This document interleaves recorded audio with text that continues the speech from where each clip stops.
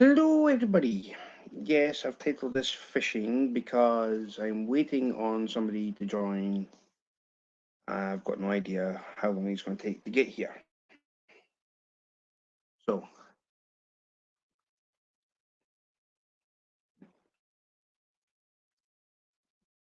it is what it is.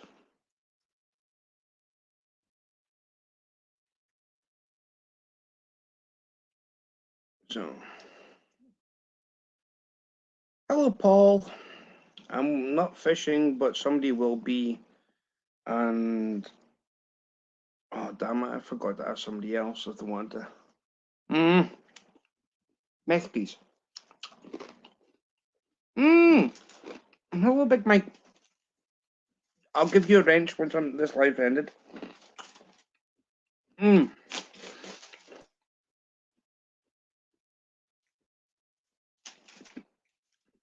Hello, Auntie Betty. Sorry, I'm trying to have my lunch, and I'm waiting on Teddy Bear coming, and Teddy Bear is nowhere to be seen. I'm hoping that he'll just hit the link and then come straight in. Skeeter, hello. So yeah, I'm still having my lunch, and Teddy Bear told me, he's like, stream yard. I'm like, okay, so I've had to kind of rush, and I haven't even had a chance to eat my lunch. So,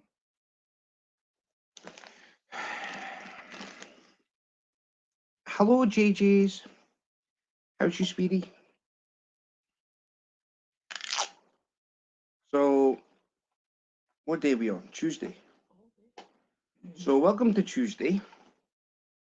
Lottery numbers for tonight are 7, 10, 14, 25, 32, and 50.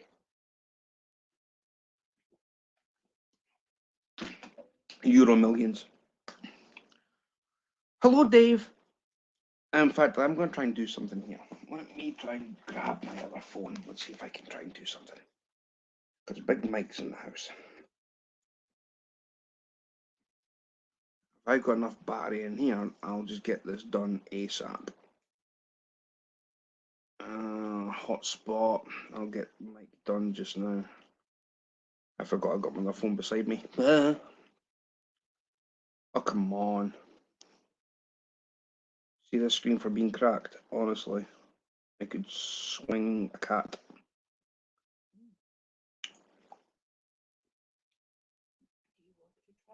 I'm going in. Hello, Sam, because... Right, let's see. It works. Mm-hmm. Mm. That is delicious now. Mm. Right, 21%. I can get this done.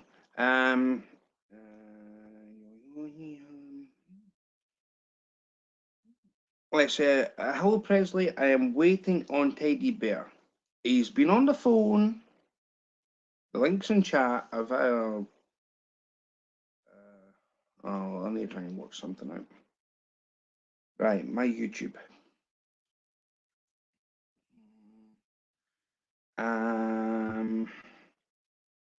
Come on, you hunk of junk.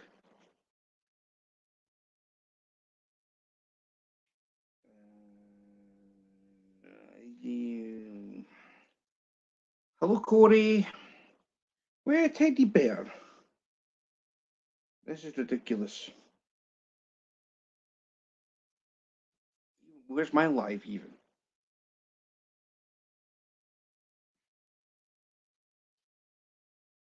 Teddy Bear's about to be going fishing. He's like, oh, start a stream yard. Hello, Clyde. Welcome in. I had a chance to have my lunch. Right, big fishing with Big Mike. Adam, bing. There we go. Pretty much. Oh, I've done myself a problem. I don't know how I've managed it, but I tore a muscle in my back. It is agony. Right. So,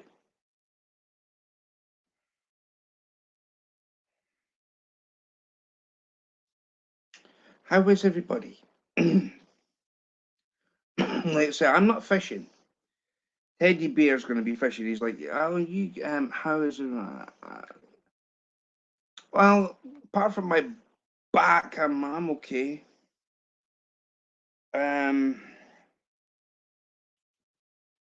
Oh man. Oh yeah. If I hit this, what do I do?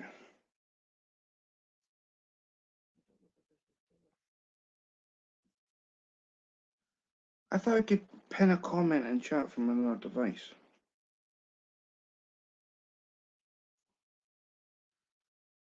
Thank you, Gigi. Right, do that. Have I got to do this pin message?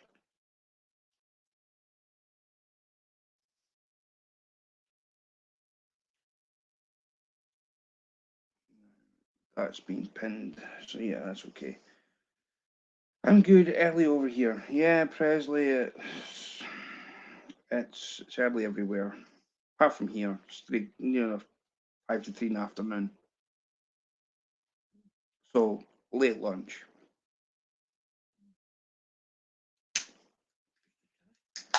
Where is Teddy Bear? He's like, I'll start a stream. Stream started. I'm live.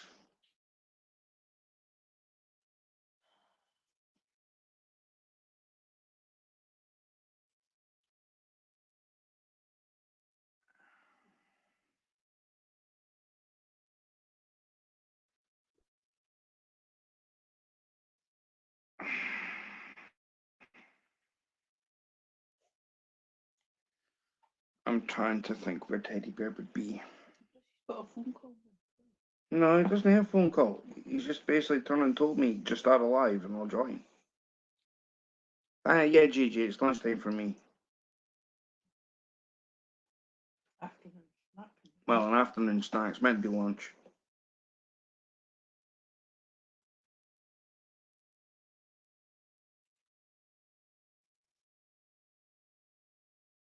Hello, Ria.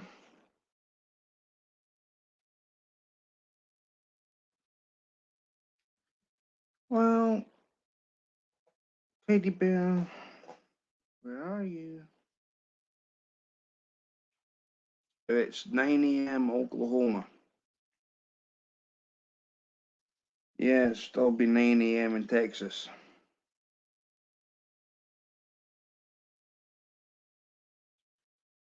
10 a.m. in Ohio.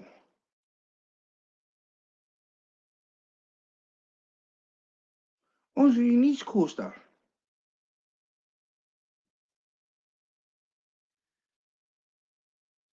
I can't remember who I think my furthest one west. Hello, Bulk. How's you, bro? I reckon that sore back, yeah, but I'm okay. Just one big massive pain. 7 a.m. Arizona. Right, so wait a minute. Furthest one west would probably be Devon, Glacier Shark, and my furthest one east is Bulk. No. Sandy Toes? Or is it Fluff and Stuff? Oh, I can't remember. Dang it. So yeah. I don't know if there's anybody else that's further west. I don't know. Maybe.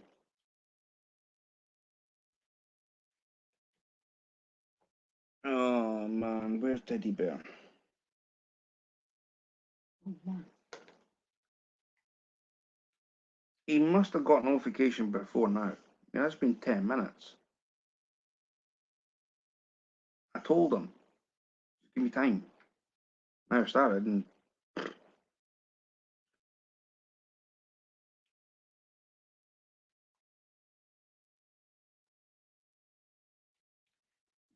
have to send him a quick email.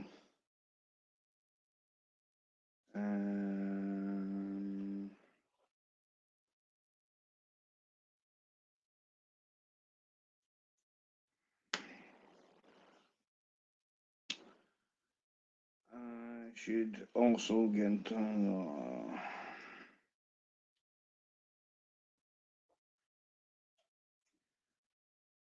search email. Hello, Chad. I'm not fishing. Teddy Bear is. If anybody doesn't know who Teddy Bear is, then Teddy B.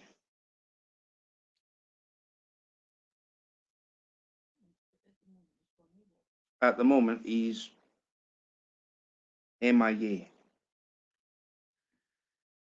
Right, send him an email.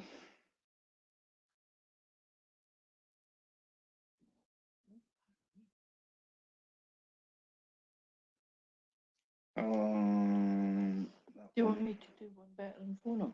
Yeah, please. I'll mute the thing so Wendy can phone Teddy Bear. Be back soon.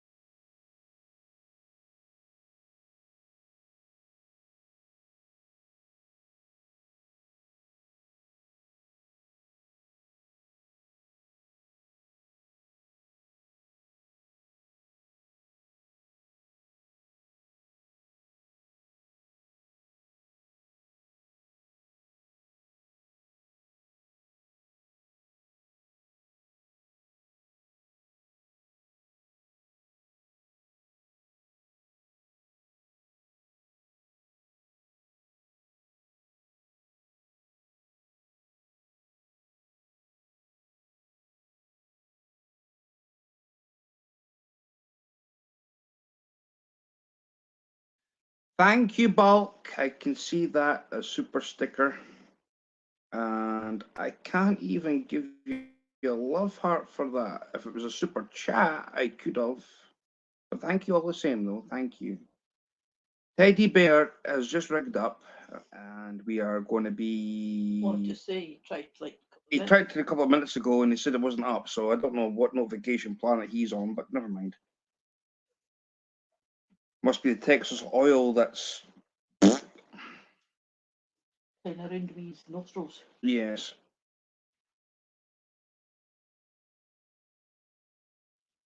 You're forgetting I've got international minutes too. You know. I forgot about that.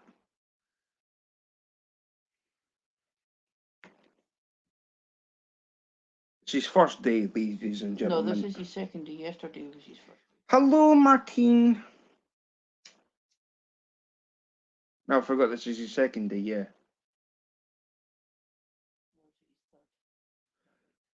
Boom. Question, how do I set up a super chat? I'm still learning about YouTube. Skeeter, you will get your super chat, super stickers when you hit 500 subs, and then you're basically going to be monetized when you get the 4,000 watch hours with 1,000 subs. That's how it works. DC Outdoors, good morning. Thank you for coming to my live. Yeah, you're welcome, Martine. You're welcome. Hey, guesty. Bucky? What? What on earth? Bucky's? Bucky? Oh, BB Bucky. Hello. BB All right. Bucky. I had to do a makeshift phone holder, so there it is. Hose clamps and black tape. So let's see if I can put this on there and row over to another spot. I'm ready to put a lizard on. I know you'll love that. Oh no, don't no. Oh yeah. Teddy. Well, Hey, come on. You love the lizard. I don't. You do. I don't. The lizard is banned. No, you The love the lizard is lizard. good. Oh, you missed. I released a crawdad earlier. He was getting pretty big. He was like a little lobster. Well, why didn't you just boil it and eat it? And I have the lizard ready. Hello, Dave. I can't see chat right now. Right. So at excuse the me, folks. moment we have. Oh, And the hold on. glare is bad. So I'm we going to go have. down quickly to the other end. Let's row We our have boat.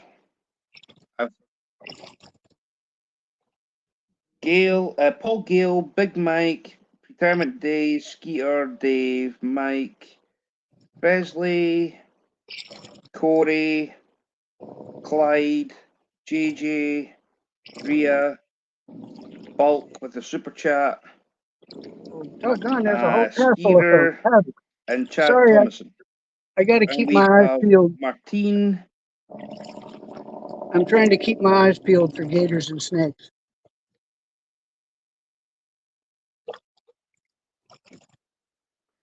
Dave Here, stuff as well. Okay. Something fishy going on here, pretty much. I have a makeshift phone holder, so I'm sorry. Let me see if I can show you where I'm going here. Much better view than looking at me. But okay.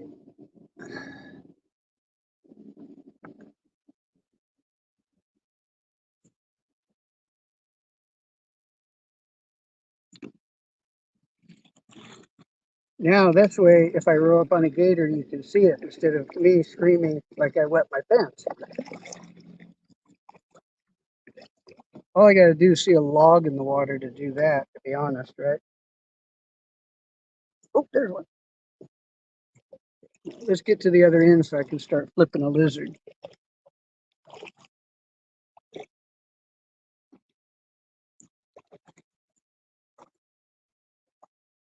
I just past this little patch of bamboo where the gator bumped into me last time.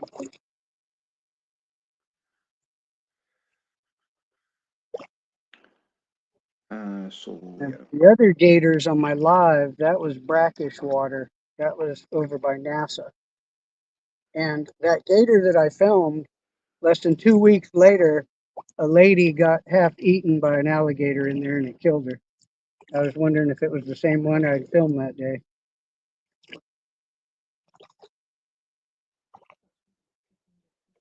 But she was out there at night shore fishing, and I think it sneaked up on her, grabbed her, drug her in, and the poor lady didn't make it.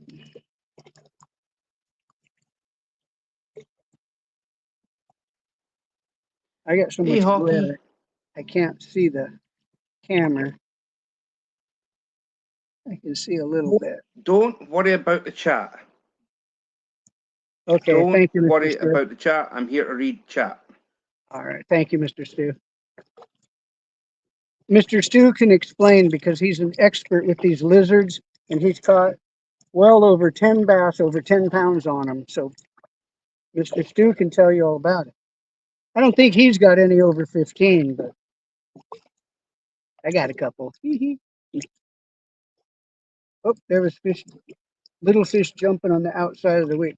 I don't know, you can see in the water is real high right now. So all the weeds that usually stick up are about 6 inches under. So I brought a shallow running crankbait on the way back. We might do a little bit of that, but I want to go over here and look for some of those bass that were eluding me last time. I haven't been in here bass fishing in quite a while, though. I've been going down to the bayou and doing the Puddle Dunkin' shrimp routine. There's a nice gator looking spot, huh? Thing is, I never see any slides around here where they go in and out, though.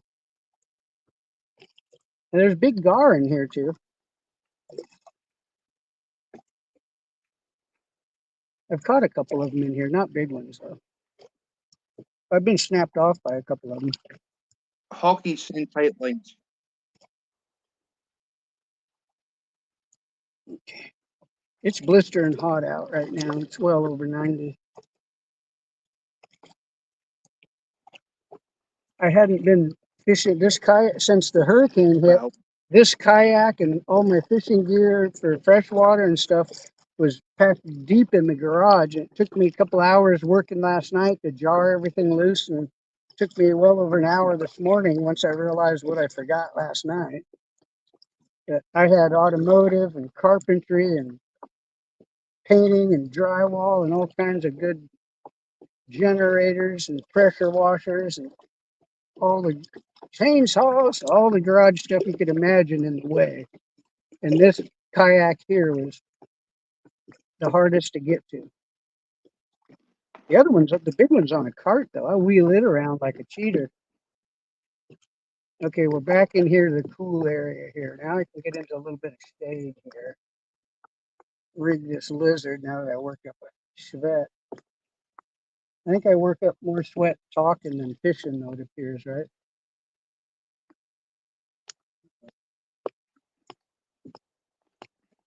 Now, Mr. Stu will just mute my mic, put music on.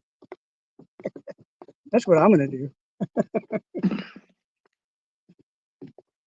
Okay. Ooh, doggy. What? Cooled off in here now.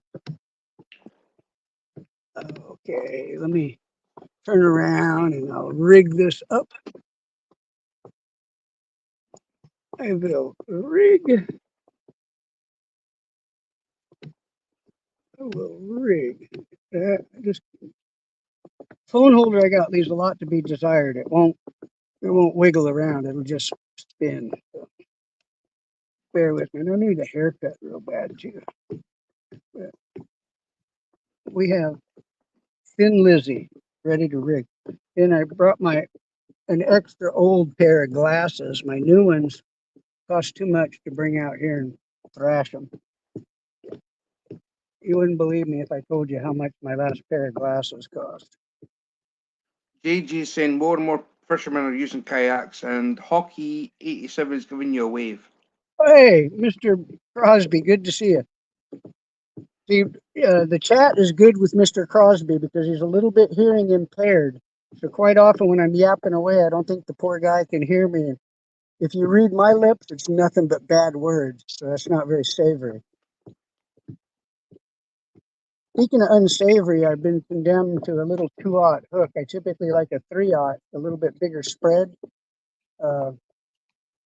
especially in these weeds. But I've run out of them, and these Mustad blue spring steel hooks are very hard to find. There's a lot of those gimmicky hooks out now with funky bends and twists and barbs, little loopy loops. I don't go for. I just go for a good old fashioned hook. I can't find them. The store has all the gimmick hooks, none of these, so I have to order them online. Because Mustad's been around a while, you know. Eagle Claw ain't bad, and Owner, I've got some cool all stuff. those others. I've tried. Actually, for tuna fishing, a lot of times I do use Owner hooks because I like the blued steel they are. And then shark fishing, I typically use a galvanized hook. So when I cut them loose or they break off with a hook in their chops, they go out sporting the jewelry, but the jewelry will rust out in about a week and drop off, and they won't be swimming around sporting what looks like a pearl necklace, right? All right. Now, also, I don't know if you noticed, my other reels are usually blue and white with a round handle. I got new reels I haven't brought out yet. I got a pair of these little guys because they were on sale. It was a real good buy. And they're exact same body cast as the others I use. They're a Lou Childer. You can see upside down Louis on there. And I haven't tuned it yet. I set the spool slot though. The axle that goes through on the side that's non-adjustment, I set the magnetic side at minimum. Then I tighten up the spool so there's no slop side to side. Then I back it off just a little bit so it doesn't drag and rub the end of the axle on the copper plate. Then, since this is on minimum, I can tighten it up accordingly. But this one's on minimum, look, and I hit it and the worm don't drop. Normally I like them real loose where it drops quickly, and I only have a little bit of slack on it. I usually rely on my thumb, not the magnet. Let's see if I got to move out. I got bushes behind me. I'll lash this. The drag on this is not quite as good as the other reel. The other reels I use are actually an inshore reel. So they're made for the brackish water. They're a little beefier than this one here, componentry wise. I don't even know how many bearings this one has in it. Probably has a couple bushings in it because it was so cheap, but I'll only use it in freshwater.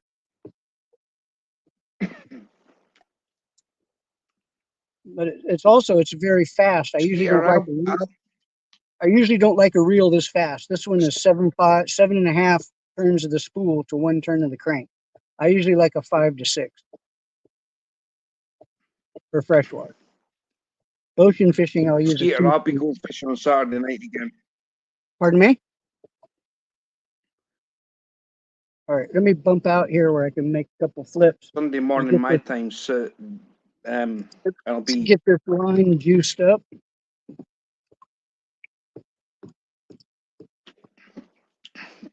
I'll be 7 p.m. Yep.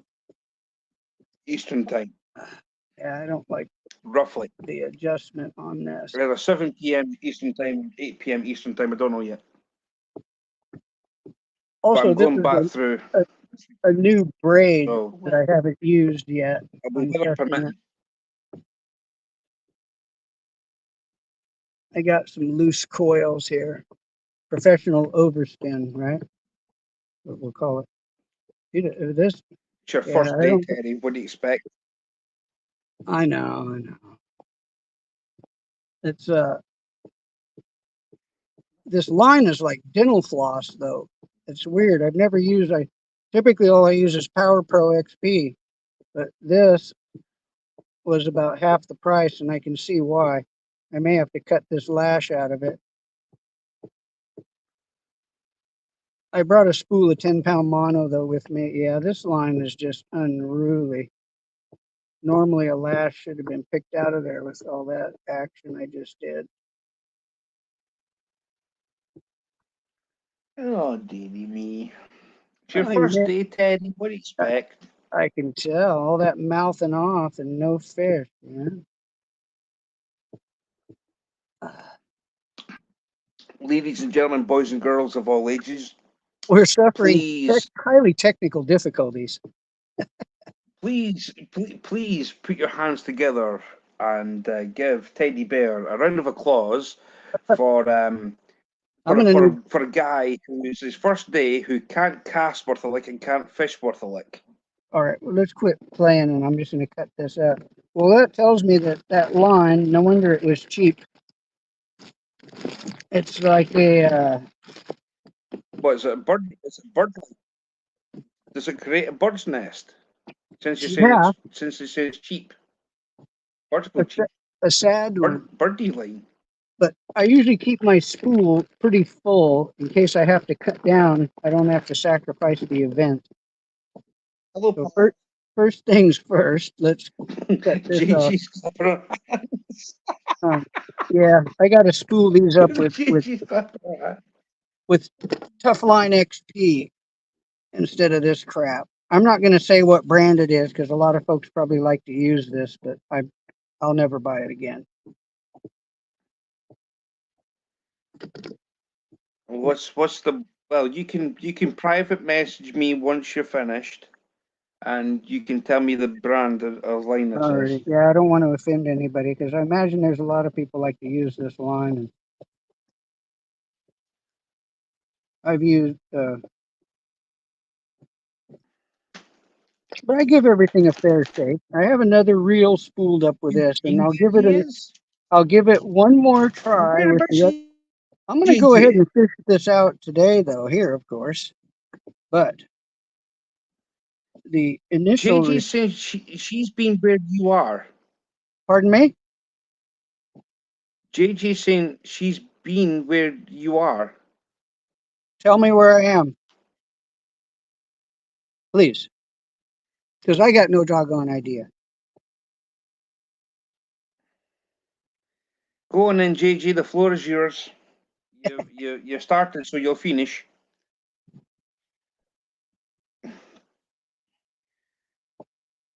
And then check their channel. Do you know who it is? Oh, with the reel, she's been where you're at the moment with the reel. Oh, Bird's you mean nest. suffering a The backlash? backlash. Well, Yeah, I do it backlash. every cast. There's another great channel, people. If you want to go and check him out, it's also Backlash Fisherman. This is what he does constantly. He can backlash a backlash from a backlash using a backlash. Shoot, I backlash so doggone good that on my channel there's a video of a shark pulling the backlash out for me.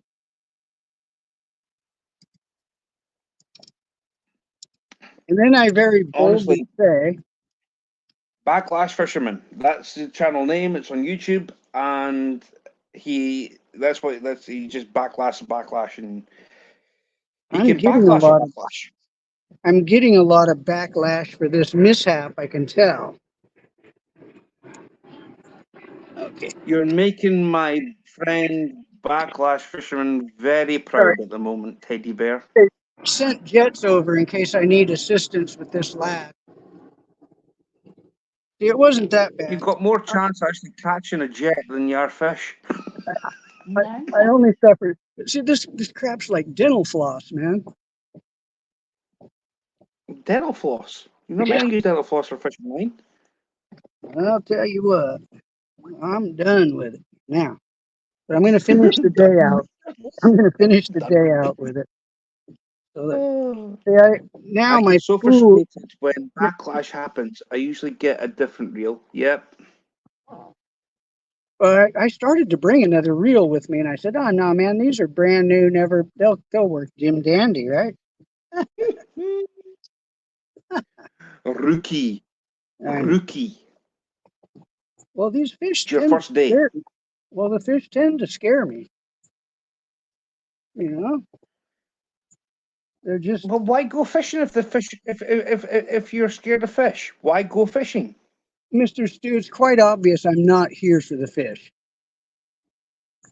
No, you're just here to basically it's like Laurel and Hardy of the fishing community. Okay, I've been on a diet, dude. Come on.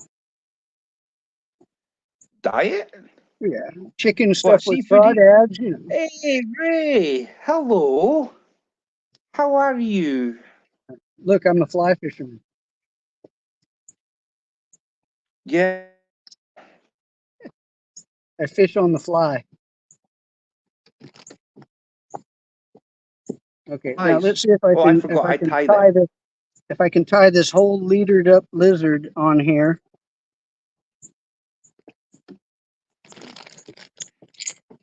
Without a sacrifice. Ray, can you do me a favor since you're still here? Can you bring it in Dylan's link, please? So you can drop it so people can hook set Dylan.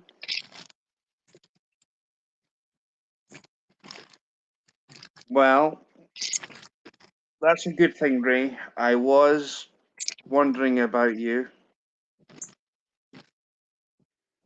See, So you all if you got me can bring sweating. Dylan's link in the chat so people can hook set Dylan, please. Dylan is Ray's son, and Dylan's hoping to get to 50. There's another channel also, Littlefin Dash 3.0. It's Kevin, who's Anything is Possible son, my nephew. He's also looking to get to 50 also, so both of them can do a StreamYard, and Kevin can go one direction with a phone, and Bob can just basically do whatever he wants to do. Hey, that's a good idea.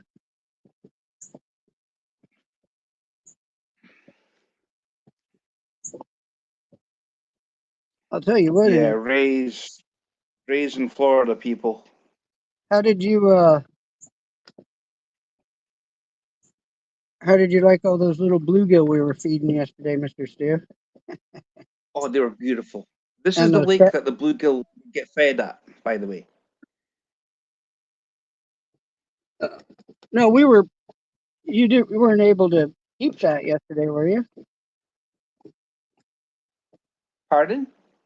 You don't have the video of yesterday when we were with Mr. Mitchell, do you? That was on the No, phone. because it was a video. Yeah. It was a video call. Thank Okay, you, Ray. Thank you very much. People, please hit that link that Ray has just put in chat, please. Okay, we're re-rigged. Now, let's try to get my butt out of here. as I'm back in the bushes again. Not What? So you back try in to the get back? So you try to get your butt out of Dodge, are you? truck. Okay, yeah.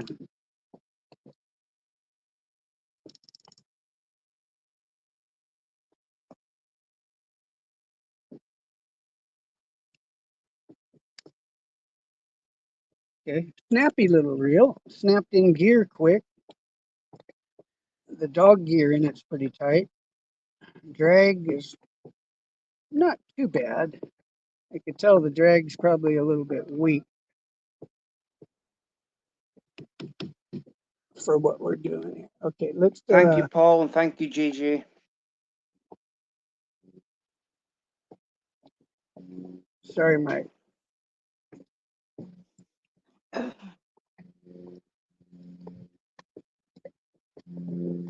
breeze just picked up a bit. Okay, there was the first cast. The second cast. The first one wasn't so savory. Yeah. It's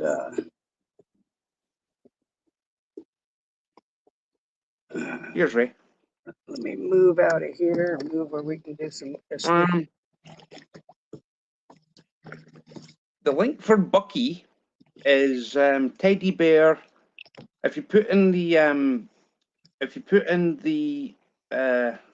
You don't search want bar at to go there. It's very, very offensive.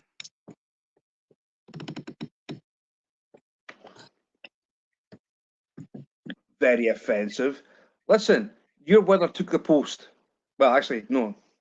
Somebody in your place where you live, Teddy, put in an offensive post up, and the weather decided to take offense. Yeah, yesterday we were driving. They're still at it this And morning. But see, now they got those trucks going around the neighborhood, and they're everybody's brush pile. people who not come to my channel often know who this gentleman is. It's Teddy Bear. It's Teddy B. Teddy B. So yes, hello, Devon. Welcome in. I was just Mr. thinking about you. Mr. Glacier. Yes, Mr. See, Glacier. Glacier Mr. Sharks in chat. Yes, Devon. Yeah, see, he saw the floor work I did Saturday, but Mr. Stu didn't see it. He thought I was just lollygagging around Thank you, Saturday. Bulk. Thank you very much, Bulk. Honestly, thank you. Howdy, Teddy Bear, your link's just been dropped in chat. all right, Mr. well, Bucky. beware. Like I said, it's not a. There's a lot of foul language. Devon! I'll slap you. It's Stuart. He put on a few years and moved. Good to see you fishing there, Stuart.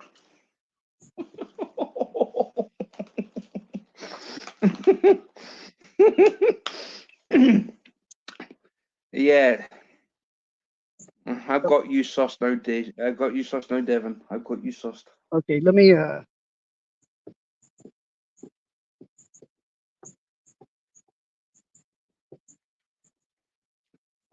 You let's shaved, go. Stuart?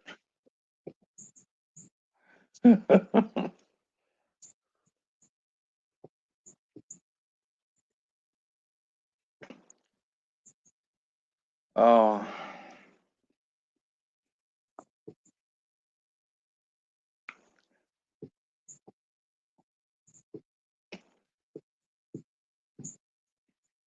Hello, CM Scott.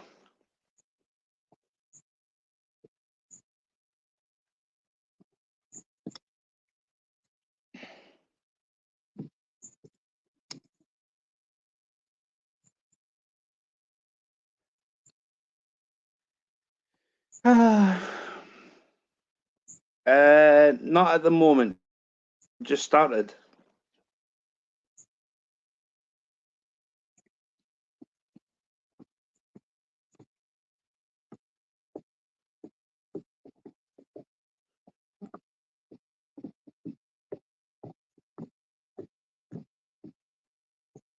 Yeah, I don't care for this line. It's like it feels flat and whacked, like dental floss or something, man. feels weird. It's a beautiful day. Beautiful day here too. Yeah, it's been ugly here. Like I said, between Saturday night and Sunday morning, we had 2.5 inches of rain. Well, according to my rain gauge. Scott, I'm Scott. I'm in Scotland, and Teddy or Mr. Bucky, Mr. Terry is in Texas.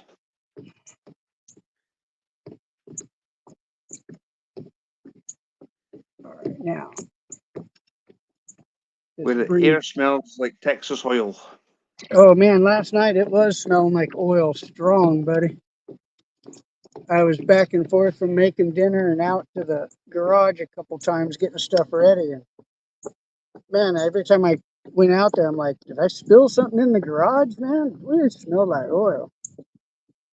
And it just so happens I got an engine on a stand and an engine on a cherry picker and all kinds of engine parts all over out there. But I keep all the oils for Well, stuff. CM you know, Scott is saying, awesome, always wanting to go to Scotland. I was born in Lampasas, Texas.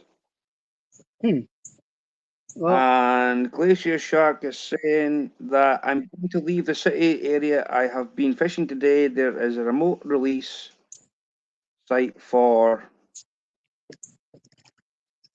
these dog salmon where they run a little later.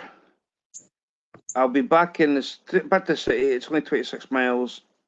This fishing spot. So, and JJ is saying, being in the weeds, you nail a fish.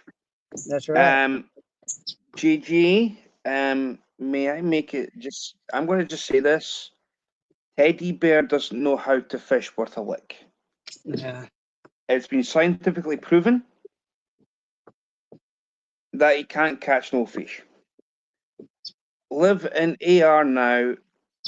I fish on Beaver Lake. Ah, okay. Beaver Lake. Is that where there's lake full of beavers?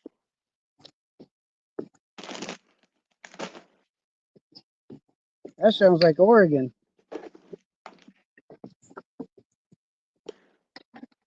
Well, AR, is that not Arkansas or is that Arkansas?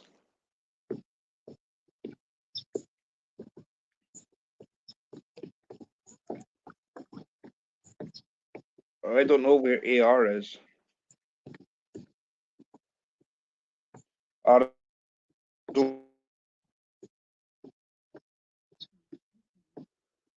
It's Armalite. North Arkansas. There you go. So North Arkansas, so it's right enough. I was smelling fuel the other day. I thought I had a leak. I looked to see my fuel lines were okay, then looked outside and realized the entire surface of the ocean had a skim of fuel. Okay. That happens. Is that Mr. Part of the chain of lakes around the works. Was that Mr. Glacier? Someone had a big fuel issue and pumped out there. Yeah, There was a lot of big boats around. I went to the island yesterday and gassed up a boat because there's folks down there going to be using the boat for the rest of the week. So I went and made sure the tank was full and everything was working. The shade top was up because they're going to take little chitlins out on the boat. So the top was up to provide them shade. Made sure they had some dead shrimp in the freezer to take out in case they weren't going to get any bait. They'd have some other bait. And they're going to be fishing near the causeway and Deer Island. If anybody knows Texas, they'll know where that is. JG is saying, I've caught a nice sized northern pike in the weeds on the French River in the Ontario, Canada. Nice. JG says, my hubby could only catch fingerlings. Fishhead Ray has said, saw that happen when a boat sank at the dock once.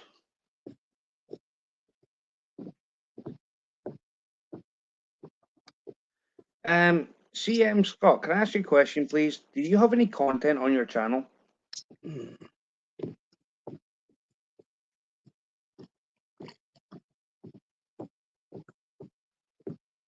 And Ray, why is that? Why is that yapper bait still hanging on the wall? Why isn't it in a box getting sent across here? Oh, you don't have any content. All right.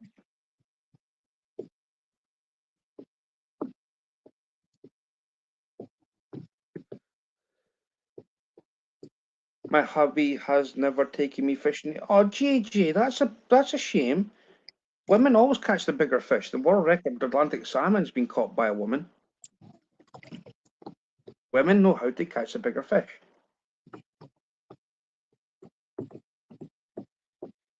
Hurricanes and craziness, pretty much. Yeah, I took down all my hurricane videos.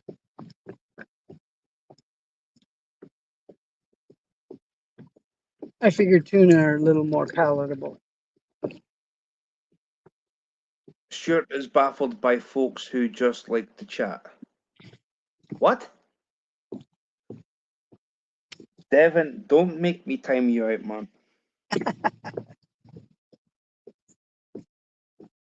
You do that for sport and pleasure, Mr. Steer. I know you.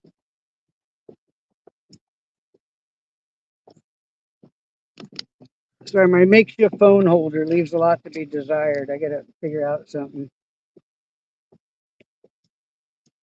It hurt his feelings. That was 43 years ago. Pete's sakes. And you've never been fishing since? Well, that would change if it was me. I'd just say, go for it, man. Go for it. You got it. Just Unlike like, this just like, Texas orangutan that's in a kayak. just like yesterday, Mr. Stu. They swarm all over, don't they? Yeah.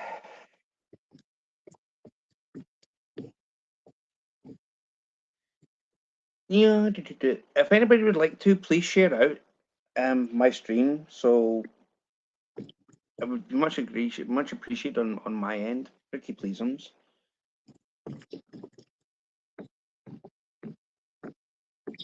Better warn them though. It says fish, and I'll make doggone sure there will be no fish.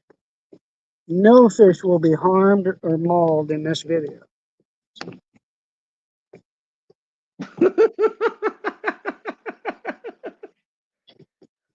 And the crawdad I had earlier, I let him go. Constant censorship is oppressive. I am not. I do not oppress. I do not. I am a happy person. Devin, you're more than welcome to stay. I'm only joking. My cousin took me fishing a couple of years ago. I caught a fish and he didn't. He's not taking me fishing together. Oh, for Pete's sakes. I've only seen Terry catch one fish ever. Well, Devin, that's one fish more than I've seen. I didn't even see that.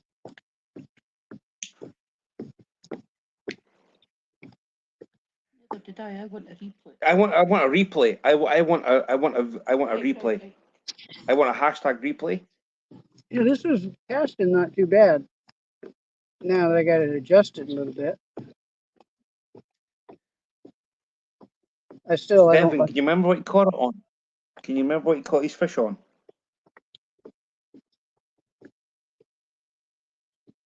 All right, Oh, I'm going to go over to that see this children's ending. derby lake with some little catfish nuggets and catch some catfish. How's that? Mr. Stewart saw the pictures of the stringer Mr. Mitchell got out of there, didn't you?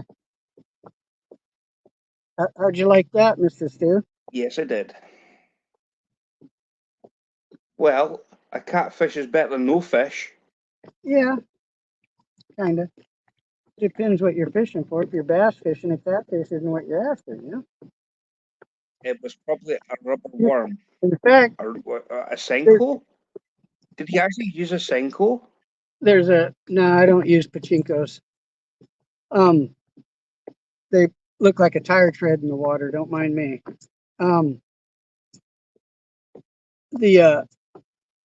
You can see catfish, though, I caught when I was bass fishing. He sucked in my crankbait and it disappeared down his gullet. So I decided he wasn't going to live. So I took him back up to the campsite and cut the crankbait out of his gut. You can see that's on my channel.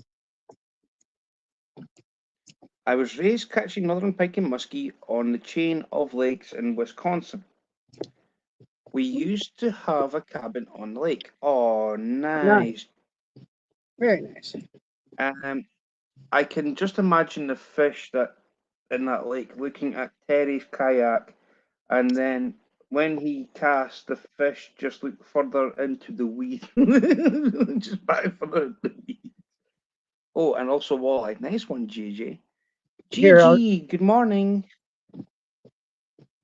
Well, it's good afternoon for me, because it's like coming up to like 20 to 4 my time. What? We see your face. What we meant to be looking at? Oh, whoops. Sorry. This phone's gonna go for a swim. But the breeze has picked up a bit, so I'm not holding my position, but it's okay. I'll wedge inshore up over here.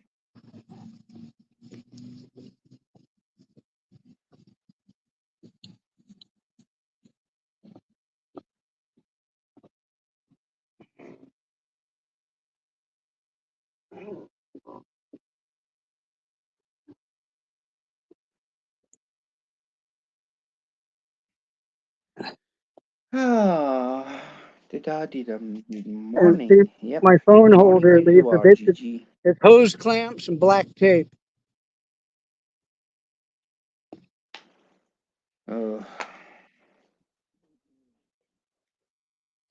Okay, let's get Debbie, back. just put the phone back in the holder so you don't drop the thing. Oh no, I got a leash line on it, buddy. There'll be no more of that fumbalaya. The only fumbalaya is jambalaya and my chicken. Devin, I 110% agree with you. Catfish pond sounds fun. It does. At least I know for a fact they might catch something. We'll go do a catfish stream in a few days, Mr. Stu. I showed you that spot yesterday, buddy. That's where Mr. Mitchell had that stringer of them. And that was over the weekend.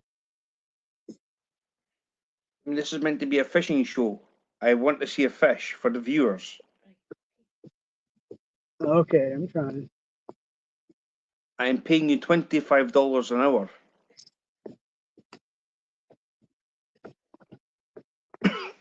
And so far, in the first hour, you've had no fish. Yeah.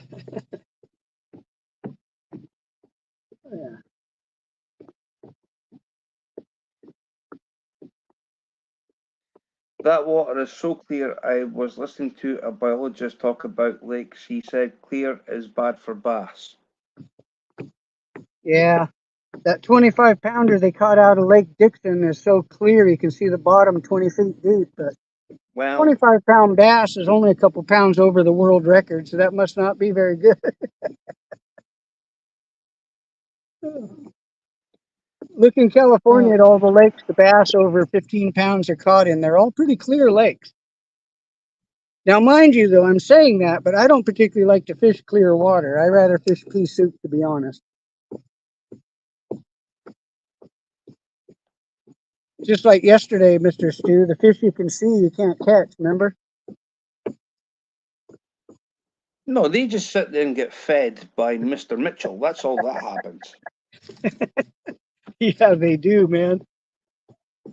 Every Yes, doggone but the day. good source is man-made stock trout.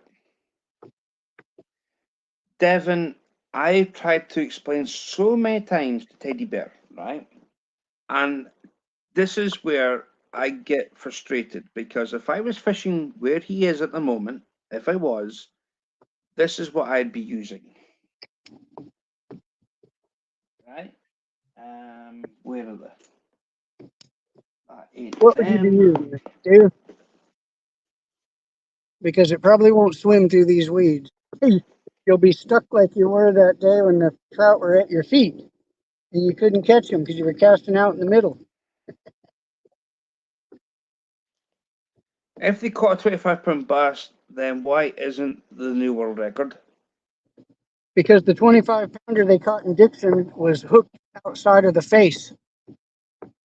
When the lure disappeared because they could see it and they set the hook, it inadvertently hooked him outside his mug and not in it. It's well documented on National Geographic. You can see it on the scale. And I actually know the two guys that did it, Mac Wheatley and Jed Dickerson.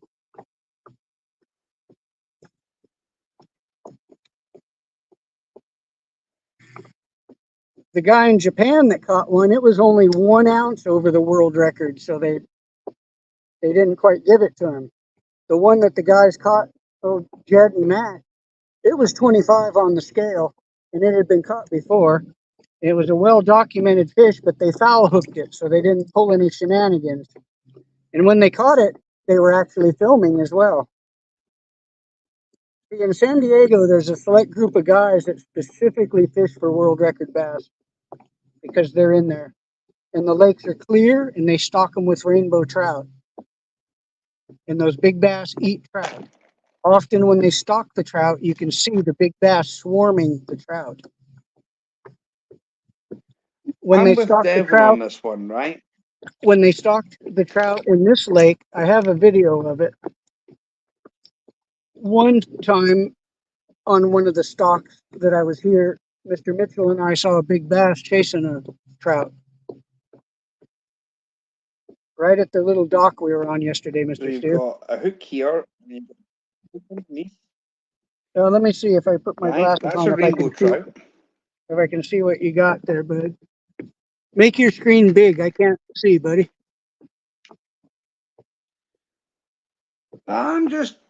You just do your own thing, Teddy. Don't look at the things that you're showing. Right, wait a minute, because my phone keeps jumping. Right, so solo layout, right? I got bit right there. So what trying to move. Teddy Bear should be actually using is these things. The hook here is in the back of the tail, right? Yeah, This is like a paddle, yeah, right? yeah. Now the other thing is, right? They do a rainbow trout, right? It's a rainbow trout fishy fish lure type thing, Yeah. right? And then we've got a menu. See, Well, it's got the trailer hook in the back of it. Do you Also- remember the day my phone fell in, Mr. Stu, and you and Mr. Chad were watching? Chad's in chat. Oh, hey, We've got Mr. BB. Chadwell. What was We've I got throwing when my phone fell in? I was throwing a trout the size of the ones I've seen you catch, Mr. Stu. See? So basically, Teddy Bear should be using these things to catch fish that are in the pond, and he doesn't bother because he would rather use. Well, look, here's what I brought, Mr. Stu. I did bring a little extra tackle today just for you. Look what I happen to have. A couple little touts, just like you said. Hello, Dennis. Welcome in. Look.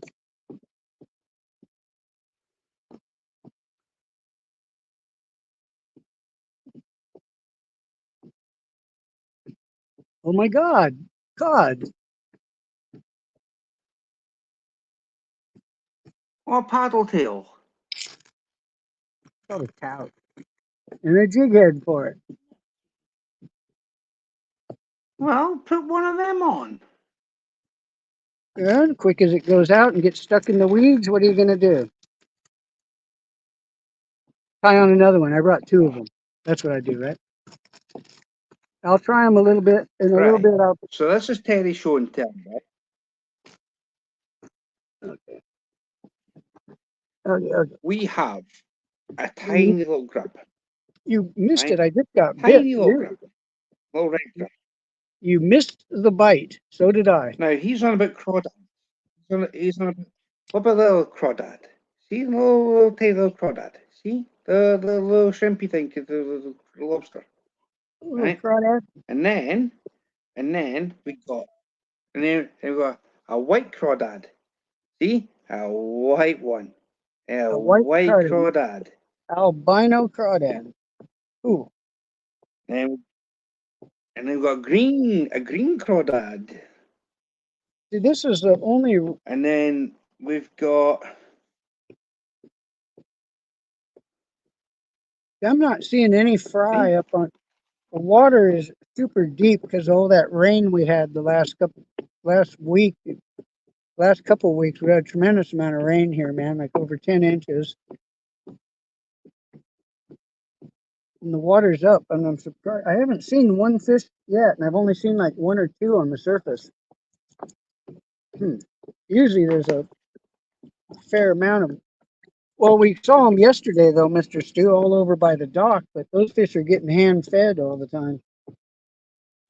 Normally, I see fish idling out here along the side, especially in this spot here, because folks pass by this spot quite often. Don't mess around and spook them.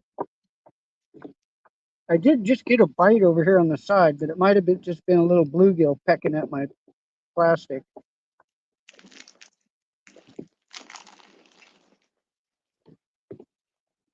There's something there.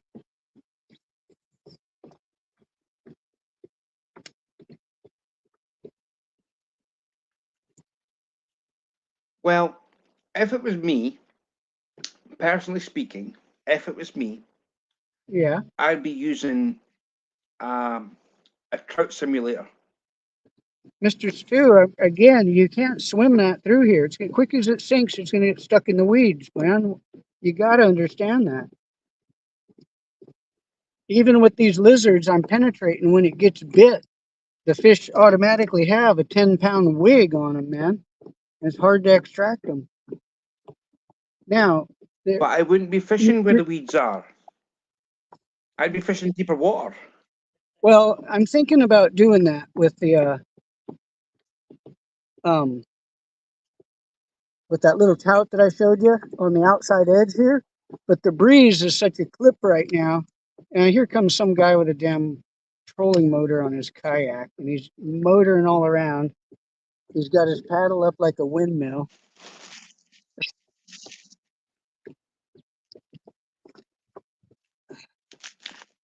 Well, I He's wonder gonna, if that's Mr. Mitchell coming to say hello.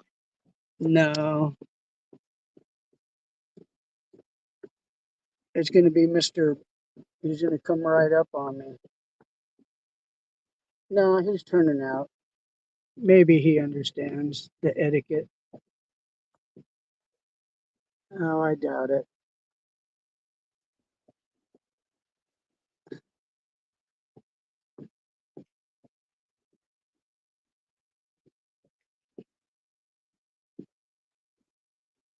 What?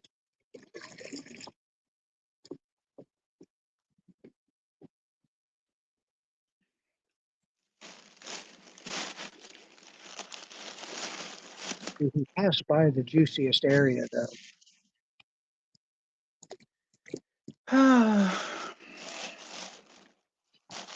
It's amazing what happens when you go live with Teddy Bear. I know.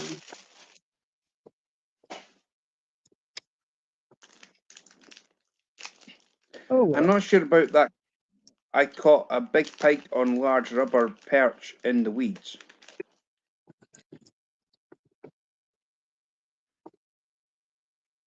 I'm built different. I'd use everything in my arsenal to basically catch a fish. Well, I'm using what's tried and true.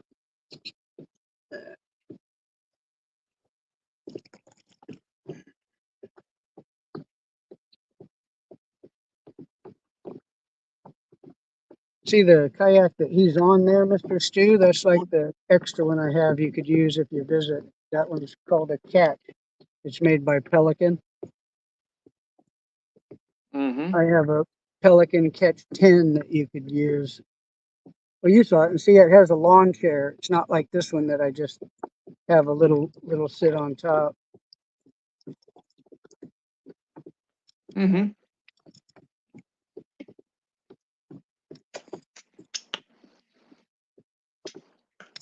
Pretty quick here, though. I'm not going to encroach on him. But what I am going to do is I'm going to leapfrog him in a bit here.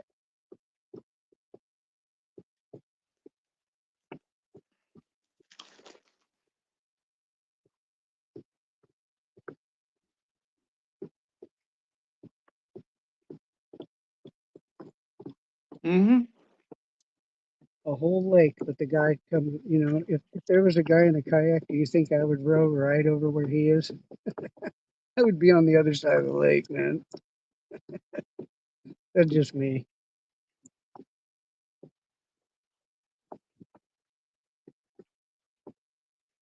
Especially with that trolling motor, you know, damn sure I'd be exact opposite space the other guy was.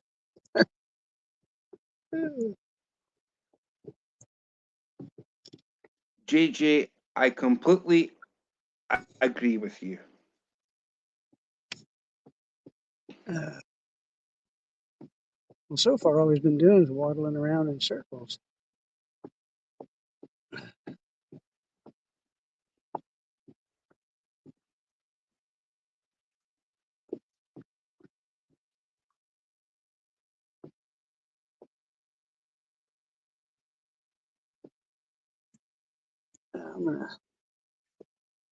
I'm gonna get past him here. Let's do that. Since he's just Hello, Dan, my brother from another mother.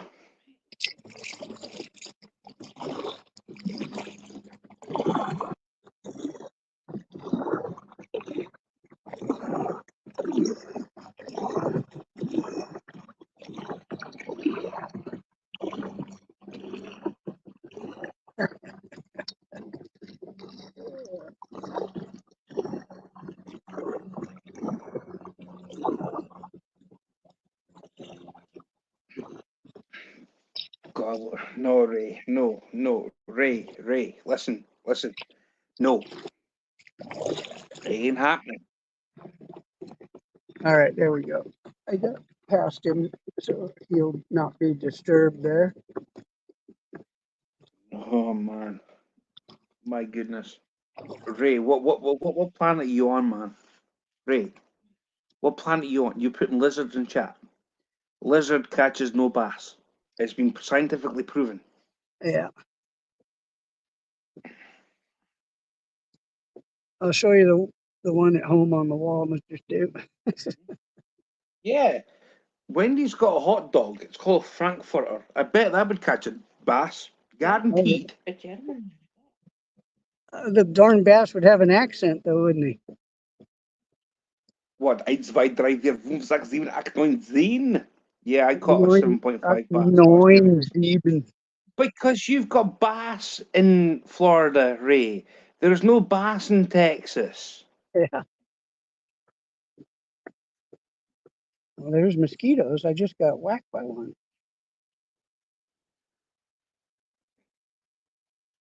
You got whacked by a mosquito. Yeah. I don't even see any gambusia in the Pumpkin water here seed right now. lizard or baby bass lizard used to do well on our water. Okay, Dan. I believe Ray and Dan. Teddy bear is so hard to convince at the moment.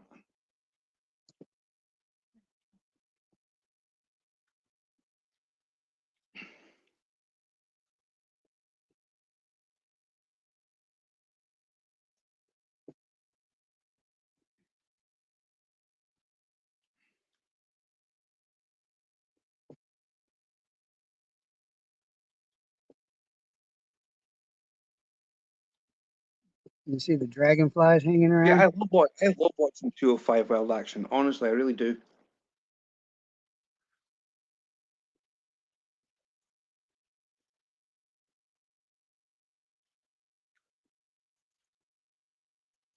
You're So I'm gonna big. bring the Hobie. I'm gonna bring the Hobie out here soon, though, and do some see out in the middle there, check some areas for depth. And shoot that sonar.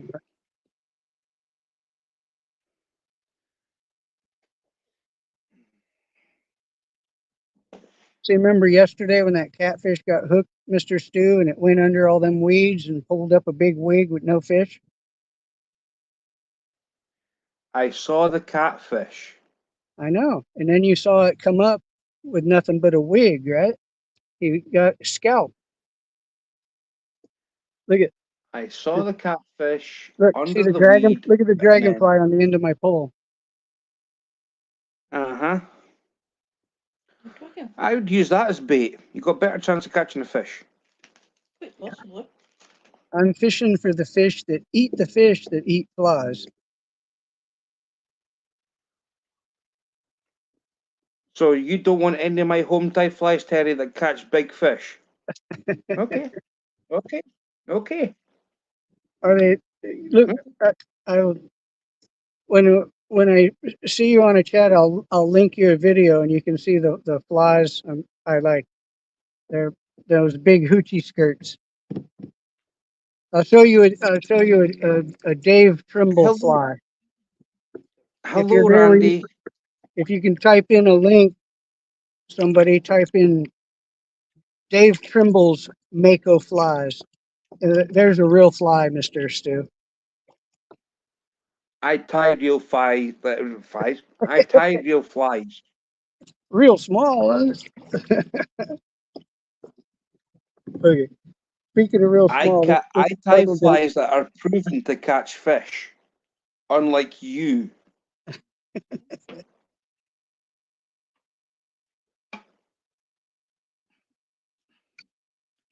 See, I would catch a fish with a trout magnet on there. That would be suffice. Well, there's probably some trout still out here swimming around, even though they were stocked months ago. There's always a few holdovers, you know?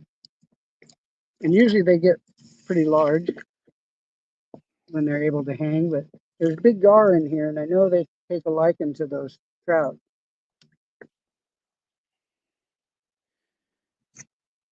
Oh. I can guarantee you something. If you were to have raised yapper bait, you'd probably catch more fish at this precise moment in time. If I was what? Using raised yapper bait that's hanging on his wall. Oh,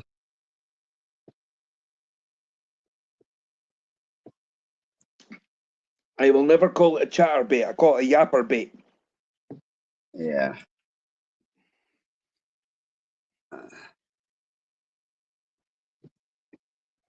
And after that yapper's been drinking, it's called a Um, buzzbait. Question for you, by the way.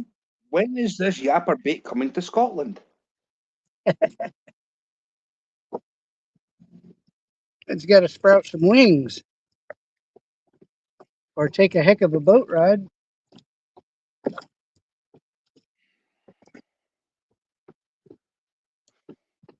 I want my yapper bait. Ray's promised it to me and it's still hanging on his wall. Of my yapper in Miami, right?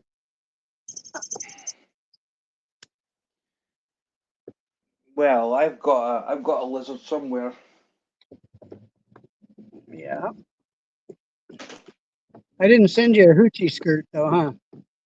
I'm telling you, you ought to have a look at Dave Trimble's Mako flies. Or look at Dave Trimble's guide service or Bowman's Blue Water. You can see those flies in action. See, this is the thing. Nolan, if you're wanting, come up and panel and come fish. Come fish. I was going to. How long do you think you'll run? Oh, Nolan, I'll be running this for a while, man. You're more than welcome to come up. I'm going to show you people this. Terry, you're getting shrunk. I'm going to show people this. Now, What's that? this here is a brown trout lure, right? This is a slow sinking brown trout lure. Now, there's a brown trout one. I do have a rainbow trout one sitting. Where is it? Oh, there's a gar laying right underneath me, guys. Let's see if I can move here without spooking it and show you. He's only about 2 feet long. What time do you want to go live at, Nolan?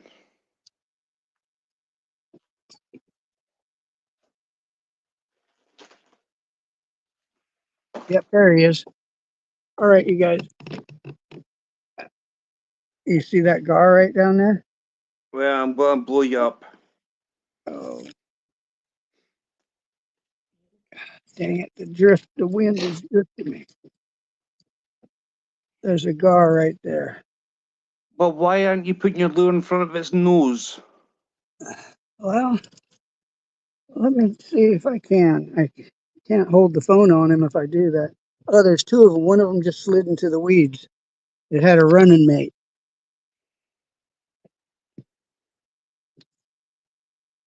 Those are the first fish I've seen back here. Probably answers why I'm not seeing a bunch of smallies around here right Stay now. a few hours or so, then I will try to bring my viewers over to Can here. you see him? He looks like Speaking a of, stick, but what you can time? see the What time is spots. Can you see him? just? It's a long-nosed gar. So noon your time, so it'll be 5 o'clock, right? So you're going to go live in an hour. I'll run it over to 7. Yeah, that'll be fine. Look, do you see him? Yeah, I'm on about my time. Yeah, I can see him. Put your lure down in front of his nose. See him moving? Oh, Teddy, get your lure down there, man. It doesn't excite me, buddy. Come on, man.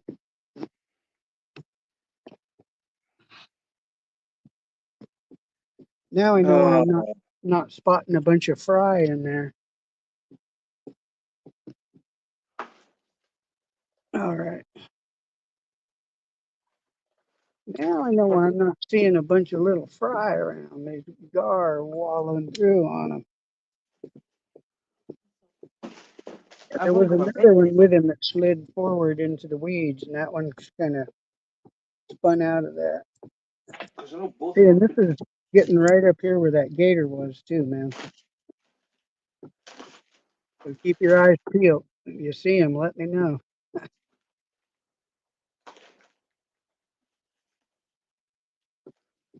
I'm going to head off, Stuart. I'll see you later. Oh, okay. JJ, thank you for coming. So, yeah. I've got a rainbow trout version of that same lure. Hello, sunflowers. Oh. You take care, JJ. Nice to see you. Oh, right up in God the bless tree, you. there's two lures hanging up in the tree that I can't read. One looks like it's a spinner bait. A big old blade shining. Look, see if you can see it. Can you reach it? No, he's just said he can't. It's got a willow leaf blade on it, just turned, so it's not flashing now. Sunflowers? No. I'm not fishing for sea bass. We didn't Mr. see any bass yet, Mr. Bucky can't even see a damn bass. Never mind a sea bass. but there was a seagar. I was close, but no seagar. Oh, man. Oh, no.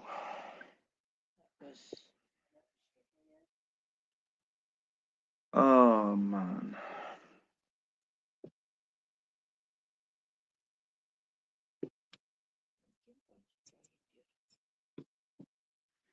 Hi to Stuart's friend, what, Mr. Bucky, who can't fish worth a lick. Yeah.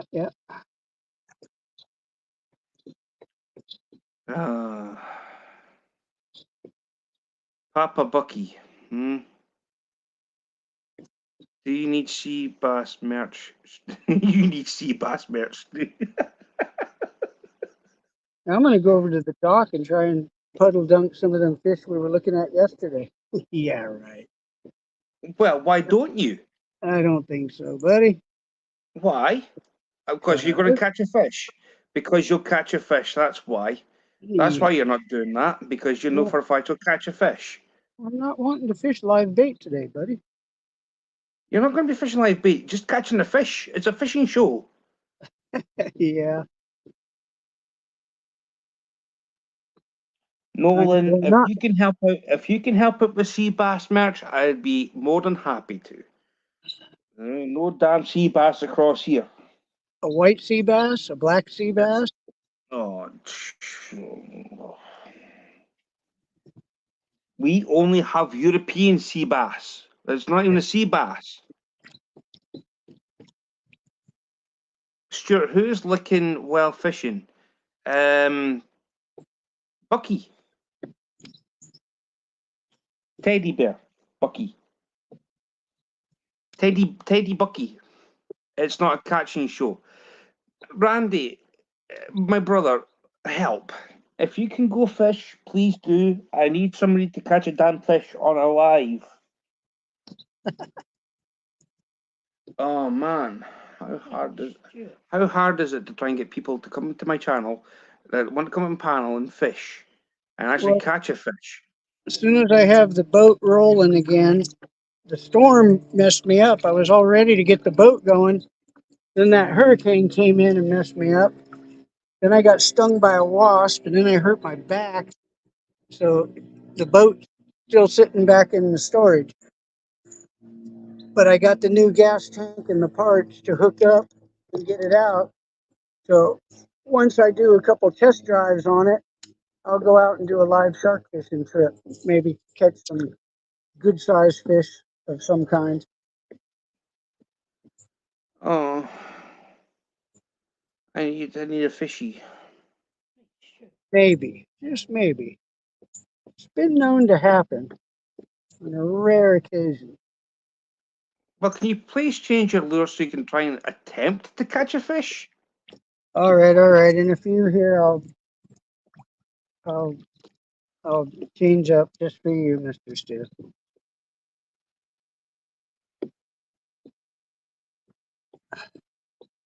You need a reversible shirt that says "I can't fish worth a lick" Yeah. on one side and "I catch everything but sea bass" on the other. Switch it over once you start catching. Oh no! Yeah, I'm getting in the danger zone here while you're all laughing. This is where the gator hangs out. Oh, Nolan. No, don't want gator. Oh, Gatorade. Be prepared. Gator fans. It's Gatorade. Nolan, I love that. I think it's on one of my lives when I'm sitting right here and that gator comes underneath me, hits the kayak, and kicks its tail right next to me. Susie! I will give you a wrench once this live's finished. My other phone's dead and I need this one to charge up my phone. Unless I can try and find someone. Actually, give me a minute. Oh, I got a charger cable. Oh.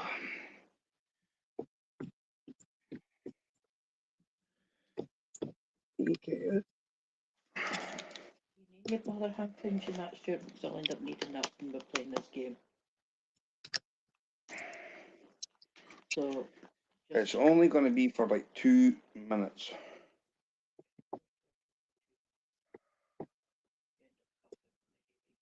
No, because I've only got 15. I've got 15%, so that's fine. I got 15%. Right now. Right. I brought an Hotspot. extra battery today, Mr. Stu. I don't know You brought why, it? but I brought an extra battery. That's the most sensible thing I've ever heard you say. Thank you. MD, right on. What do you mean MD? What's an MD? Oh, Mission Discover. Yeah. Mission Discover. His name's Nolan. Sunflowers. He's my little brother. Mr. Mission. Yep. Oh, there's a little turtle on the log right there. But he's a neat little one that got the red spot behind his eye. Boy, he's a bright one too. He's got like a yellow belly on. He looks odd, man. Usually in here, remember that big ass turtle yesterday, Mr. Stu? Soup and a half shell. You ought to see this one here. And he's kicking his little feet around while he's sitting there. Can you see him? Yeah. You see his little head sticking up on the right and his little green tip. Man, I've never seen one like that. He almost looks like from here without my glasses, he looks like a doggone, a mantis shrimp. If anybody knows what a mantis shrimp is. Yes. I know what a mantis shrimp looks like. I've caught a couple of them in San Diego Bay. Susie, that's you got your wrench.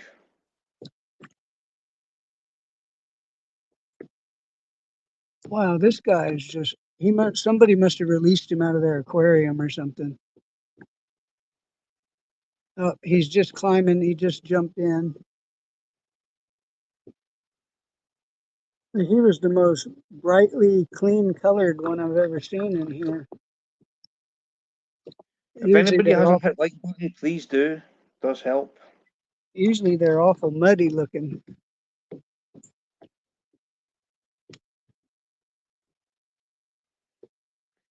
Sunflowers wants to see turtle. Well, he's underwater now. We'll come up on some more. There's some logs coming up here, and I'll try to sneak up on them. They're pretty keen though. These turtles, they have really, really good eyesight for a little eyeballs they have. They see really well. Just like in the early morning when you go out on that dock over there, Mr. Stu, and throw the fish food out. Well, it's on my channel where one of my videos says feeding the fish.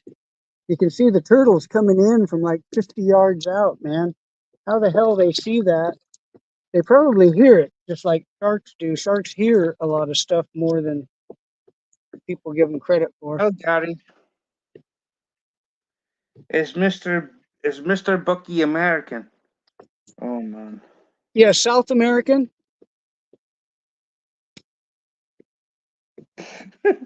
No, no eres un norteamericano. Buenos dias. Yo lo vivo en Sudamérica.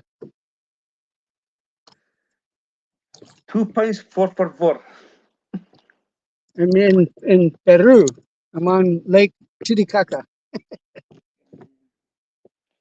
The funniest thing Kev has said in a bit is when we were driving home from Philly, he had a brain fart and forgot my name. He called me Mission Discover Bob, and I couldn't stop laughing. I call you worse than that. I can't even say Oh, it here. Nolan, I'm going to ask you something, right? Did you ever see the ending of Bob's Philadelphia flathead thing that he went out fishing? Did you ever see it? Because if you haven't, the last 5 minutes of that live in Bob's channel, I kid you not, I was laughing. Because Kevin was like, "Hey, Stuart," and I'm like, "Oh, here we go." I was like, "Yes." He's like, "Can you understand this?" Goo goo gaga goo goo goo goo goo. It's like, yeah, I can translate that into a 10-year-old's language. I said, "You can't fish worth a lick. Your dad catches all the fish better than you can." I threw him under the bus, and he didn't even read what I was saying. He missed the comment altogether, and I went, "Yep." What happens? So I threw my nephew under the bus. He asked for it. I gave him it. Well, the consensus is that I don't like this line. And I bought 2 spools of it, man, spooled up both reels. What breaking strain is it? Huh? What breaking strain is it, and what is it? Is it a braid? Yeah, it's a braid, and it's 30 pound. That's why I'm running a 10-pound leader on it, so that it's a bit thinner. And if I get stuck, I can snap it off easy. Yeah. One of my friends in California caught a quail on her outside stream. What company?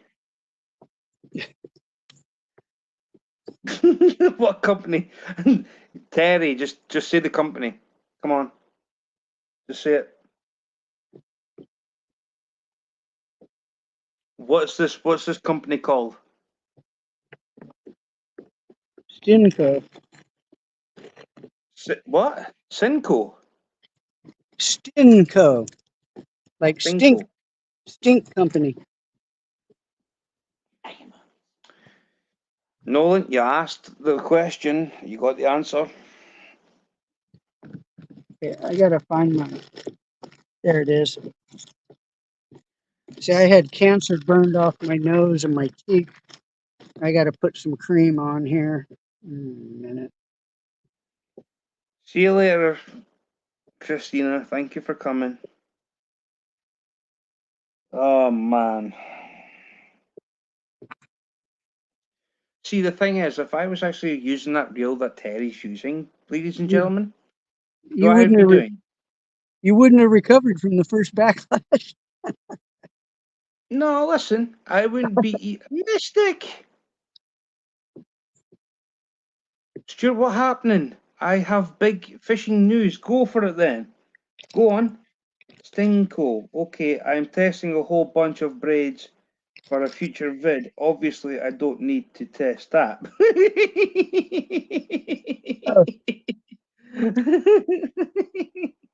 Well, most of the time in freshwater, I use monofilament. I don't use braid.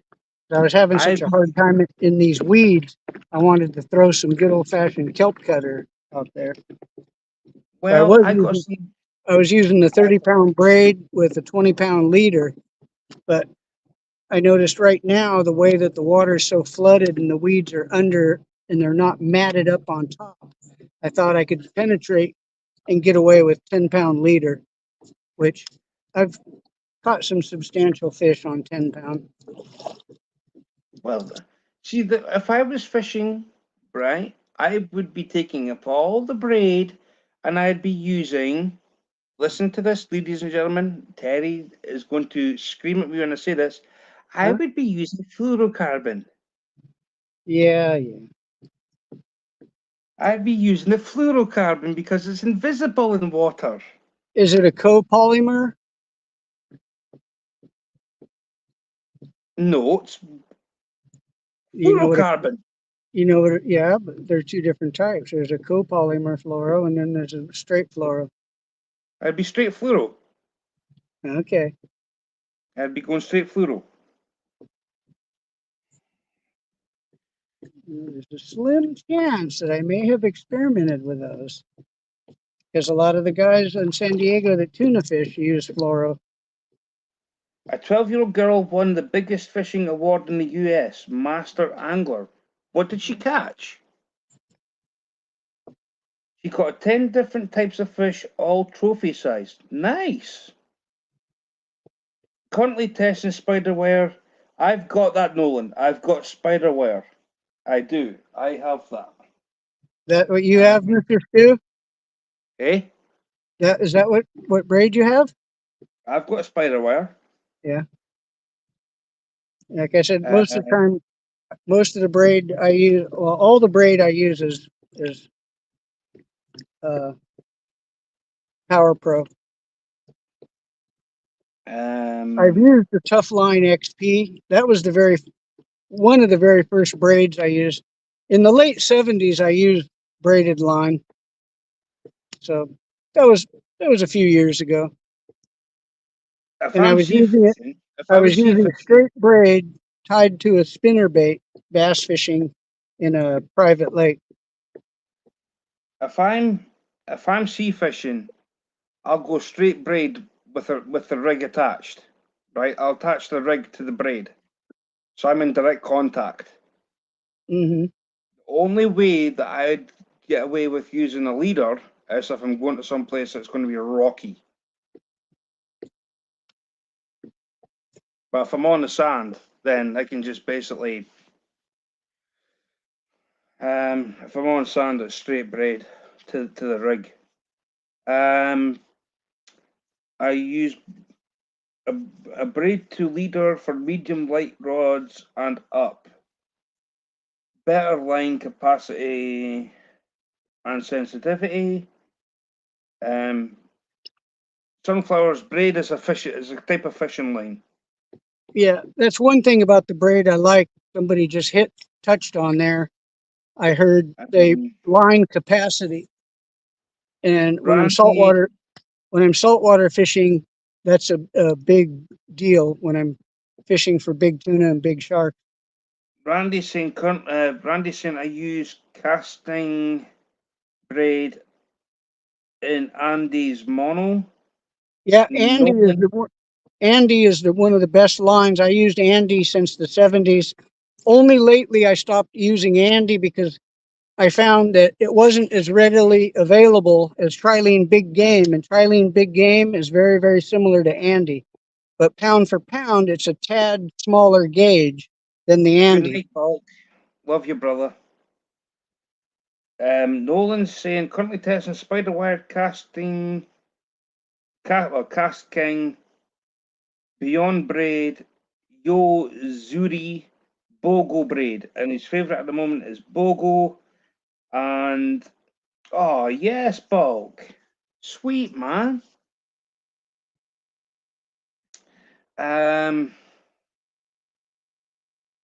Nolan saying Beyond Braid, Spider are all similarly ranked. Just got the Yo Zuri, so we shall see. Cheers, Bulk. What is it? He says member for 2 months. The Tiger Trout. I do have my memberships, people. If anybody would like to take one out, they start at 99 cents. Sorry to stop fish. Sorry, not top fishing award in US. Top award in Maryland. Her name is Lucy Moore. In case you want to Google it. Well, Mystic, thank you very much, brother. That is useful information. And in return, I've got a present for you on my live called the Diesel Gala Weekend. You can go and check out that on my channel. So yeah. Well, we passed through the gator spot safely. No gators were harmed in the making of this video. No fish will be harmed in the making of this video. There'll be no bites in this video. No, I had one bite. That's Nonsense. Nonsense. And I've seen one little fry of a bass, and I've seen 2 gar, small long-nosed gar. Did you catch them? No. No, you were there. What kind of question is that? You said you saw them too, didn't you? Did you catch one? I forgot. I also J braid is my favorite by far, but I've never used it. But I've seen it. That Nolan, honestly, Daiwa J braid, hands down, yes. That's the braid I would go for. Never even heard of it. It's a UK brand. Oh, okay. Nolan, honestly, if you're gonna rank braid, trust me, that's the stuff to use.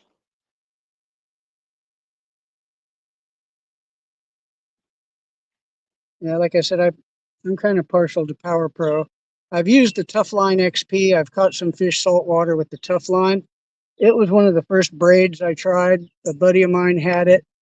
And also I was at a fishing show and bought a reel, and they wanted to spool it up. And I said, no, dude, I spool it up myself. And they go, okay, well, here's the spool of line. And they gave me a spool of Tufline XP. So I used it on a couple backup reels out saltwater, and it was all right. I did ling cod and halibut fishing with it, and it was the bright yellow stuff, and it was kind of cool.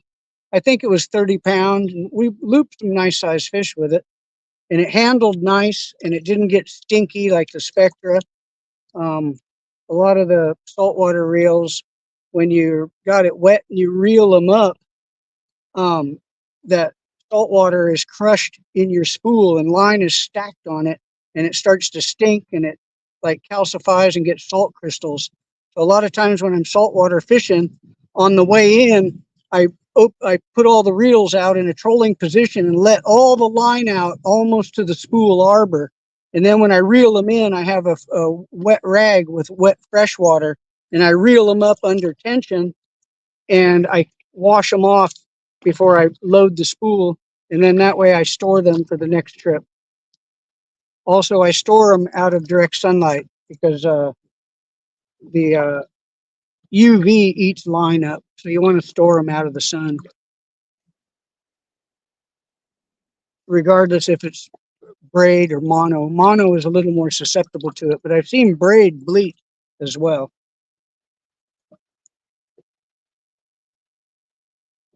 Well, let's say if I'm using braid, I try and find a decent braid. And the best one I've found so far that I've not used, but I've seen, is J-Braid. Power Well, Pro is good to be my base, is going to be my baseline comparison. Got to get some 80 pound from a new shark setup. Nice one, Nolan.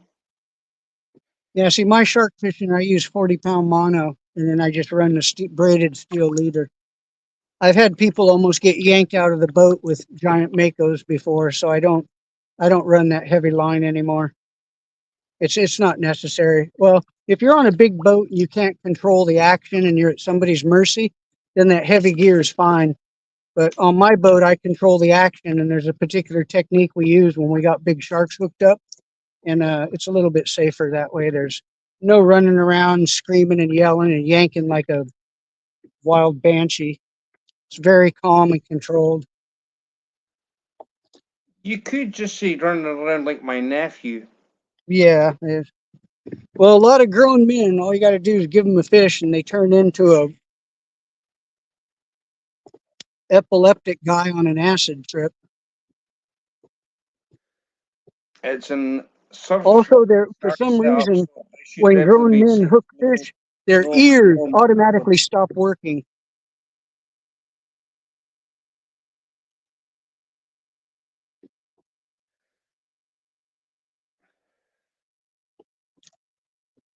So yeah.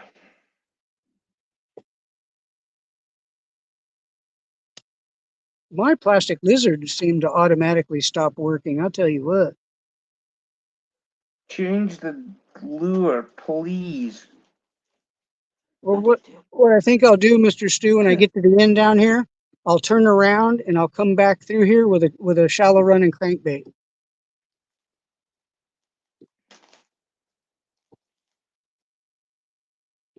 Look, so the breeze is at a pretty serious clip right now, and What I brand, brought a what little brand bit of of rod is it?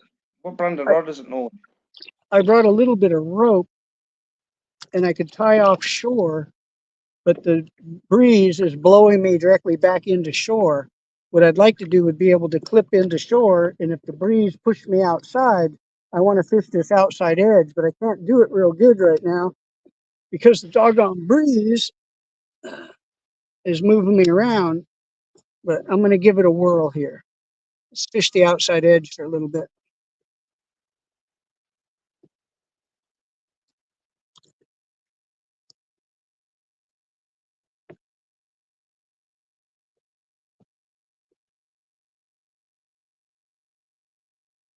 I got you, Nolan.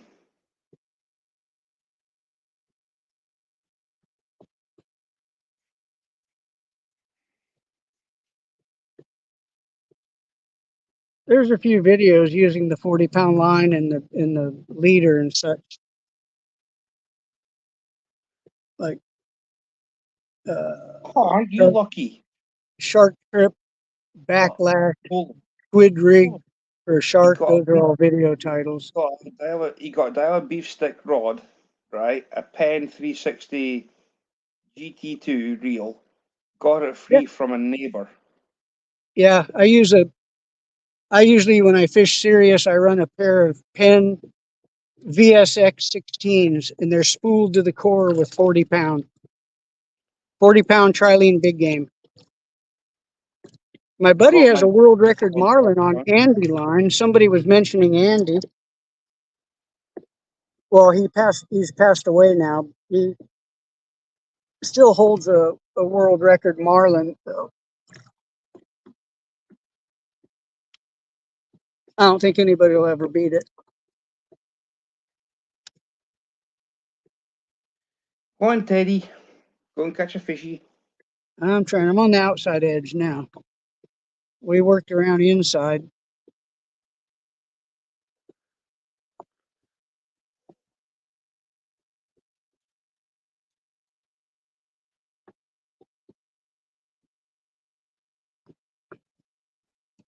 Where's Bob? Oh, he's working. I don't know if you can see the weeds in between me and shore. Usually the water's lower and that stuff will be floating and make a big serious mat on the top. I forgot Bob was working.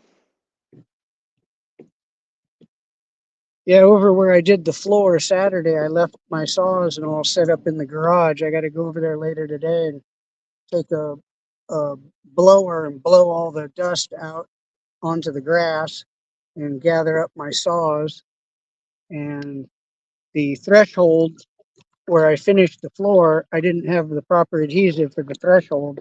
I got to glue that, button that down.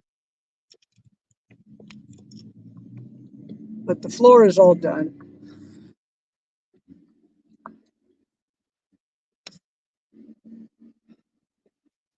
But I wanted to say, is Mr. Glacier there? Got no idea. I haven't seen him for ages. Pardon me?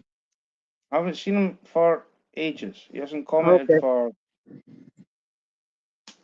Because on my video, he commented about water there. And I noticed some moisture. I dried it up and it didn't return. But I tend to think that there might be a slab leak down underneath there. Mm-hmm. So I wanted to tell him that although at the moment I didn't think there was, he very well may have been right about that.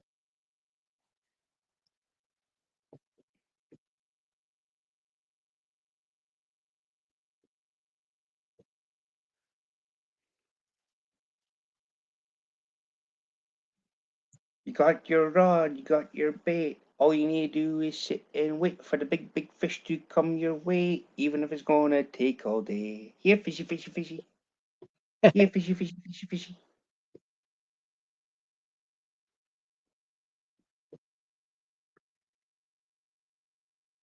Oh, man.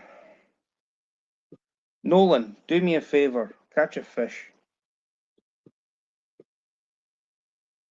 Roland Nolan. Martin. I said Nolan. They sell Alright, Nolan Alright. Ryan steaks over at Kroger's.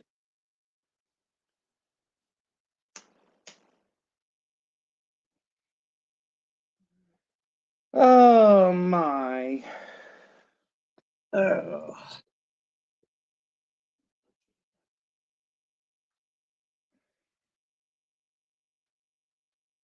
Teddy bear, yeah. please, can I phone a number? Pardon me? I'm gonna phone a number. It's called 1-800-RENAFISH. Well, you better whip out your credit card because for me, that's going to cost a tremendous amount. I'll phone 1-800-RENAFISH. I'll phone Cabela's in advance to let them know that you're going to be paying from your To credit card. rent a fish, we have a lot of trips to make up for. They are fishless, and I'm fishless on my bloody fish list. Well, I've asked you nicely to please change your bait. Hang on. I don't want to lose my crankbait just to pacify you.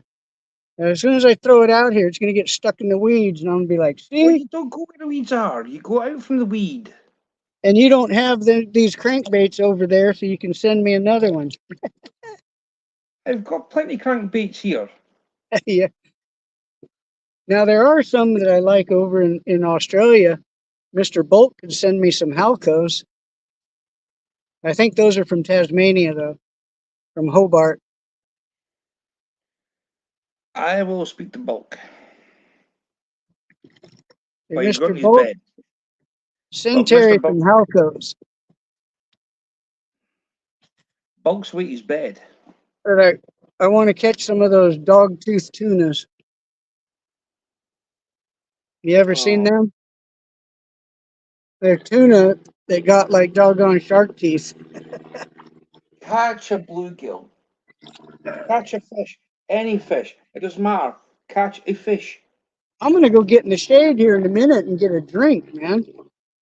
Heck, I brought coffee and didn't even touch it. It's so hot out. Catch a fish. Oh. I'm thinking of putting a smaller lizard on and go over there and fish by the dock, huh? Let's get in the shade here, though. Hush up for a minute. Turn this around, and I'm going to have a look at chat. See what I missed. Well, I've been reading the comments out to you, Terry. Uh-huh. I've been reading the comments out to you. Pardon? I've been reading the comments out to you. Oh, yeah. And thank you. I appreciate that, buddy. Okay, now, hang on a minute here. I got to cool this phone off, too. It's very hot. It is extremely hot. I'm surprised it hasn't said overheating. It does that once in a while and then wants to try and shut down. Because it's very warm right now. Somebody was saying, I don't remember who it was, that, oh, it might have been Mr. Jersey, saying that he was going to make like a little shroud for his phone to cover it up from the heat, I think. And I thought that's a pretty good idea.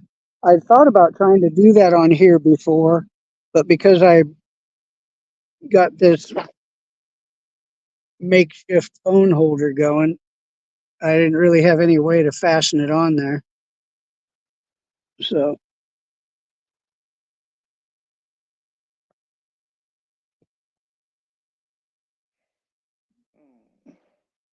now let me reach behind me and grab my little cooler because I'm carrying it. And I got my radio back there too, man. It punishes me not having music. No, no, because I'll get a copyright strike. Yeah. I know. It's because you're monetized. See, I play music all the time and it ain't nothing.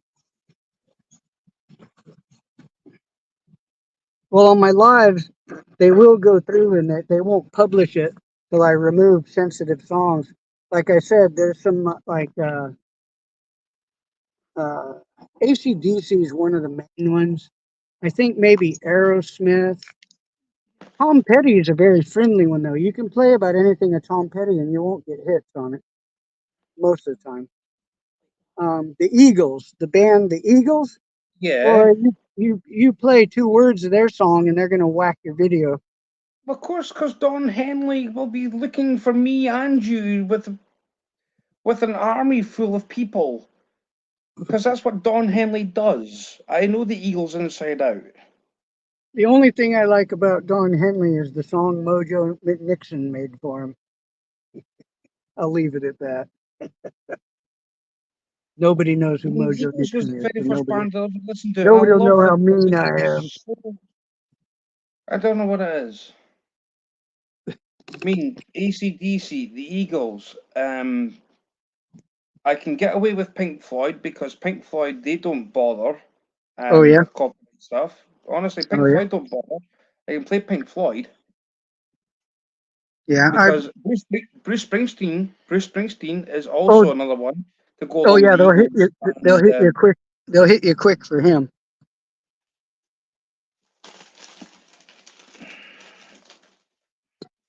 Bruce Springsteen only has like one or two songs I like, though, man.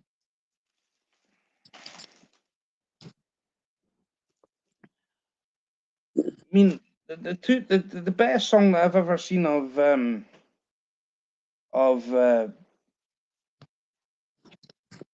Bruce Springsteen. In fact, three. You got Streets of Philadelphia, which is number 3. Tougher Than the Rest is number 2, and The Ghost of Tom Joad with what do you call him? Tom Morello from the guitarist from Rage Against the Machine. Oh, I see Mr. Mission said a Pen 360 GT2 reel. Yeah. Yep.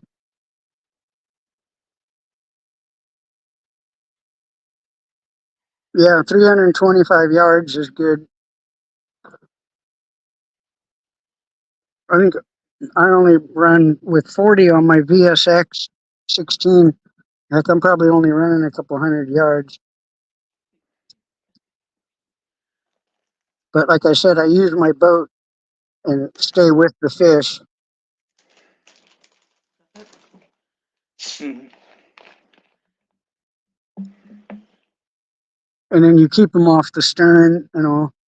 There's a thing I'll show you this sometime. I mean, this is the thing, right? You can go on any other platform, right? Now YouTube. Now this is where I'm gonna. Sorry. This is where the beef comes with me with YouTube, right? I can put up a shot on anybody's channel, right? I'm just saying, for instance, everybody's got a YouTube channel. They could put up a shot and they could add any music they want to it. Any music, including the Eagles, AC/DC, you name it. They could put all the copyright music on a short, but if you play it on a live, no chance. I don't get it. I really don't understand it. I don't know. Got no idea. What about the people that are monetized with their short? Uh-oh. We've What lost about them. people that are Yeah, I bumped the button on here. It's easy to do. Man, it is blistering hot out here, Mr. Stu. I'm telling you, man. No wonder that guy has a motor on his kayak over there. He's not stupid like me, rowing around sweating like a pig. That's because he's got common sense, Teddy. No, he does. He's got a motor on his kayak. Because he's got common sense, Terry. No, he does. That's what I'm saying. He's got common sense, Terry. For the third time. Oh. Well, it's nice and cool here in the shade, though, compared to outside edge there. Oh, man. Ladies and gentlemen, boys and girls of all ages, I do apologize for my co-host. I said, we'll get the boat out and get some big fish on. Maybe. See, the problem with Teddy Bear, right? The problem with Mr. Bucky that you see on screen is that he is so used to this whole San Diego offshore deep sea fishing malarkey, right? Okay, there's a gar on the There's a gar on the surface right there. He's just out of casting range, though. I saw him cruising along. His back came out of the water. He's pretty good size.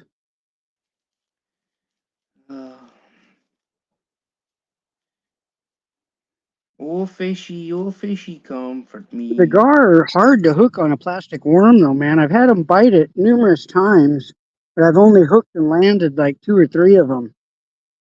And they were not very big. They're, I don't know, about maybe 2 feet long at the most, something like right around there. Not very big at all.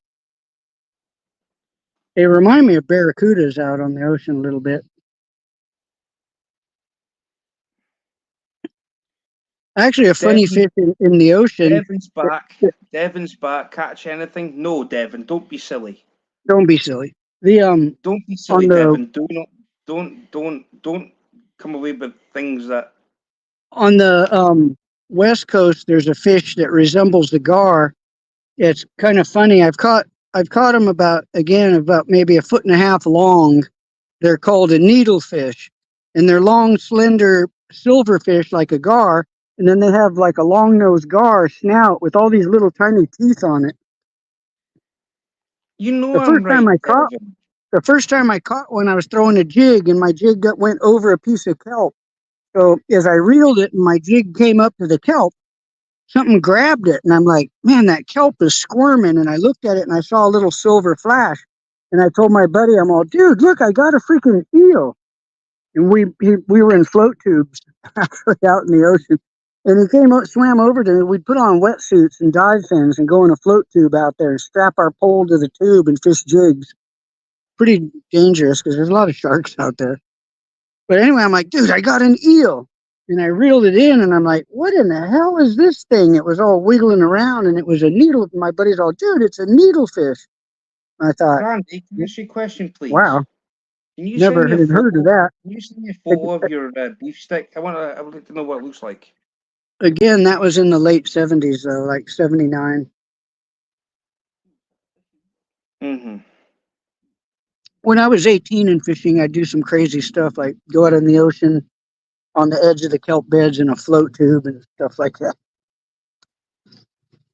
Caught a shark out there doing that too before, man. It was a blue shark, though, not a mako or anything gnarly. Oh, The leopard shark and the blue sharks are pretty docile. The blue sharks can bite you, but they're nothing like a mako. And the leopard sharks, they won't bite you or Devin, nothing. They're like an yes. overgrown catfish. Yes, So Devin, you're right. there's the Coast Guard chopper.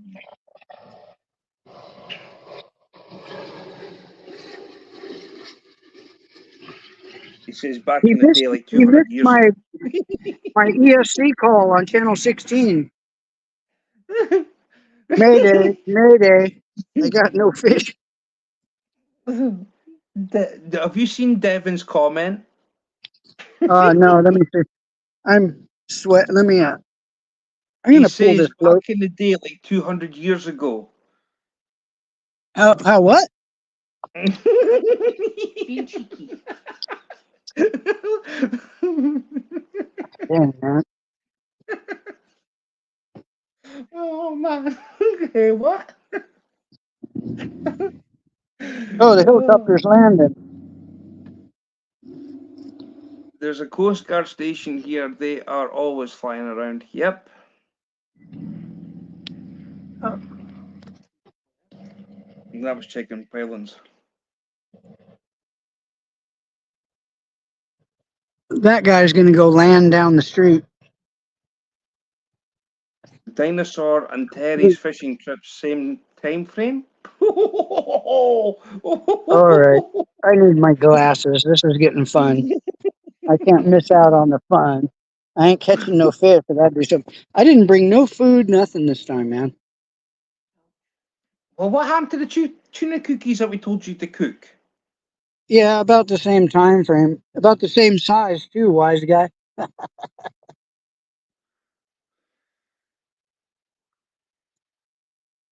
Okay, a Coast Guard station, yeah. Back in No, the the one day, above that. The one above that. catch anything? You're right. I don't know why I asked. Back in the day, like 200 years ago. Okay, yeah, about the same time frame. Something I get here. Hang on, let me pitch. There's something. I said that gar moved on the surface right there, and I just saw something else.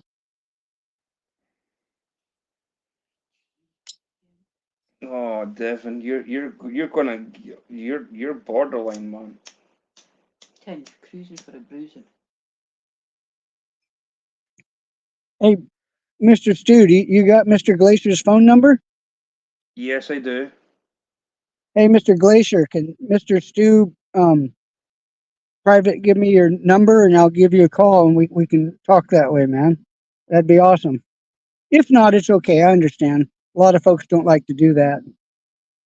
I've only given my phone number to a couple people in chat, and I know exactly who they are. Oh, sure. Mm-hmm. Here, let me work this in, and I'll check comment. What did he do? Put up the finger emoji? Oh. Yeah, I'll give Devin your number. Okay, cool, man. Let me check that. Yeah, something moved on the surface there, and I flipped the lizard out there, and it was stuck tight right off the bat. And I thought it might be a bite, and I held, and it didn't move, and it just landed. Like I said, the weeds are just under the surface. Normally, if you look, you would see the mat, you'd see the weeds all up on the surface, but the lake is much deeper than normal.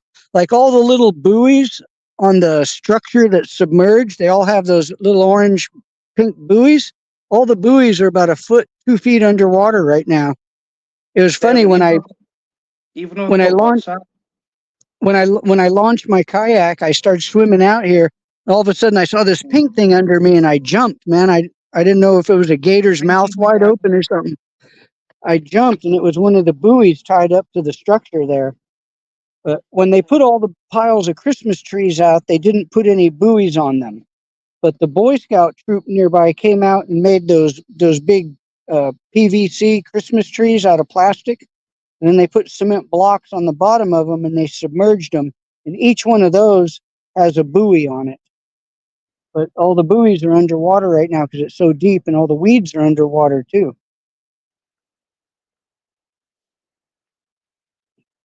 I've been out here in high water before, and I thought it was going to be fantastic fishing, and it was no dice.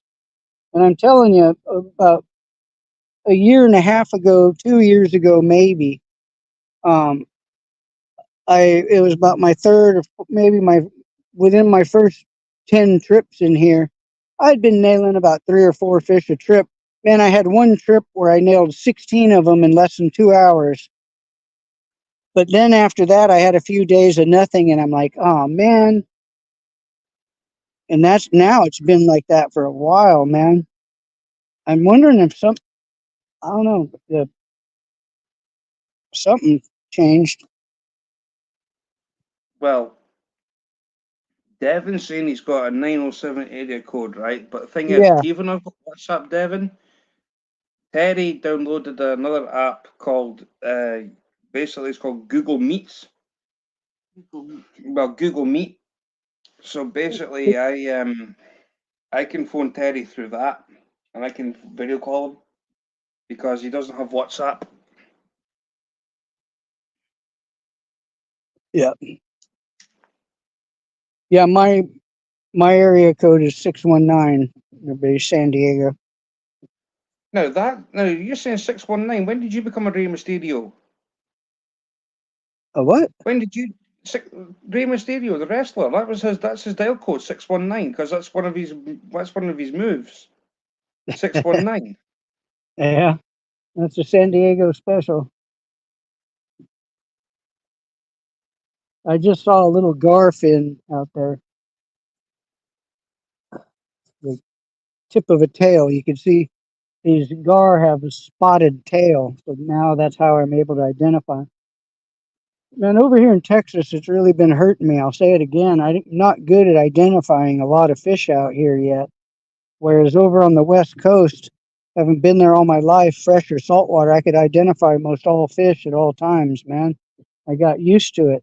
I come over here, and it's a sad feeling where I'm like, I don't know what kind of fish that is.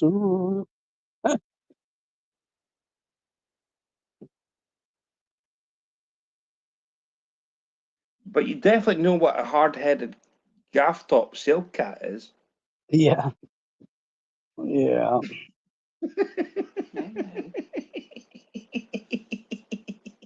Yeah. Speaking of that, my gaff top, I need a haircut real bad. That's why I'm wearing a hat, man. And I'm wearing a hat because of the sun, but like yesterday and all, I'm wearing a hat because I need a haircut real bad. Gaff top silk cat. Well, if you like. Well, yeah, I would give Teddy Bear. I'd give Teddy Bear a skinhead. Yeah, a reverse mohawk. There's a bald spot right down the middle. I call that the bozo cut. Right, it's bald in the middle and sticking out on the sides like bozo.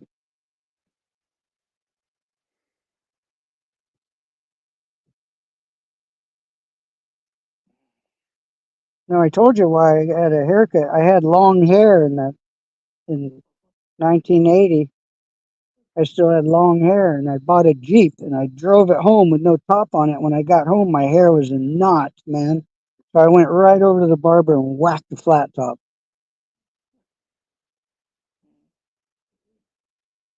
And see, I rode motorcycles at the time, but having the motorcycle helmet on, and I'd have my hair in a ponytail, I was able to just rat it out and get it I've combed got a out that ponytail. way.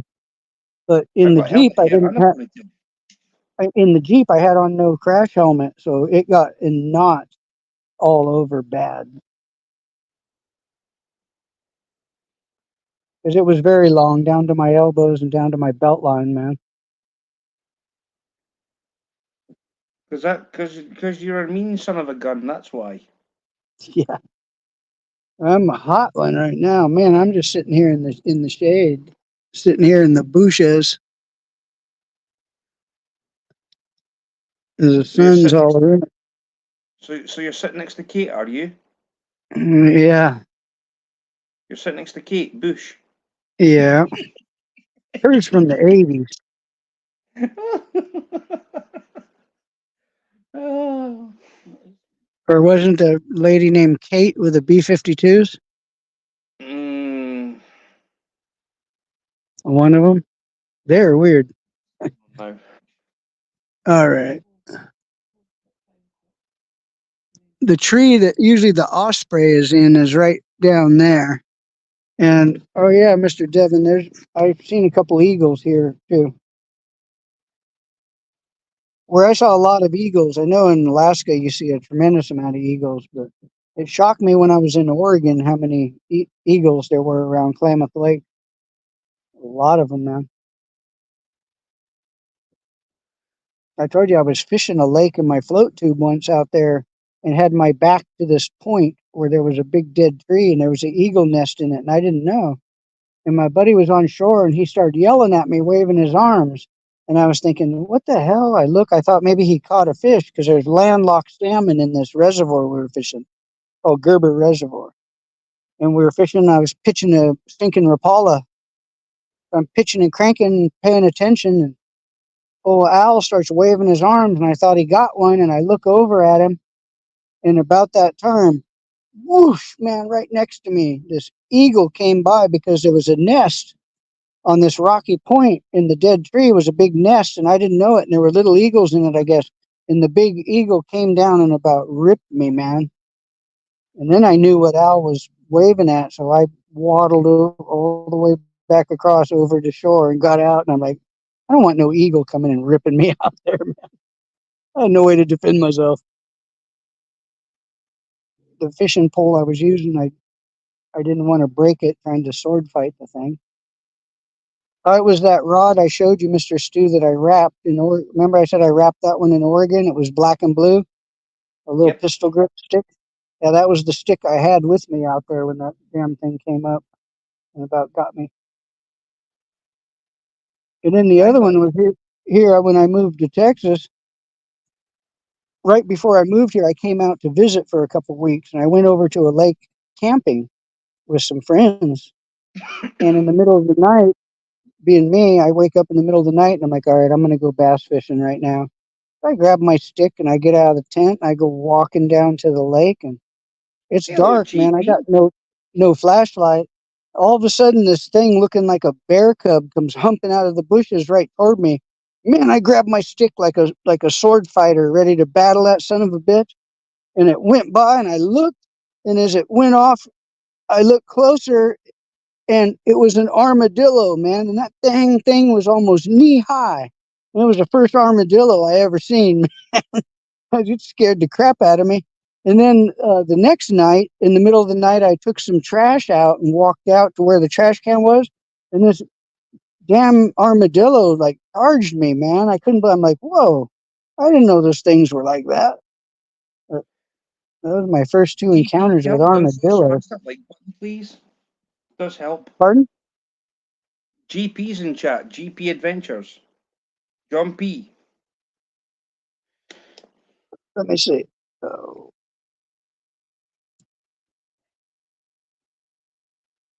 Oh, Mr. John P. Howdy, man.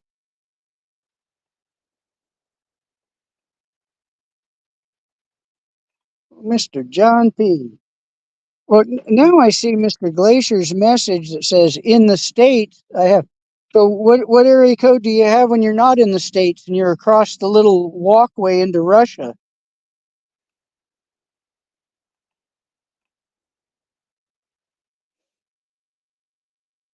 Oh, you must have muted my mic. I didn't mute your mic. Okay. I'm at 23%, so I got a few more minutes and I'll have to shut down and switch batteries and come back. All right. So what's Mr. John P. doing today? Oh yeah, Mr. John P. Did you see the other day I asked if you saw the latest from Dr. Stephen Greer? I'm subscribed to him and get the alert. And a few days ago, he had a fresh one he put up. It was pretty long, but I watched the whole thing. It was a good one, man. In the beginning, I didn't like Mr. Greer very much. It took me a while, and then after I listened to him, though, he's my favorite guy to listen to out of all of them. I like listening to him. He's like,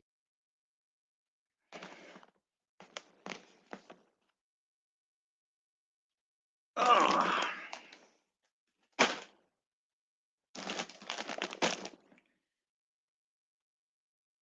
oh, I'm sitting out on the lake here. Oh, there, see that fish right there? That was probably a gar slapping. Sounded like a hefty slap. Well, that's what usually happens when you're fishing, Teddy. You do hear things. Yeah. I want to feel things by the lip. I have my fish grabber right here. I know what's going to happen though, man. I'm going to get home and unload, sit down on the couch and fall asleep. I don't know what I'm going to eat. I'm going to eat something. There were some chicken burritos left from last night, and I don't know if my son didn't eat them. I'm going to eat them when I get home, and then I know I'll fall asleep, man. Eat that, and then I'm going to make a salad as well.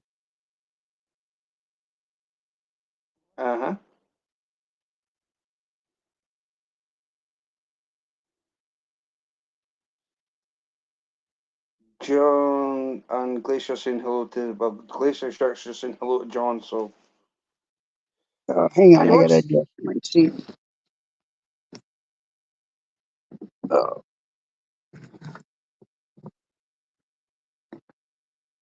Oh, he just flashed again. He's headed toward shore.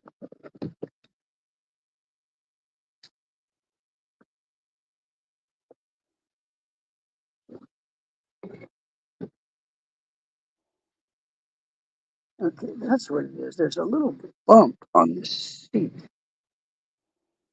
near the back. Very uncomfortable when it gets in that position.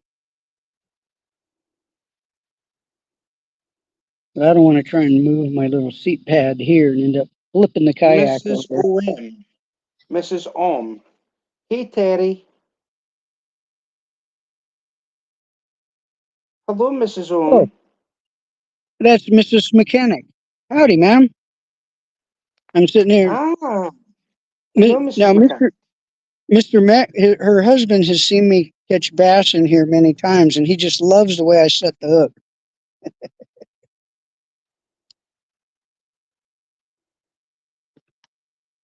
Same. Well, it's a new reel, just like the other one, though. I figured I'd give it a break. And lizard in my hat rack. And I'm sitting in the sun Mrs. because OM, it's really hot out. give you. I'm going to be giving you one of these. There we go. Well, I'm not catching anything, doggone it. There you go.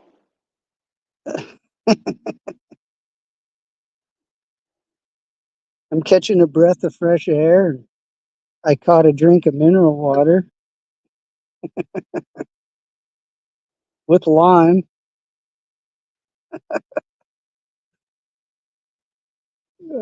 And I got to change my battery in a minute. Now I'm down at 20%.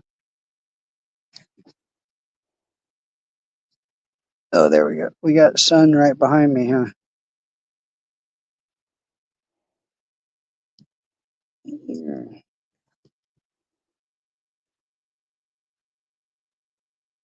Come on, a fish.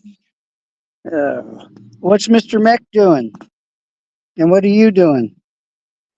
Well, Mrs. Mechanic is in chat, Chatting, and yeah. she's chatting, and They were fishing the other day. I saw him. She was whipping his butt too, boy. She was catching and he was casting.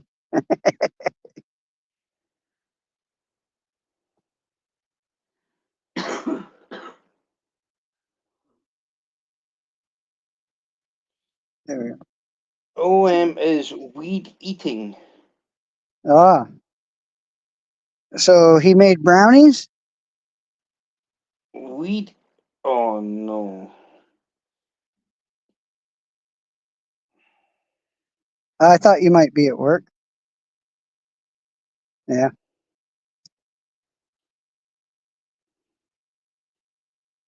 I've been live for 2 hours and 22 minutes, and still no fish has been caught. Yeah, I know. That's my fault. But look, there's the guy with the kayak with a trolling motor. Look.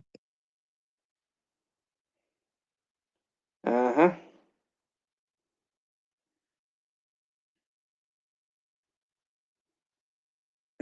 See, he didn't see me here for a bit. Now he saw me here, so now he's angling over this way and going to come in front of me and fish. Watch.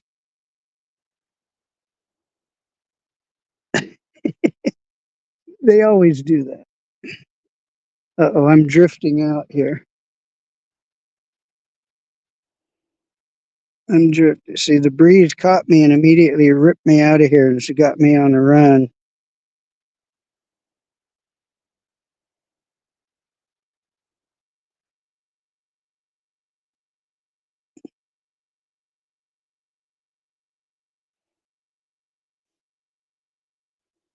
Oh, it's hot out here. And I just a That's few weeks that's fishing for exactly, Paul. It's fishing for you. ago had that cancer burned off my nose and my cheek, man. Hey, Well, Mr. Garrell, man. Mr. Paul, that was a nice looking bike you built there, man. I really, really like that. And those little Mikuni carbs, they're not that much, man. I'd be I'm not familiar with that other brand carb you said, but I've seen them offering up a lot of those besides those other Chinese ones you were talking about, which will start blubbering right off the bat. They'll just start leaking at the gasket, and the main jet probably ain't gonna, the needle ain't gonna seat, and the floats will start leaking and pinion. Just the needle seat will leak, and just no bueno, man. But that bike looks really sweet, man. I like that chain assembly on it where it still has a Shimano derailleur on the back, a little cluster. Yeah, clone of a Mikuni. Yeah, yeah. See, one of the last bikes that I built all serious like that, the carb I used was called an Al Baker, and it had a guillotine slide instead of a round slide in it. The Al Baker guillotine slide, and I put a gunner gasser on it. So it was like a little quarter turn throttle. It was like an on and off switch. It was on a CR 125. And then the YZ 125 I set up, it was a full FMF kit on that. So it changed the carb and the pipe, the clutch, the piston rings, the head, and the pipe. The pipe was one of them stainless ones. And it had a couple different silencers because I was in California. One of the silencers for it was so you could ride in the forest. It was the Forestry Service approved spark arrestor. Then the other one was a little sawed-off, little runt for the racetrack.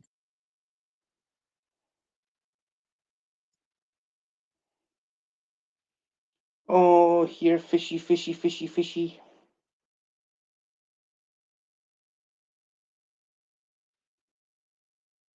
So that two-stroke motor looked like it can.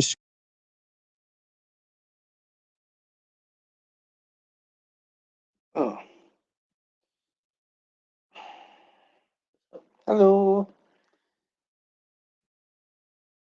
Hey, his battery must be dead. I think his battery's died. I think he's going to change it over and then be coming back up. Either that or his phone's overheated. So yeah. I was hoping to see you land a big one. We lose him? Well, I think his battery's gone.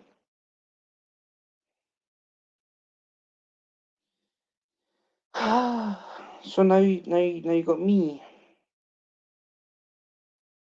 A B C D E F G H I J K L M N O P Q R S T V W X Y Z. Come on, Sammy, up you come if you want to. Oh, Sammy. Sammy, guess what? Look. I found it. I found this. Found that. Me found this. And it's got that on the side. Oh, coffee break. I got a hat. Kangaroos. Skippy and Bulk. I could say a Bulk and Aussie representing. Yes, I'm representing Aussie. So we've got Bulk and Sammy. I'm going to call them two, Bulk and Sammy, side by side. Yes, that works. A Bulk and a Sammy. Come on, Teddy. Change over that body. It's a fishing show.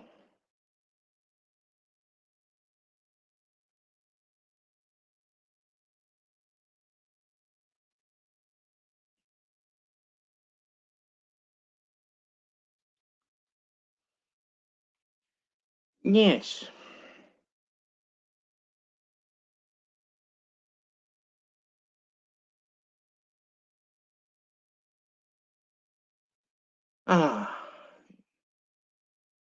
Sammy is an Aussie.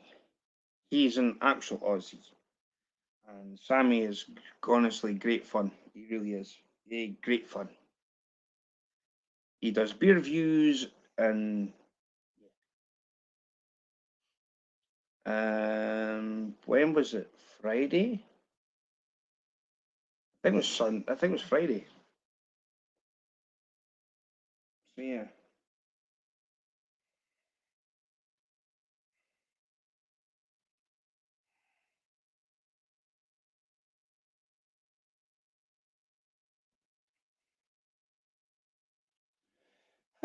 Teddy bear. So if anybody hasn't done so, please smash the like button. Would be much appreciated. Pretty pleasums.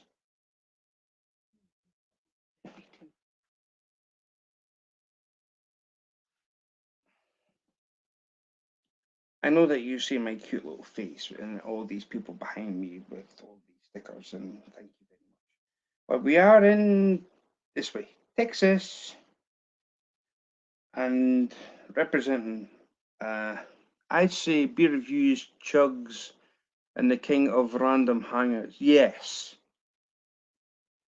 Sammy, you're more than welcome to hang out here, you know. I just wish that you weren't working. It'd been awesome. You turned a favour, basically, since I've been up in your panel. You've not been up in one of mine yet. I don't know why. How was your 30-second thing? Oh, sweet, brother.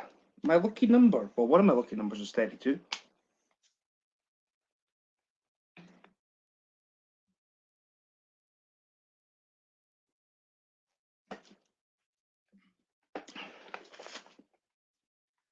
Oh, come on, teddy bear.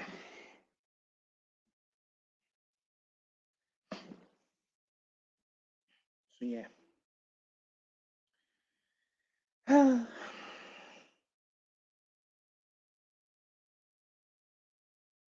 are you, Sammy? I'm hoping you're well. Bulk's away his bed. He's zonkled.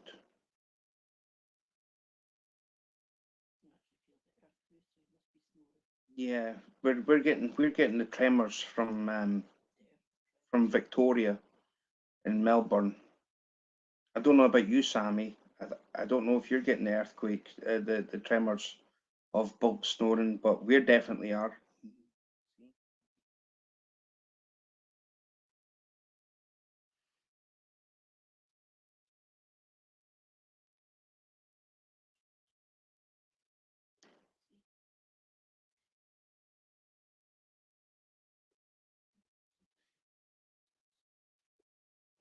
I'm tired and hungry, but apart from that, pretty good. Well, if you're on your break, go and have something to munch. But when you finish your work, you're gonna be. I think you're probably gonna have a beer. I think you're gonna have a beer.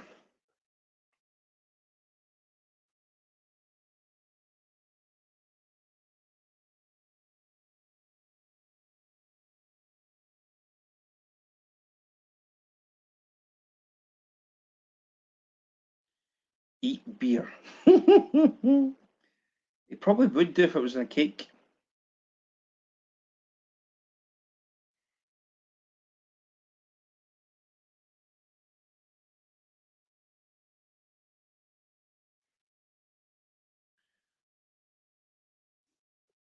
More tremors coming.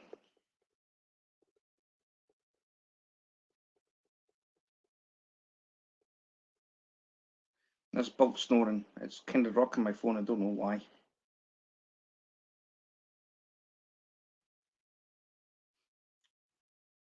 Some of the big imperial stouts you nearly have to. Well, yeah. I actually. I keep referring back to this because I was in Sammy's live and he was doing a beer review on a 14% stout. It was like tar. It was like eating treacle.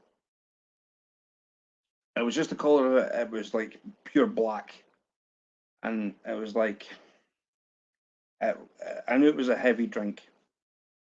And he's like, it's got the chocolate notes, and I was like, okay, just like going through motor oil. I was like, I sat there and I said, that looks like a 4 point. It was a 4.8 or 4.9, like point out of 5 for a review. And he's like, just listen to what he was saying. I was like, yeah, this is definitely going to be. It's a heavy one. He's like, whew. Because he did it in stages, like I think it was like every night. He was like going from like a light. And it was a 4.8, and I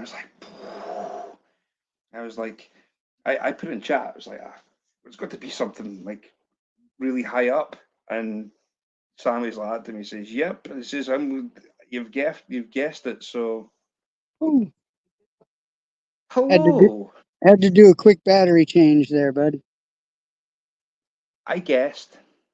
So we're at 100%. So we're good. It was the whole beer. It was the whole beer that Sammy had at the time. I was like, my goodness. There we go. I actually went and had I Google searched what's actually inside the beer, and there was chocolate notes. There was I can't remember what else there was that because like I say it was Yeah. that long ago.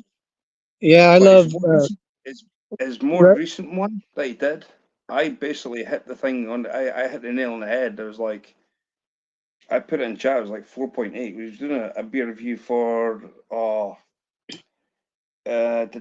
Jet. Come on, Sammy, help me out here. Jet. What was it? Something Jet something. And I actually put the review his score in. I gave my opinion, so I put the thing in chat. And it says that's like a 4.8, and he's like, Ramjet. it was Ramjet, and he's like that. He says it's amazing that even I don't drink, right? I do drink alcohol sometimes, but not very often. But knowing Sammy for in the short space of time, I think it's been about a year or something. The whiskey be Imperial Stout, yeah. And I was sitting there, and I was like,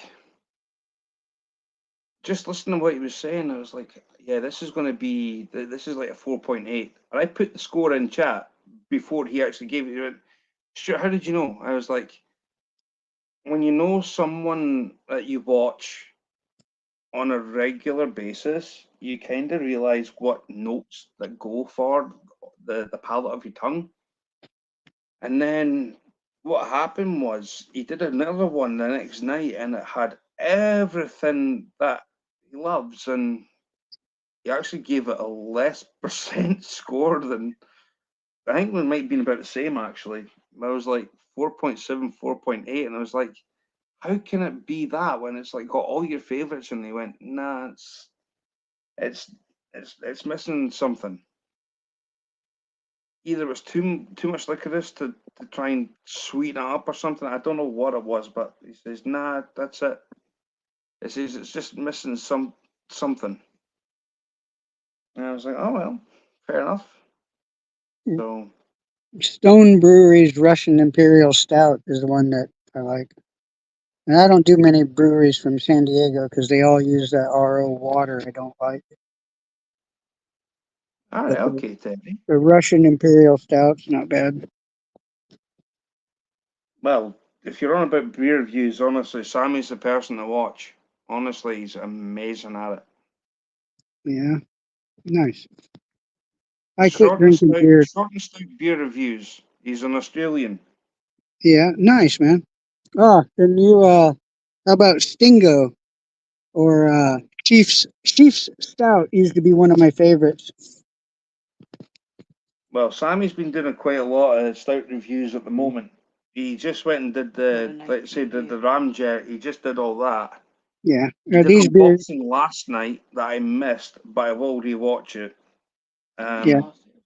Yeah, the Stone Brewery is a newcomer, but the Stingo has been around Australia since probably prior to the 70s, as well as Chief's Stout. I mean, he knows his stuff. I mean, he knows his stuff. Nice. Yeah, I quit drinking beer a couple years ago, though. I'd like to try and get him some Scottish beer. I'd like to try and get him that. Watney's Red Barrel.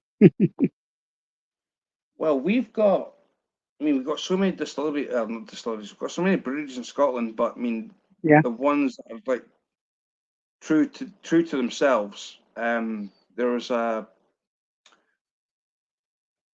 McEwen's is a name of a drink. Yeah, they've been around a long time. Well, McEwen's, when they decided to go into a competition to basically this beer competition.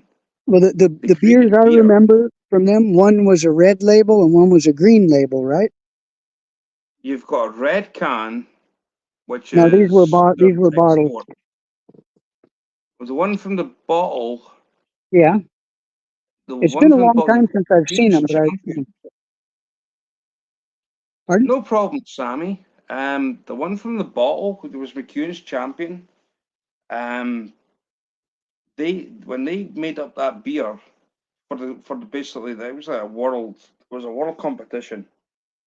Well, McEwen's decided, like, well, let's make something here. Well, they actually made it for this competition, and they won it, and that's why it's become McEwen's Champion. All They right. won it. Yeah, I didn't know that one. I said I vaguely remembered them when you said McEwen's. I could picture the bottles. I remember one was a red label, one was a green label.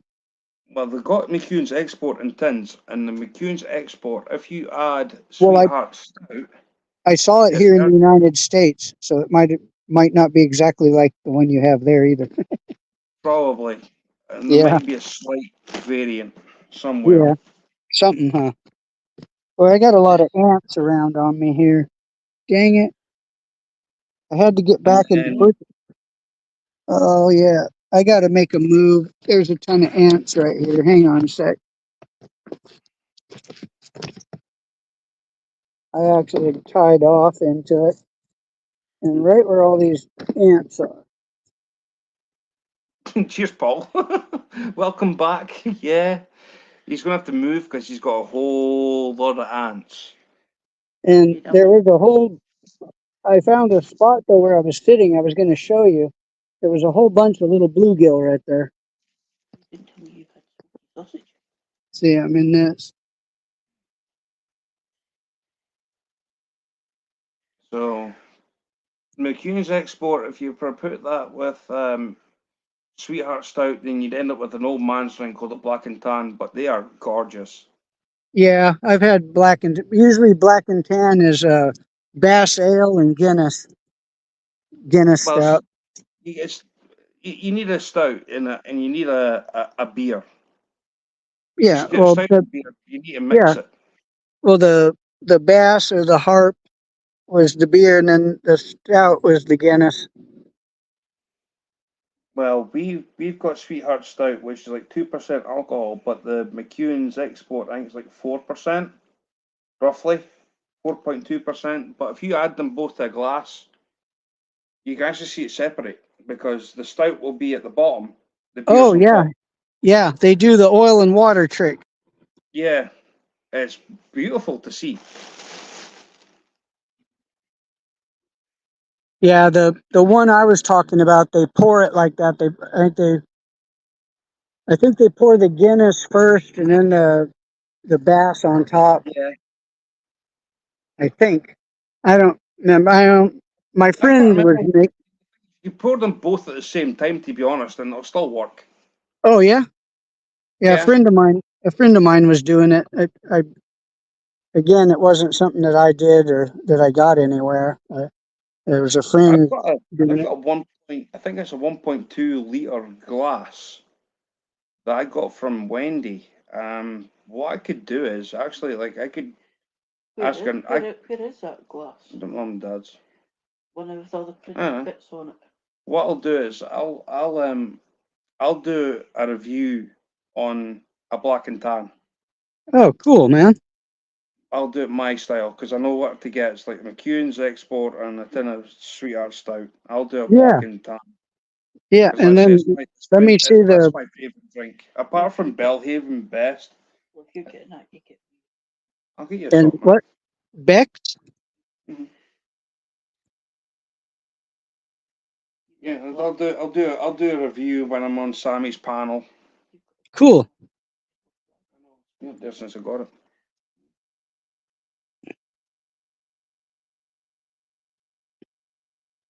So yeah, this there's a flag there's behind me is my Scottish there's flag. a The little one on top is also my Scottish flag, but the stickers here are going to have to start going. If I get any more, they're going to have to go up here. okay. There's a good sized gar right off the end of this stump. Right.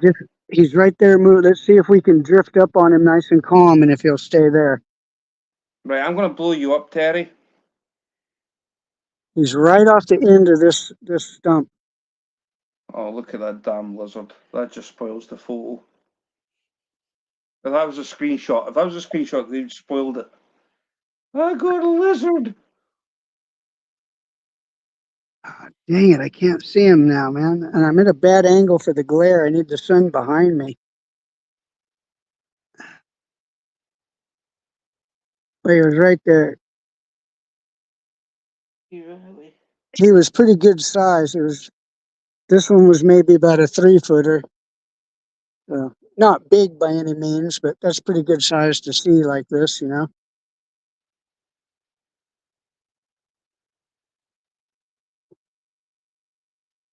Yeah, boy, look, we got a windmill out there. Mm-hmm.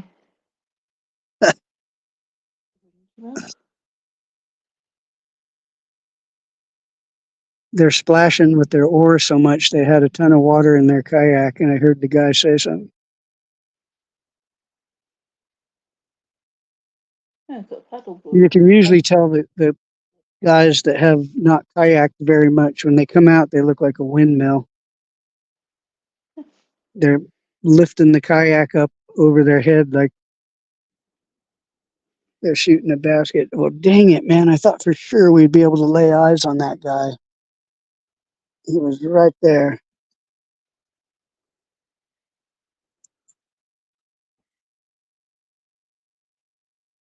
Well, why don't you just cast towards that stump that's in front of you? Well, I'm trying to get back in the shade, man, and get reset. I got stuff strewn all over in here. That's a fishy spot. We've got all that structure.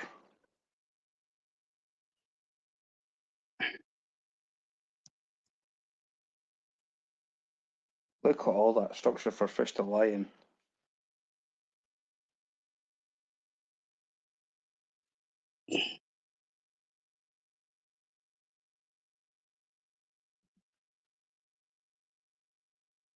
It calmed down right now. The breeze just cut off. So I can maybe get on that outside edge here. I get my hat back on. They were getting up here toward the gator spot though. After the floods, the gator may have moved on too, because they come and go in here. They don't really set up and stay put in here. It's pretty rare to find them in here too. Well, it's part and parcel of basically what's what, you know. All right, over this little, I'll call Evan, levee. I'm trying to get him to catch a fish, but he just no. I just keep messing around. Vote for the fish. I'm going to turn around. I'm going to row up here though and get the sun behind me. And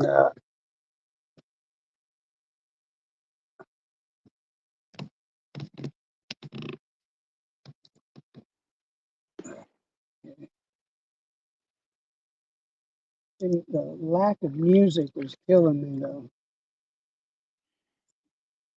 Teddy, don't worry about music. My dulcet tones of my voice should be humble enough.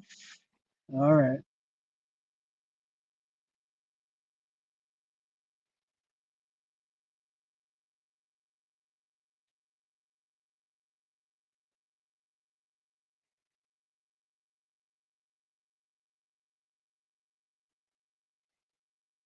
All right.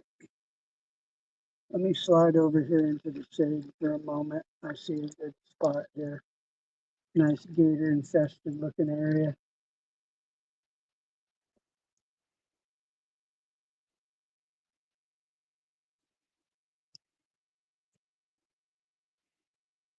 Yeah, right back in here.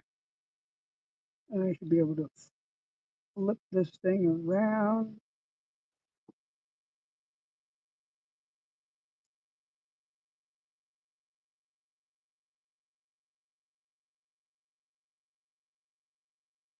Come on, fish.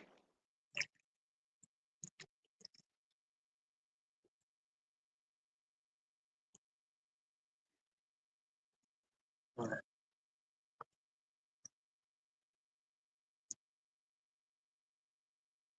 I'm almost into my shady spot. Shady spot. Right. Shady green. Shady green.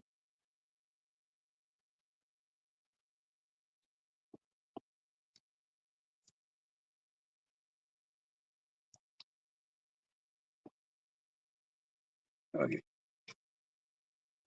There should be no ants in here. Little juniper berries. Mm-hmm. All right, now. Well, they're meant to be pretty tasty, actually. Yep.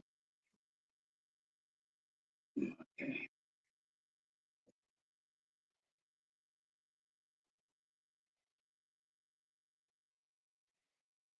When I was in Oregon, some of the local Indian tribal guys that I used to hunt with had this stuff that they would soak their camos in and then hang them out to air dry. Uh-oh. We'll see. I think my anchor line here just got snagged up on the pulpit in front, but we'll see. Let me pack some of this stuff around in here so that I can work back down that line and puddle dump some. Grab another drink.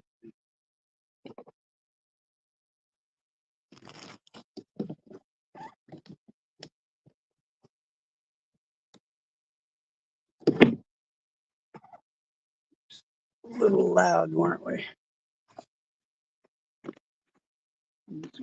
Have a jug of water.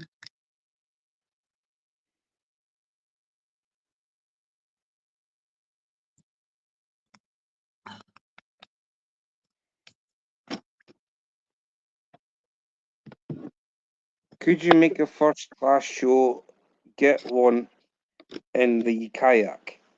Can you get an alligator tag for the fall? Devin's asking.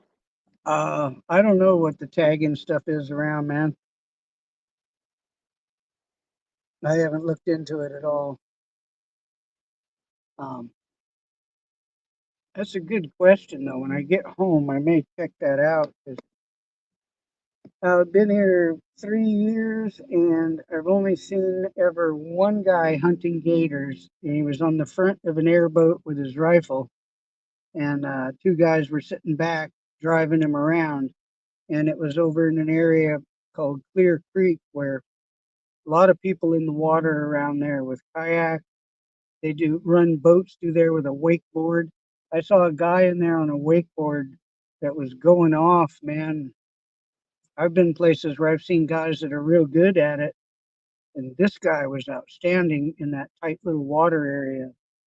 I went to shore and waved to him, man, so they cracked it again, and the dude hit the wave and jumped and did a backflip and landed it. Unreal, man, because he was well over 10 feet out of the water. The guy was flying, man. I couldn't. Well, Devin's just said, if I lived in Texas, I'd get an alligator. Yeah. I don't know. I'm going to look at, actually, I'm going over, later this week, I'm going over to the Fish and Game office here. Oh man, these guys are fucking around. I think they're just paddling around. I'm going to see if, I think I got my shit right. I'm going to see if they don't pull out on me here. I'll get my fishing underway here. No, they're back in there. Okay. God, Yeah, fishy, fishy, fishy, fishy, fishy. they sounded, I don't know if you guys can hear them, but they sounded like they were right on me there for a moment. Like, geez, they moved quick. Must be some backwoods swamp where there's lots of gators. Oh, there is. I've seen them on video calls to Terry. I've seen where the gators live, Yeah, and I've taken it's Mr. just Stu to some good crazy. spots. Hello, Mike. Welcome back. Yeah, it's just you know about backyard gators. Then you need to go to the bayous heading towards Tiki Island in Texas. Then you'll see all the gators that are just. You'll see the swamp puppies just lining up, waiting in ambush. Or over by that private yacht club I go to on the way to it. They're back in there. I showed you that area too before. Mm-hmm.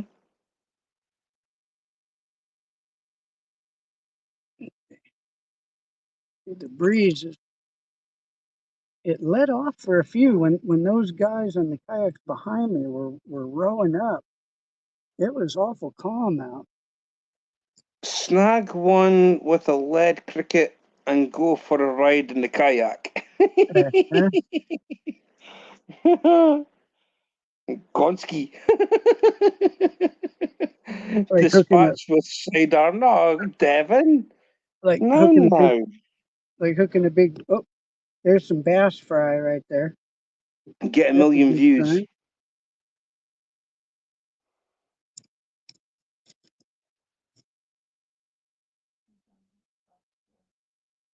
No. Well, you can put bass in a frying pan. You can deep fry bass in a deep fry fryer. You can grill sea bass. You can, well, I say sea bass and one of it bass. You could smoke a bass on the coals. Yeah. Bass cookies. Anybody? No, Bass fish cakes. little bass nuggets like catfish nuggets. Yeah, bass nuggets. One of my friends used to make Bass them pie. often. Bass fish pie. Largemouth bass pie. In the late 70s and early 80s, I used to keep bass often and eat them. I'd keep like 2, 3, 4 pounders, and we'd fillet them up and cook them.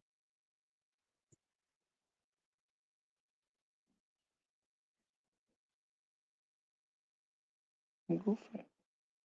We'd do catfish sometimes too. Most of the time, bass. So. Mm-hmm.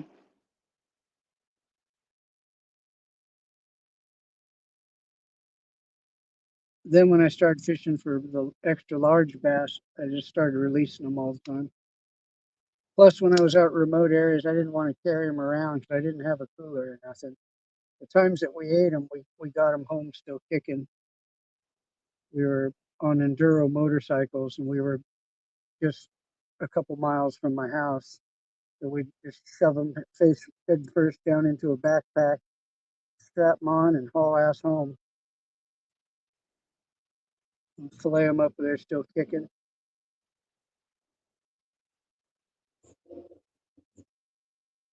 All right.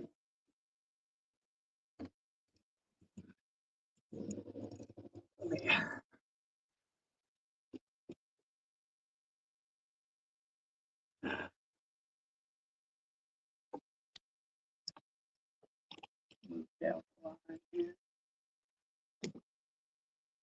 When I was changing battery, whatever had slapped the surface over there slapped a couple times.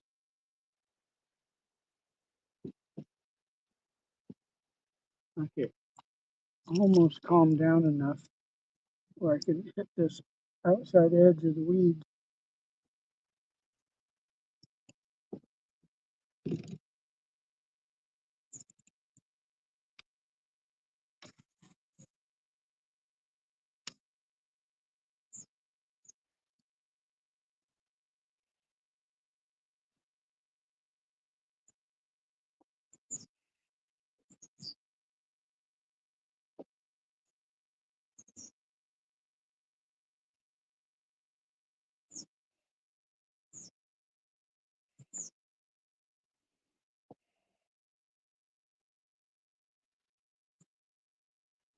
And the water's not super warm.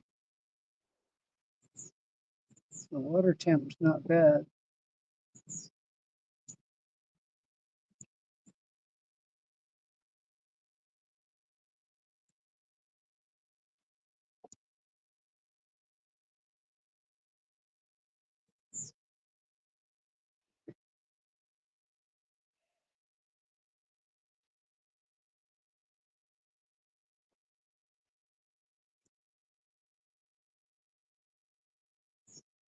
I'm gonna have a red net. I better get my head net on.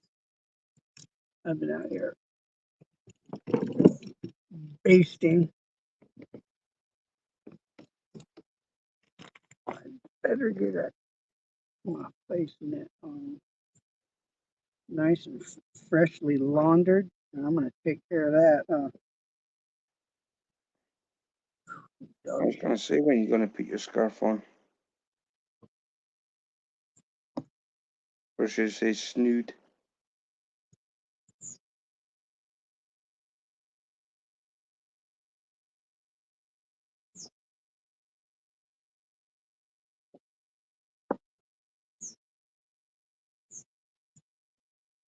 Just makes it awful hot.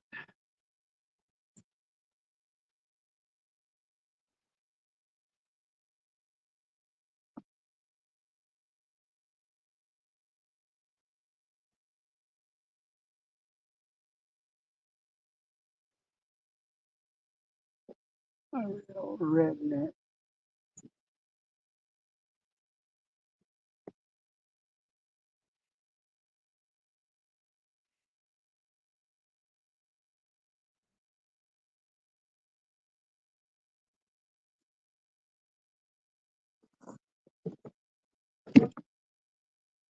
Okay. Let's go.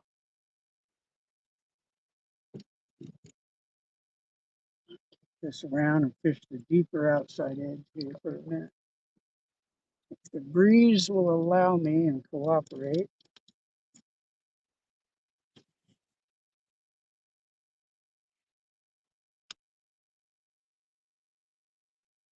Damn it. Right by the time I say that, it like kicks me in second gear and starts boogieing.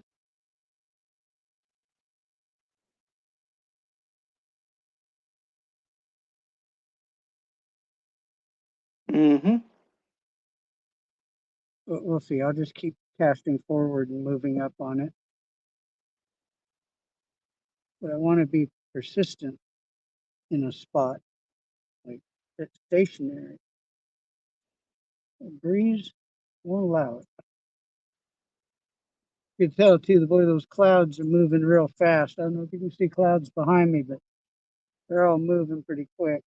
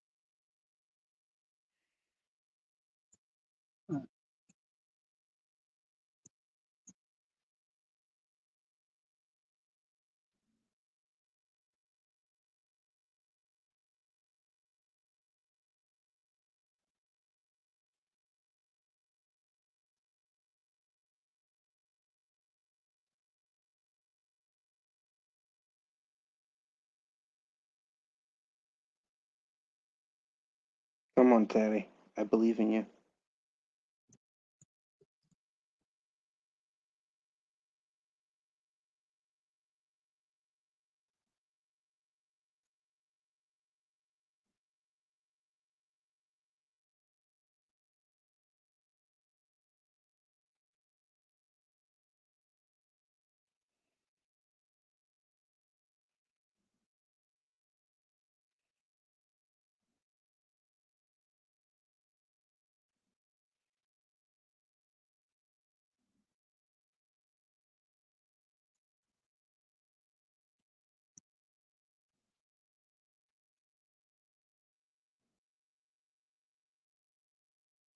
Fishy, fishy, I fishy. checked out another spot yesterday on my way home right after I talked to you, Mr. Stu.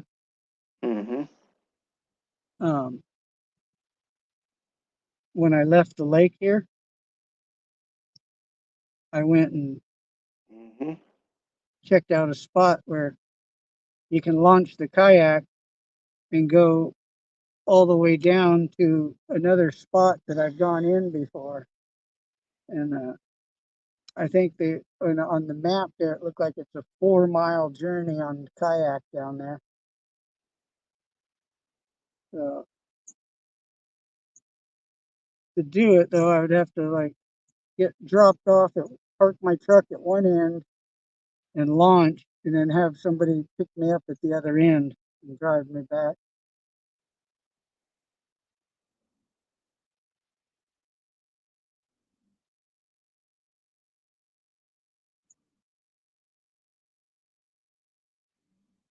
which that wouldn't be a bad thing to do. I'd like to have two guys to do it, though. That'd be cool. But it's pretty safe, especially if I do it during the week. There'll be no boat traffic in there. On the weekend, it's pretty tight. And if a boat came ripping through and I was in this little kayak, it would be tough. The bigger kayak could probably handle it. But Mm-hmm. I'd kind of like to use this one to do it.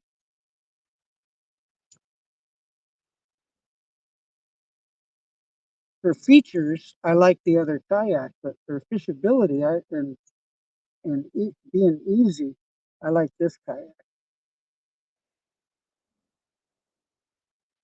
I get you.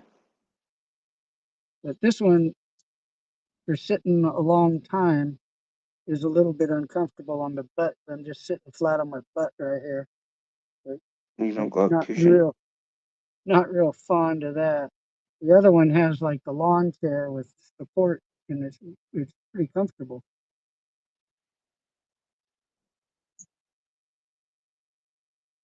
You should get cushion.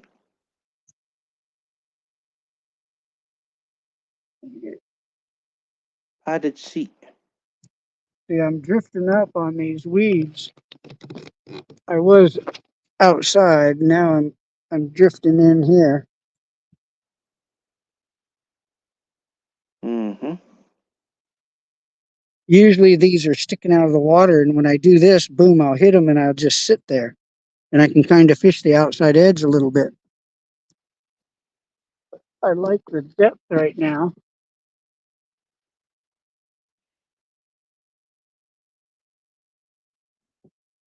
Yeah, I got a line tied to the phone. I don't want to lose another one.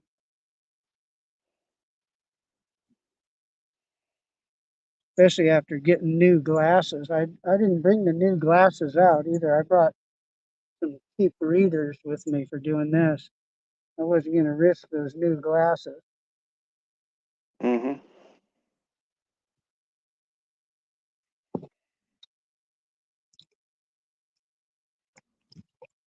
I'll move over here.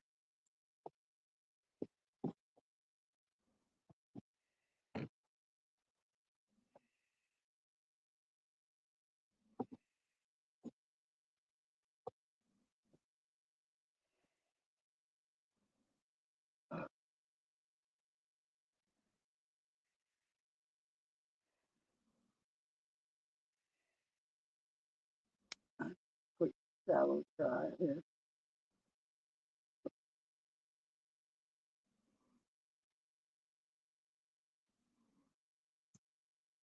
A couple small ones on shore right here. Little fry. Yeah, they're hanging around this submerged bush right here. They're all only about like 2.5 inches long and very small.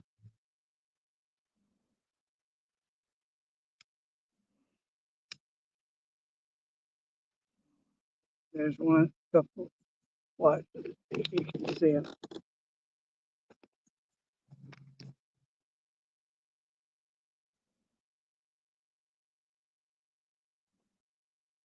See him moving through there? Whereabouts? Yep, he just see him. Think so. Here, let me turn this around. Let me get my glasses into here.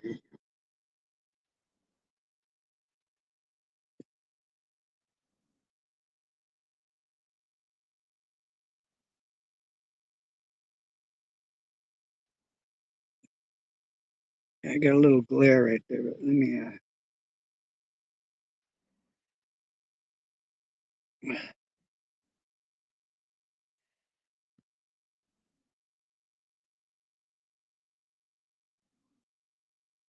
okay, let me switch this camera.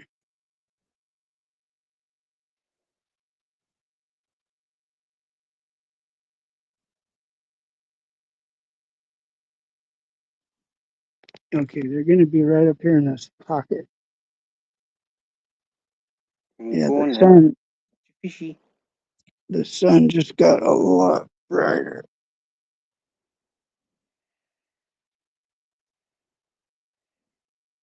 Okay, let me try and move up where we have a bottom that's a little more friendly. Let me see here.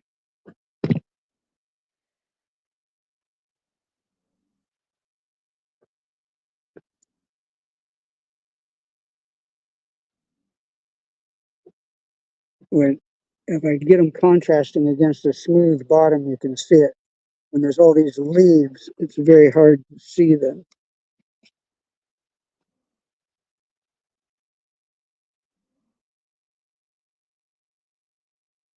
Stealth camouflage, basically. Yeah.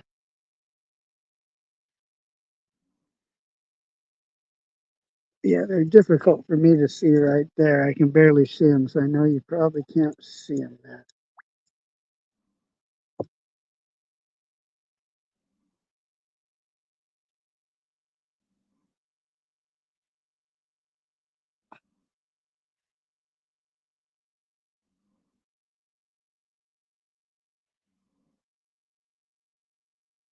Hear the cicadas kick up. It's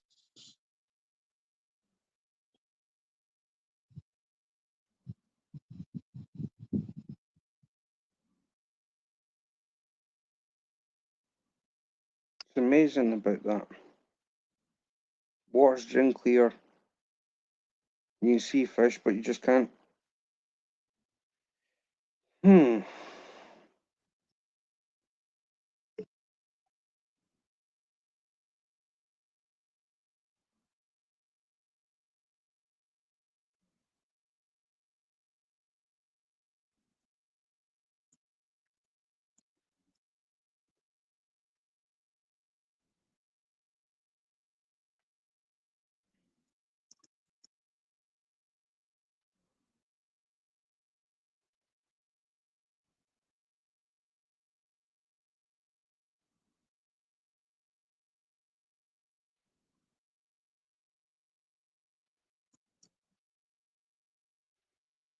I gotta call my brother over in Florida and see how he did with the storm. Well, Fish had videos was in earlier, and he said that the storm blasted over him, so Yeah. he survived. Well, the But first, I did see videos on it, so yeah, well, the first two calls I made to my brother, it just went straight to voicemail. So I know it was probably bad. He was in Tampa.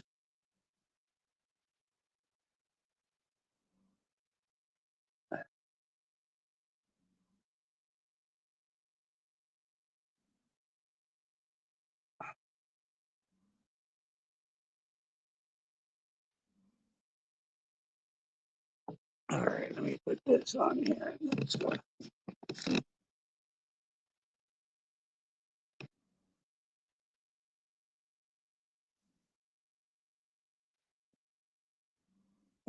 Let me get glasses on.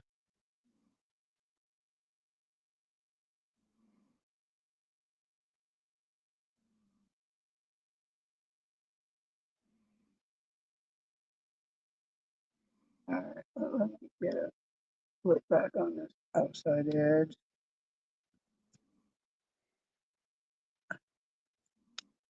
While the breeze is favorable, have a little bit of a lull in the breeze.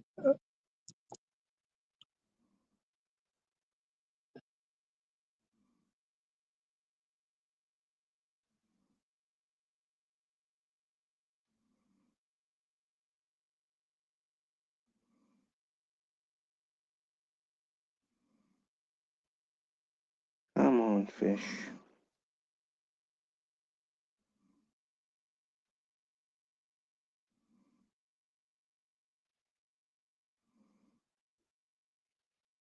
No snakes either.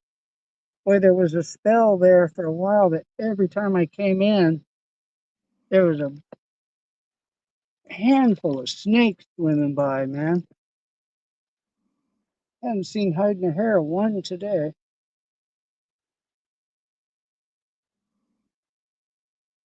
And usually they're not snakes that'll get you, but they are in here, and I've seen them a couple times. Big cottonmouth in here. My neighbor and I were in here, and man, there was a big mean one, and he started coming to us too, man.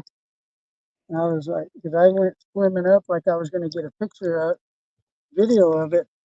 Next thing you know, I was like, whoa, wait a minute, man, that dang thing's coming at me. I don't want that. But out of all the times, I've only had one of them climb up on the kayak, and I was inshore real tight, and I caught a bass and was trying to get my phone going to take a video, and next thing you know, by my right elbow, there was a freaking snake on the kayak, and I had to wiggle and jerk all around to try and get rid of it without falling in.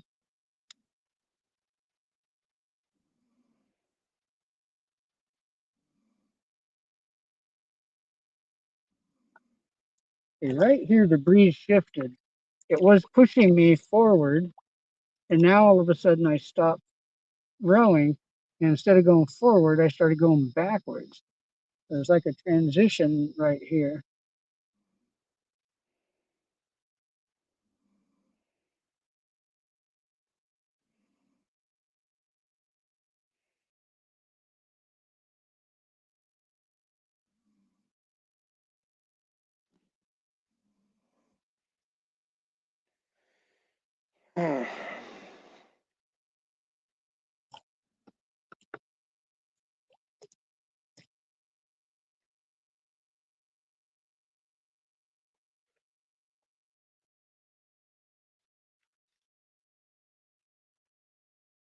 Yeah, when I drank beer, man, I used to love to have it with smoked fish. Beer and smoked fish go together really well. Well, it's like what do you call it? Beer butter. Beer butter is lovely with fish, especially if it's fresh beer butter with fresh fish. Delicious.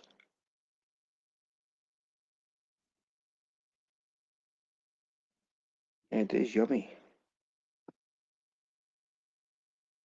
Well, for two people who are still here, thank you for hanging out. We're trying to still catch a fish.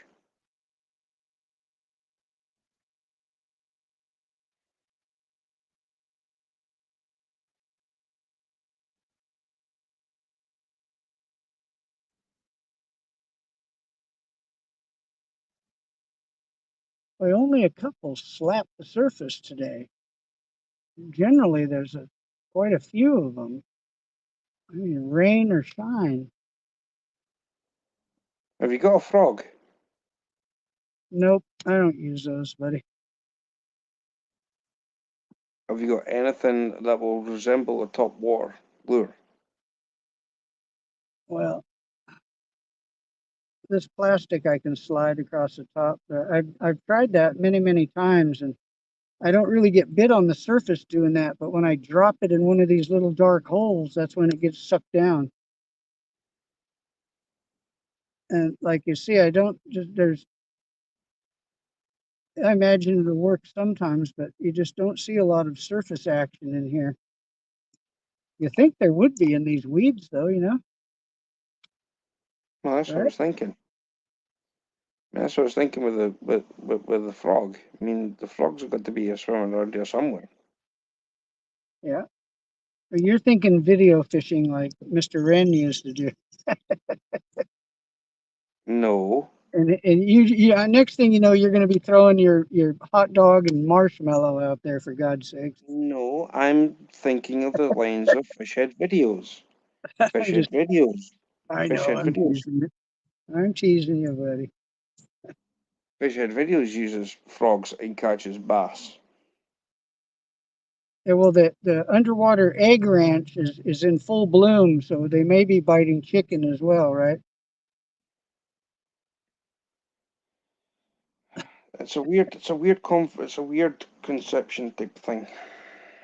It's a Well, weird. there's a lake in San Diego that's by lottery only, and I had put in for it and got it and you're allowed to bring 3 visitors when you get it. So it was just me and my older son and his friend, but they were little at that time. They were only like not even barely 10 years old. And Hello, Martin. we were bass fishing and doing pretty good. And we went to the boat shack because it was like the only shade on the whole lake. And I brought a little bucket of chicken, which I rarely ever do.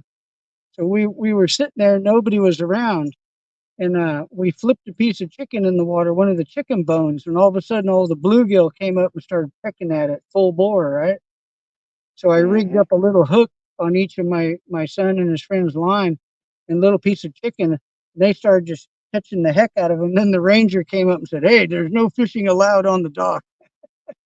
And I was like, "Oh, okay." I told him what we did. We flipped a piece in there, and he goes, "Yeah, and you're not supposed to use that either." And all. I thought, heck, man, I thought he would get a kick out of watching the kids catch the fish, and they were all happy, right? I said, "Okay, we'll go back out bass fishing as soon as we finish eating." I said, "We just came in to get in the shade." Martin, I'm trying to get my other phone to charge up so I can give you a wrench. Who's there? The autistic angler. His name's Martin. I could barely hear you. I'm saying, the autistic angler. His name is Oh, okay. Martin. Yeah, I heard you say Martin, but that was about all I could hear there.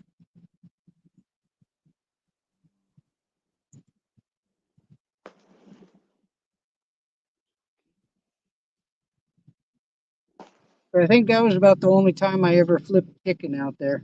And then my older son, he went down to Mexico with some friends. I think they were for a race. It's the San Felipe 250 or something.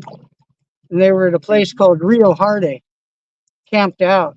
And all of a sudden, in the middle of the night, about 10 o'clock, my phone rang, and I could tell it was my son. And I answered it. I thought something was wrong, right? Being way down in Mexico. I answered. I'm like, "What's up, Lovey?" And he's all, "Dad, guess what?" I'm like, "What?" He goes, "I caught a fish on a hot dog." And I'm like, "Oh, good." He goes, "Yeah, man, we've been catching these carp on hot dogs. Dad, we got to try hot dogs sometime." I said, okay, buddy. Good night. It's, I mean, I'm like that with Kev, right? I'm like that with Kev. I mean, as soon as Kevin starts like, oh, like, especially the Bob, he's like, "Oh, I'm going to do this, and I've caught a fish on that," and it's like, yeah, like, how long is that going to last? And then the next thing is just like the next day, like, "Oh, we still got the same food." It's like we got even more fish on the same bait. It was like, right, okay, maybe there is something. Maybe there's some kind of thing to madness, method to madness. Well, the thing was when they went down there, I I don't know who brought fishing poles. My friend, he's full into racing and all, and I think his mom was with, and she was older, and the 2 boys and the daughter. So I was thinking to myself, where the hell did they get the fishing poles? But then I remembered they said that they had like a little cabin on the river down there. So there must have been some fishing poles in their cabin, I guess.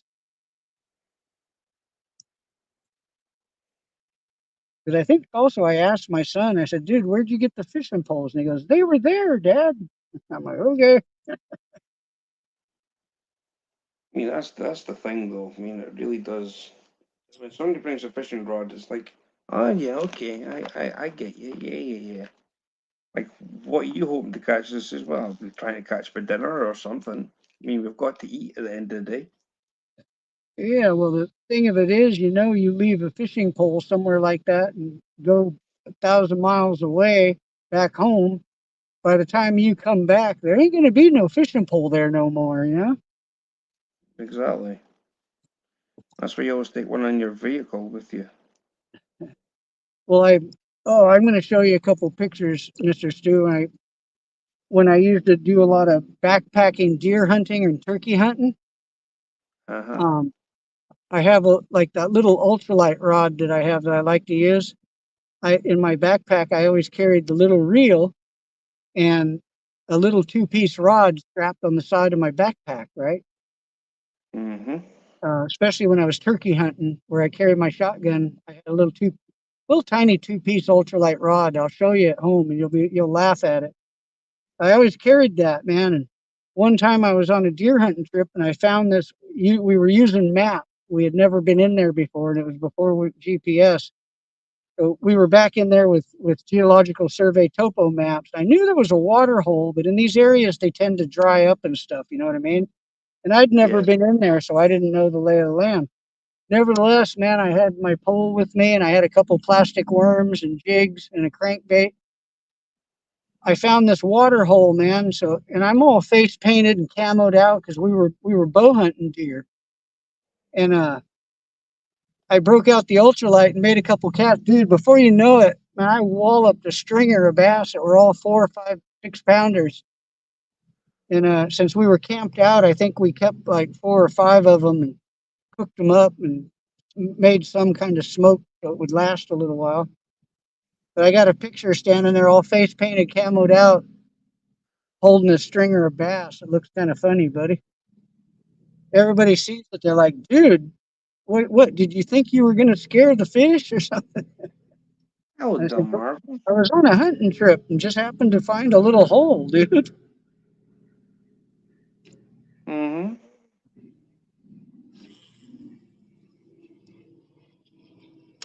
What happens?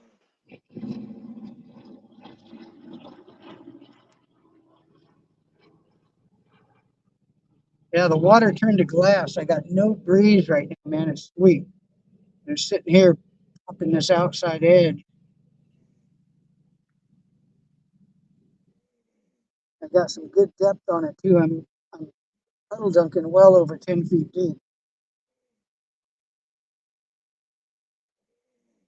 I Uh-huh. just saw a guy up on shore over here though.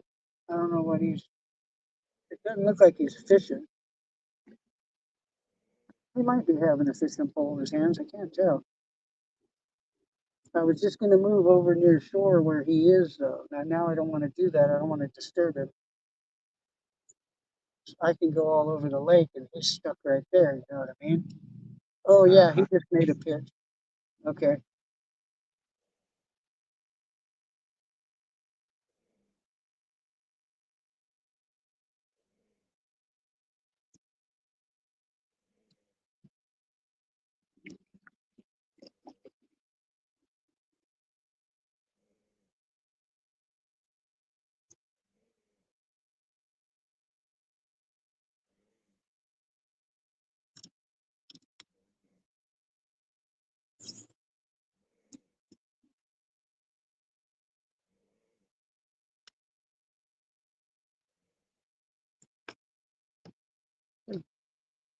Not bad, buddy. Doing good. No, not today. I gotta be honest. Got one bite.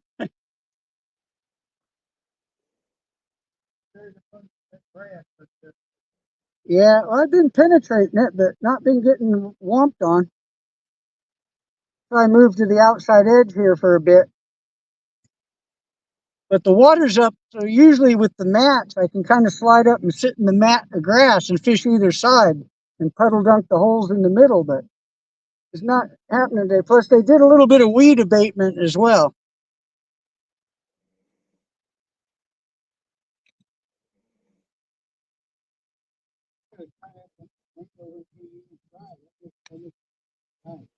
Yeah, it works pretty. Gives you a little different angle and opens up some areas, you know. Yeah, I read the story about it. There's a little bit of when it flooded, they kind of took over somebody's land. The city did. So I read the story on that.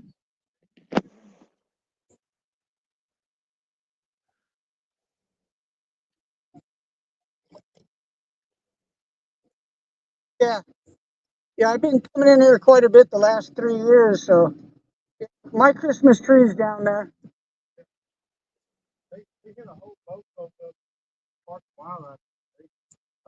in there on the pier one morning. I watched it, but they had a mark there for a while. Yeah. Well, I probably saw you. I was here that day too. They had the little boat there and they were shuttling them out. Right over there, yeah. Yeah. It was shortly after they did the trout stock. Or it might have been before. I'm sorry. It might have been just before that. Yeah. Yeah. I got a little video of it. I remember Well, I have another kayak that has a pretty comprehensive sonar setup. And but it's too big to slide through the ramp. And I'm too lazy to wrestle it. But I've been meaning to bring it in here so I can graph. Well, when the water table broke through and it flooded, there's still some equipment flooded out there because my buddy came in with his sonar and we graphed some areas over 50 feet deep out there with some fish on the bottom. I've got a kayak just like that. Yeah, I got a couple too, bigger than this, but this is my favorite one, man. This is easy to manage. Even though I sit flat on my butt and my butt goes to sleep, Yeah, it's a lot more fun. It's fun. also think about a couple of months ago they had a fan for $100 each. Like the got the little there's same thing with different colors. Yeah. To get everything. Well, I got this one at Academy. It's a Heritage Angler 10. I got it at Academy, and I think it was like $3.99. It's what they were over here at one time. I walked in there one of the stand. It's the double one, $250. Oh yeah, It was like $135. I told my wife, I said, no, I said, that's not bad. If you got somewhere to store it, that's a good yeah. deal. Well, I've got a storage place I put stuff in, yeah, and I've got a big boat also. Yeah, I do too. And I got a little two-man bass busters. But it takes about 2 people to handle. You know, I use yeah. In San Diego, my neighbor had one, and I used to hijack it all the time, stick it in the back of my Jeep, and go out with my buddy. Oh yeah. We'd put 2 milk crates in it. Man, that was so fun. We used to just take a little sawed-off oar, and I'd just scull it with figure 8. And man, I fished a mini day, man, like that. You fished in San Diego before? yeah, I just been here 3 years now. Oh, okay. I was born and raised there, so yeah, I did a lot of fishing there, buddy. Beautiful lakes out there. My grandson in the Marines out there. Oh, at Camp Pendleton? Yeah, I know it well. We go back and forth out there quite a bit. Well, you know, on Camp Pendleton, they have 3 private lakes that you guys can fish. So we got those. Him and I, my youngest son went to another lake. I can't remember what the name of it. Or I know everyone in San Diego. it's probably Well, was it down near the border or in the middle or kind of near the, or up in the mountains, or do you? Towards the mountains. I remember the boat ramp like here, those buildings up there. Okay, that was probably San Vicente. I think so. I can't remember. Either San Vicente or El Cap. Yeah. Those are the 2 with the biggest like that. Real clear water lakes. I remember. Well, at San Vicente, the record bass is a little over 19 pounds, and I was there the day they caught it. I actually lifted it up and checked it out. They had a boat dock out there. My wife and I were walking on the boat dock. We went straight down. Man, you see bass in there swinging around, man. I don't know how. Yeah. Oh yeah. Well, they stock trout right near there, and the bass are into it, man. Yeah. So they. That's pretty nice lake to fish out there. It's kind of real strict on the boat motors and things. Well, yeah, that's the problem too. Is they only open it in the morning, close it in the evening, and it's a big bum rush at the ramp. Yeah. So in San Diego, mostly what I did was float tube fishing, because there ain't no snakes and gator. Well, there's rattlesnakes, but Yeah. there ain't nothing that's gonna bite you. So I used to use a float tube all the time, you know. Oh, really? Yeah, those used to be pretty popular, I think. You know, people got kind of worried. Place like this right here, I don't know if they even let you pick that, but Yeah. you probably could here. Put yourself in jeopardy. Yeah. Well, there's an awful lot of snakes in here, and most of them are harmless, but Yeah, most of them just water snake, red snake. there are. I've come up on some big cottonmouths in here a couple times. I'm sure. I know one thing. I walked in the grass right here. I was my eyes. Yeah. Well, that's what I was wondering. At first, I didn't see your fishing pole when you were walking, and I was like, it looked like he had something in your hand. I'm like, he might have a dog on a leash, but I'm like, man, he's got to be careful back in there. Yeah, I'm wondering where I put my feet at. Sure, yeah, I was raised in Louisiana and East Texas, man. Way East Texas, Louisiana. I was Nice. raised around a lot of gators and snakes and stuff. Yeah. And I tell you what, I've seen some people get bit by them cottonmouths, and I know even a couple of people who get the nature stuff. Yeah. Well, recently, our landscapers do a whole bunch of folks for the family. We all know each other. Right. And one of the that one of them has a lake in the backyard, and it's a pretty big area. And they were out there mowing, and the young man in the mower got bit, and he was out of work for about 3 weeks. Yeah. Oh yeah. Yeah. I just saw him, and as a matter of fact, I just saw him last Friday at my house, back on the job, but I was in the middle of a lot of stuff, and I Right. wasn't able to talk with him much. Right. Yeah, I'll tell you, man, you gotta watch it out here. These guys here with you, these folks. Yeah. Yeah. Like I say, I come out here once in a while, mess around. Have you ever gone over to Bay Area Boulevard?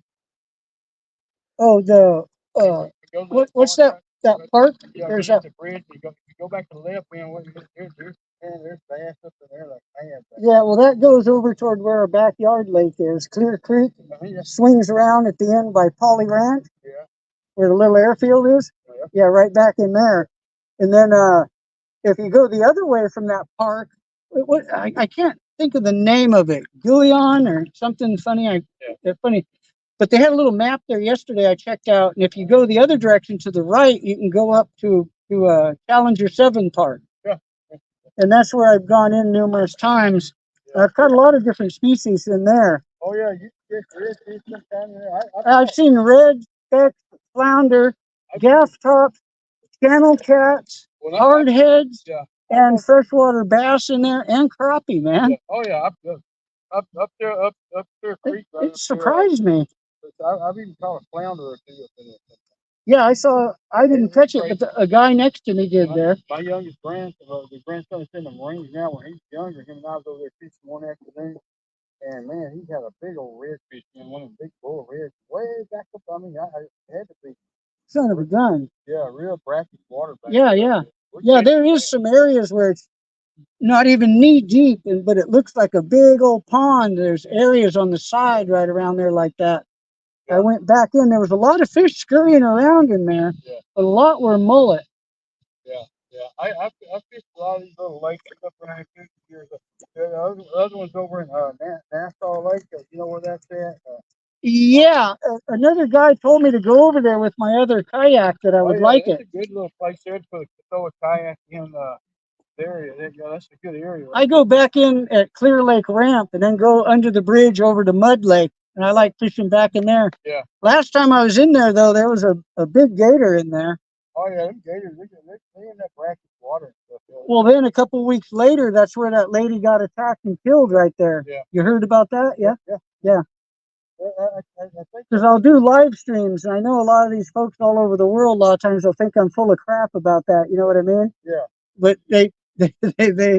Oh yeah. Them gators, they think that lady jumped off there and committed suicide. Her son said he had been suicidal for years. Okay, I didn't hear that part. Yeah, The part that I heard was that she was on shore, and it was in the evening, and that was kind of all so I thought maybe she was fishing from shore, not paying attention or something, you know? Her son said she was suicidal, and this is actually on the news now. Okay. News media is that. Yeah, see, I only saw. This is, but nobody knows. Yeah, I only saw a brief clip. I wish I wanted to.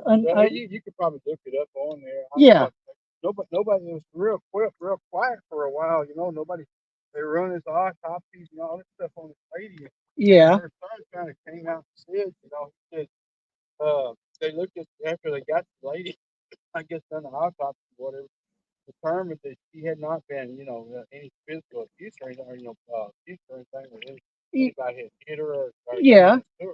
he said that she would walk over to the bridge right there, and she said always threatened to jump in there. She was always wanting to jump Well, in. that's the thing. If she did that and passed away, then that would make sense how the gator Yeah, got yeah, after her, yeah. right? So they kill an innocent gator. Yeah, I mean, yeah, But yeah. at the same time, Well, the one I saw in there, from the tip of his nose bump to his eyeball, I can hear you. There you the one that I saw in there and I filmed from the tip of his, there were a couple of them that Yeah, day. right. Now, the one that I filmed mostly when I first saw it, I thought it was a log and then it submerged and I turned on and videoed and I said, man, you guys, I just saw it and it came back up for a moment. And from the bump on its nose to its eyeball Yeah. was easy 3 feet. Oh yeah. So, man, that I thought, man, that's a good size one. They're huge. They're huge. They're huge. And then I saw him out there swimming. Yeah. I've never seen any in here. They say they're here, but I've never seen them. Well, I've been fishing in here for many years. We used to be right over there on that road over there. There was just a fence right there. You just crawl through the fence and you can't fish. yeah, well, they come and go in here. Because isn't there some water right over here? Well, yeah, it's a little bit. I don't know if enough one of them survive back there. I get there you go. I know they'll move from one place to the other. Yeah. But, I don't know if it's only about that deep back there. They're made water back. Yeah. But yeah, there's another, the kayaks and stuff like that. That's that Nassau Bay Lake, Nassau, they call it Nassau Lake, I think is what it is. Uh-huh. Over off Nassau Road 1. Yeah. Uh, At the very end where it keys, right? Yeah, And then you turn right, yeah, if you're passing clear. Nassau, what is it, Play Center, Houston, Yes. go down, make a right, go back through that neighborhood right there. Oh, And okay. it's back in there. Oh, okay. It's freshwater lake, and it's good fishing back there. Oh, okay, Yeah, okay. they got a little. Well, then I misunderstood because the guy I was talking to, we were talking in Spanish, and my Spanish leaves a bit to be desired. Yeah. So from what I understood, he said was where I was at Clear Creek Ramp, Uh-huh. that you keep going east, I guess, you know what I mean? Uh-huh. And then where the road tees, he said you turn right and like you go over the bridge, and you know where the seafood markets before you get to Kima.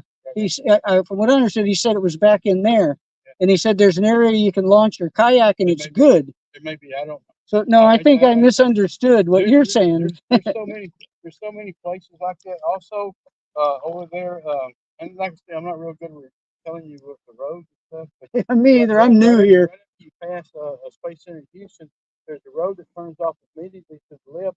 Look right over here, this big hotel and everything. Make that left, you go down through the first road to the right, and there's a bridge there, and they got a little.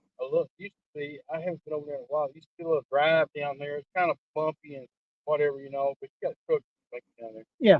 But now I stood there on the bank right there and caught 3 or 4 pound fish right there off the bank, and but the thing is that thing's full of gators back there. Because that's connected to the area somewhere up the lake there, up the way there, where the lady they found the lady.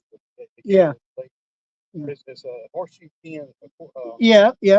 Because that's back up from Mud Lake, back up to the right. You can do real good back there. And if you're right there at that marina, I'm gonna say where they got the big boat ramp at and all that, NASA, is that Clear Lake? Yeah, Clear Lake Ramp. Yep. Clear Lake Ramp.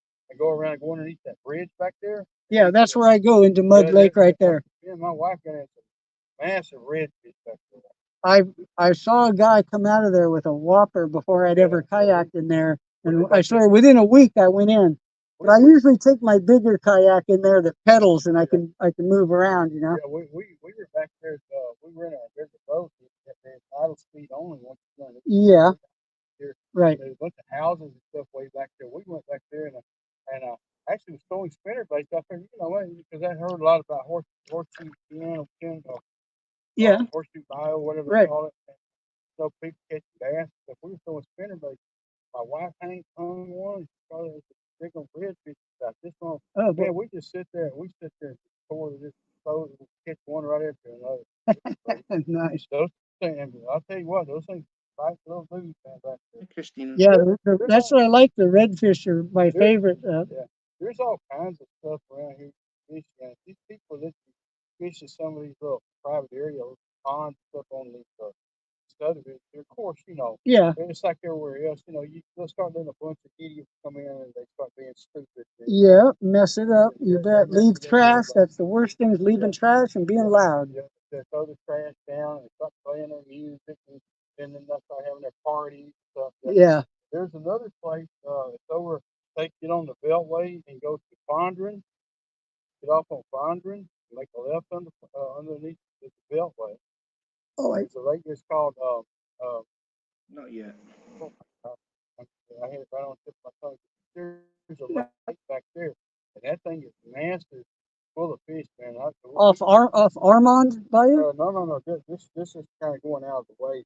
If you ever go out that way, like if you get on the Beltway and you're going, see, I guess that's west on the Beltway Yeah.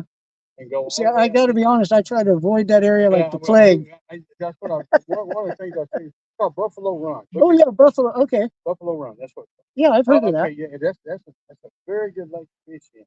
But the thing is about it, you know, just make sure when you leave your truck or your car, to make sure you get all your bags. Yeah, I wouldn't, that's part of some of the areas that I Yeah, won't I go to. I'm wouldn't- a little worried about I that. wouldn't trust it. Yeah, there's things that I wouldn't be over there. Go over there. But man, we caught nasty amount of fish out of that place. You know, you got a little boat. No. Yeah, some of those areas you mentioned when I was researching the gar fishing, they were mentioned in some of those areas. Yeah. They've got all kinds of ponds and lakes around. You got to look for them. Yeah. Yeah, well, not being from here, I'm real careful Yeah, about not Texas trying to City. trespass anywhere. Yeah, down in Texas City, they got the dike closed down. I don't know if you've ever been there. Yeah, well, my buddy, I netted a pretty good size redfish for my buddy there. I didn't get bit, but he did. That's what I bought those kayaks for right there. When you're going to Texas over to Texas City dike area, Yeah, they got a little small area. The water's kind of shallow right there. You throw this thing here and there, and you go out there, man, little trout all over the place. There's little reefs and stuff out there. Oh, you get man, a whole bunch of. I used to take my big boat down and put it in the water in the dike, come all the way back around. yeah, Yeah, I got this little kayak. I told my wife to go in the back of my truck. yeah. They got it shut down right now because of the storm. I think the storm. Oh, the whole dike is shut? Yeah, that's about what I understand. I don't know if I was reading right or Yeah. it may have been an old post where somebody said free. Well, I got to go either tomorrow or Thursday. I got to go over to the Fish and Game office there in Texas City. And I was thinking of going over and checking out the dike. They said I was reading the fishing report. I don't know if you ever been on the Texas fishing report. I think so. Get on there and look on there, and that's where I seen it at. They've been catching a lot of trout and redfish on those rocks right there. I don't know if you're familiar with that area down there. There's also a freshwater lake right there. Yeah, I saw that. I've never fished there. My grandson has. He said it's caught them out. All right. Yeah, I don't. This lake right here, they're hard to catch out of here. Yeah, I know. The water's so clear. Yep. Yeah, clear water's not my favorite, but I'll fish it. This is only 7 minutes from me, so I like to come here. Yeah, I just found that beach.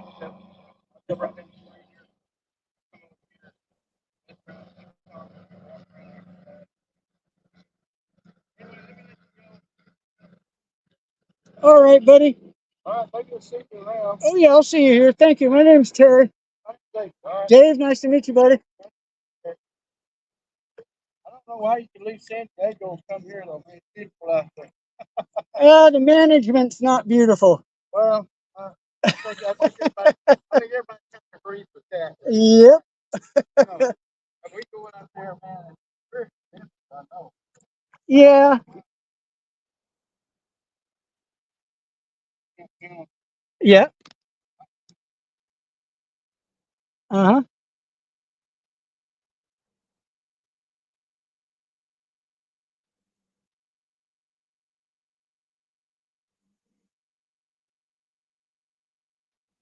Oh, yeah. I used to do a drive there where I'd start from my house, go down to the border right at the edge where the bull ring is, and then run the coast all the way up to North County, cut over, go through the foothills up into the mountains by Palomar Mountain, drop back down to the lagunas, go through the lagunas, whip a left and drop down into the desert, go through the desert, and then come back up the grade and come back into San Diego that way. When I have visitors, I'd always take them on that tour.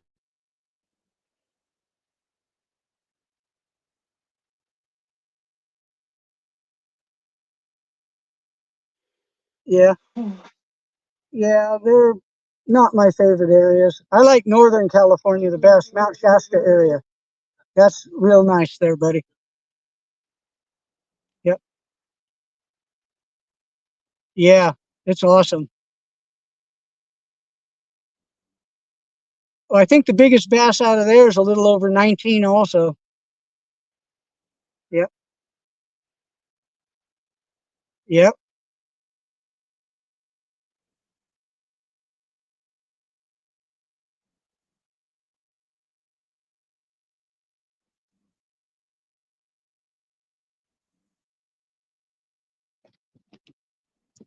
Oh, nice. Uh-huh.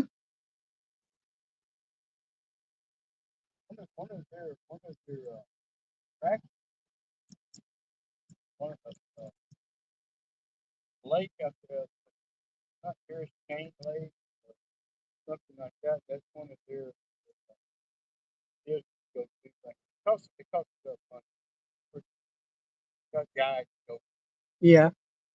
fun. Got to go there. That being from Louisiana, Texas, up way down Texas, right on. My mom moved down to Dallas, Texas. I fished all those old bikes, Oh man, cool. all those places like that. It's fun. Yep. I go back there every once in a while. I don't think I could live there. Yeah. Understand with the management, Yeah, I know, huh? but you know, maybe it'll all turn around one of these days. We'll see. Yeah. The younger generation of people have a whole different idea. Yeah, sure do. They're kind of the ones taking over. Yeah. Have a good one. All right, Mr. Dave, take it easy, buddy. Okay, I'm gonna mosey over here into the shade. Flip this lizard some more around this here tree. See if I can find a little bit of shade here for a couple. I'm sitting in the sun there. Is Mr. Stu there? No. No. Doggy. I think I need to fetch a drink out.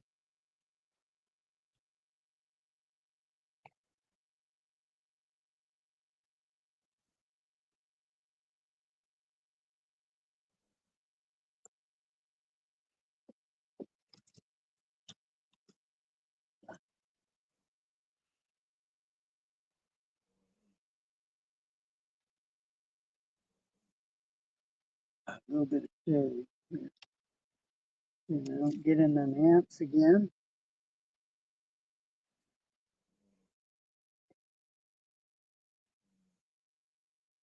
I'll cut Mr. Dave some slack back in there. Instead of being right down on the shore where he is. Ugh.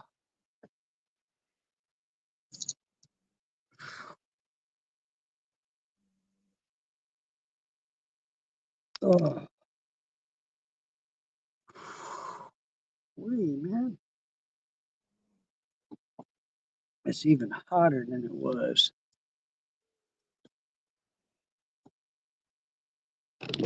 Oh, what do we got going here? Oh, I heard one slap at the surface.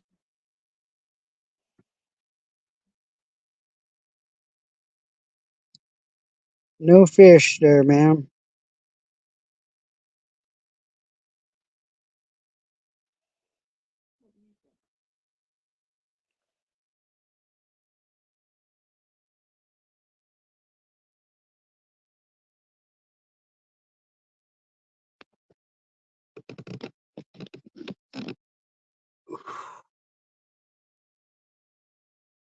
All right.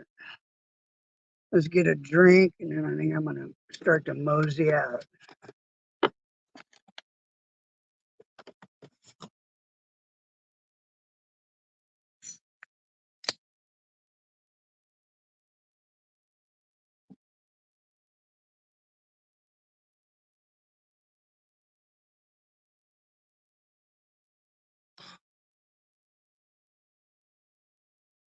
Hello, River Boss Fishing.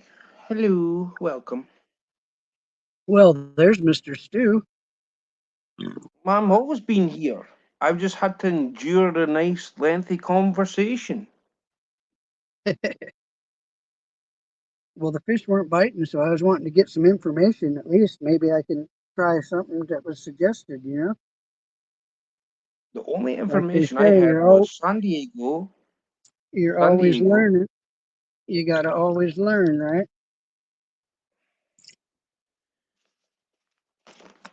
Oh, Like I said, though, many fishermen have a big problem with their ears working. so did he give you any They advice on what get beach to easily use these offended as on? well.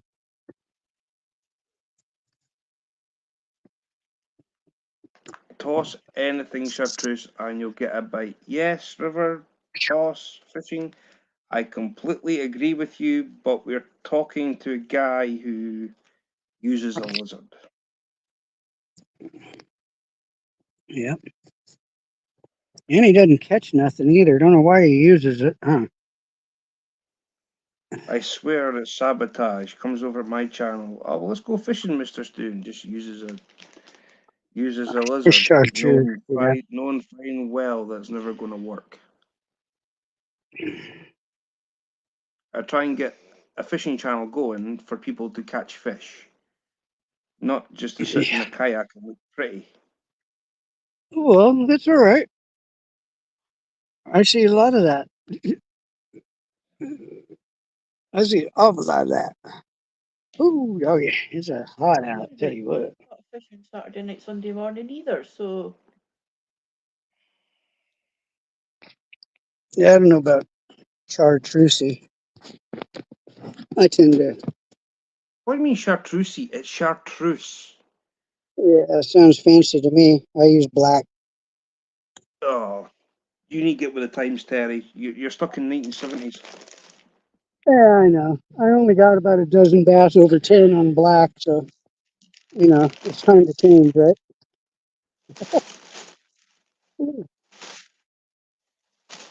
Like I said, Mr. Stew, before I do the various fish number 3, I'll show you ledge of a freshwater fish.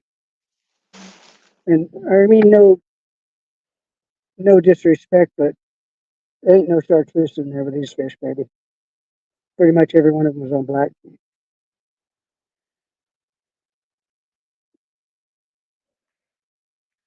Any beetle spins? Now, yesterday, those little No bluegill idea. we saw and stuff like that, those little bluegill and all were pecking at that chartreuse stuff, like a translucent lime color, or black and yellow. Throw some yellow. Beetle spins. What are they? River Boss Fishing. What are they? I don't know. I've I never heard of them here. before. You want to see a beetle spin? Here you go. I also have a roadrunner with me, which is very similar. But like I said, man, I typically don't fish for bluegill, man, unless I'm making bait or something. I'm just wanting you to catch a fish. Let me Any see what fish. I get. Let's see. Although at 4 the hours end no there, fish. I may have pulled those out. Because, like I say, I don't normally use those. Um, I think they're sitting on the bench back at the house. I think I pulled those out. A jig with a spoon on it. Sounds interesting. Yeah, Sounds like I'll that's a catch a road. fish. A beetle spin has a little clip-on blade assembly that you clip to the jig head. Then you tie your wire to that line. I mean, tie your line to that wire. Yeah, I. Oh, wait a minute. No, we didn't. What does that say? Beetle spin. Here, Mr. Stu. I usually have beetle spins and road runners for children. Again, if I see kids that ain't catching nothing, they can yank little fish. Here's a road runner. It's a jig head with a blade on it, kind of boomerang shaped head. Now he's gone.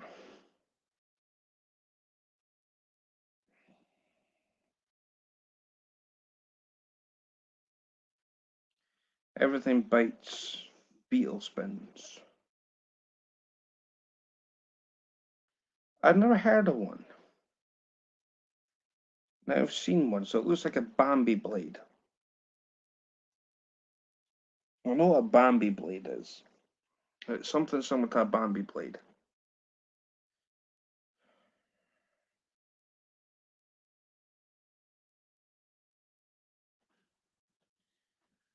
Oh, Nolan, where are you? Come back. It's all's forgiven.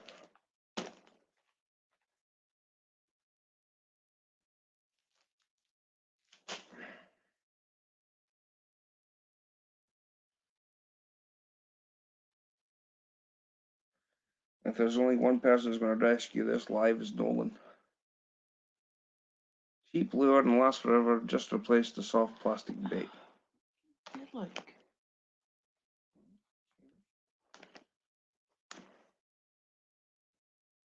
Oh, sounds like a good bait.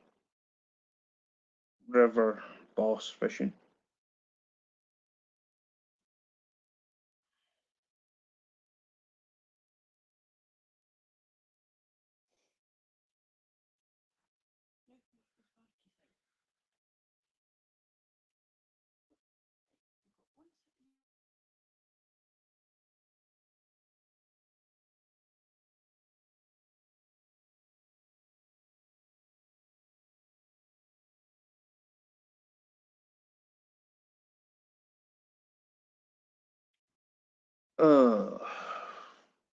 Got no idea what's happened to Teddy Bear.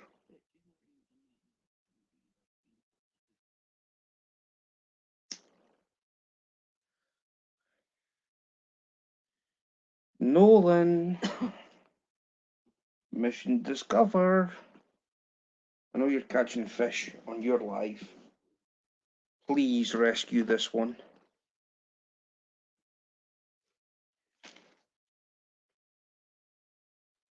Please.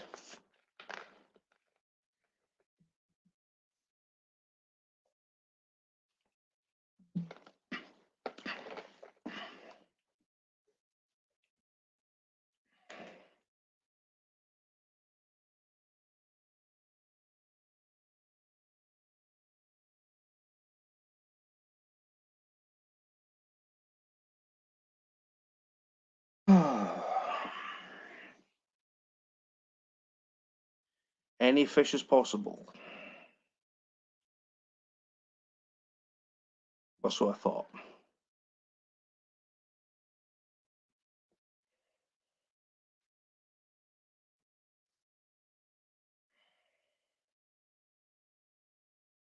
How is everybody?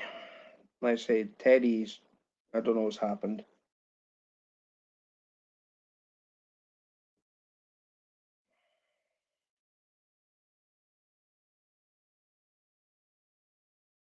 I think he just goes fishing with a lizard. Catches no fish because he just wants to go fishing. Just to chuck a line. I mean, if I was anywhere near him, that wouldn't be the case. I'd be catching fish. I'd be there to catch fish.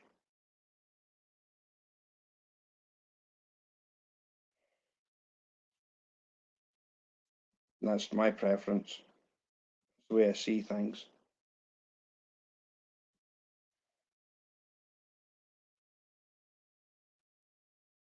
Maybe it's not everybody's cup of tea, but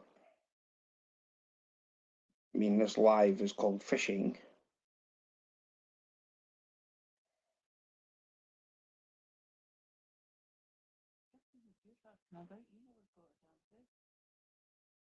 Hey, hit the link.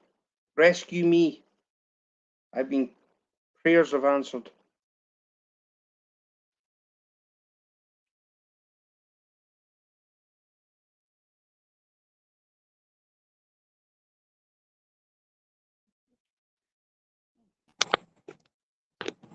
I'm here.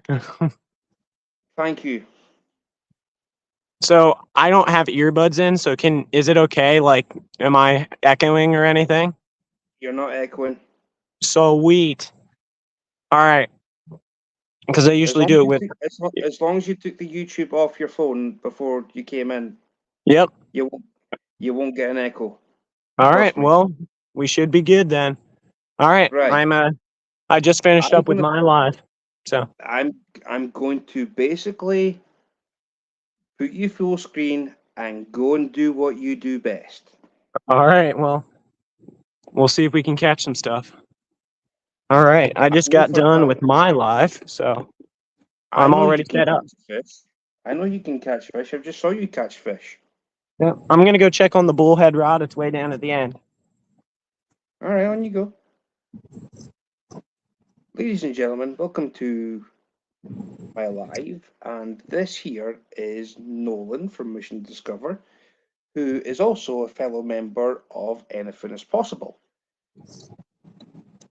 And Nolan will be catching bait for catfish. I don't know where Nolan's going to go tonight, because usually on a Tuesday night it's Philly Flatheads, but I don't know if he's going to go or find a place to fish for flatheads. When's that? Well, when are you? What's your doing tonight? What are you doing tonight? So we actually had it be canceled tonight because of Bob's work schedule. I just pushed it to tomorrow, or not tomorrow, next week. Unfortunate, but that's why I did the live today, to make sure that I had some sort of a live fishing to fill in the time slot. So unfortunately, it won't happen tonight.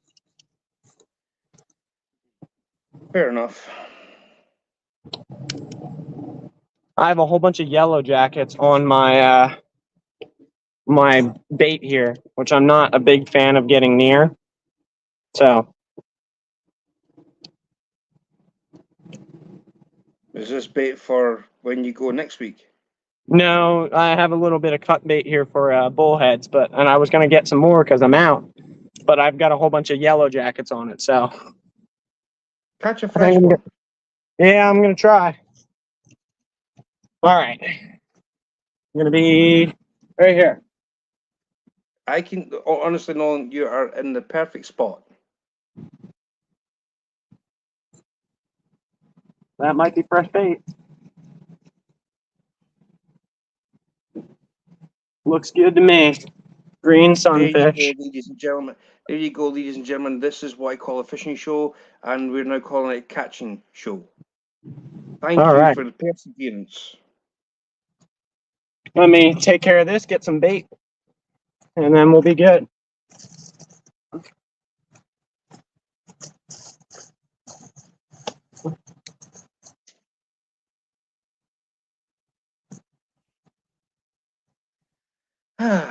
And for the 5 people who are watching, thank you for sticking around. Hello, Jerry. Hello. How are you?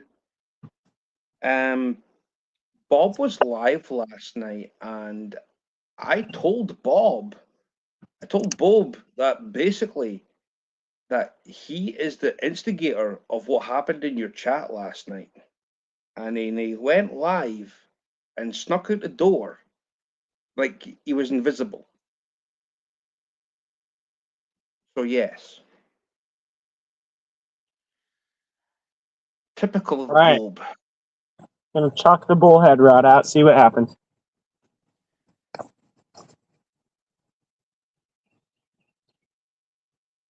So how are you, Jerry? I'm hoping you're well.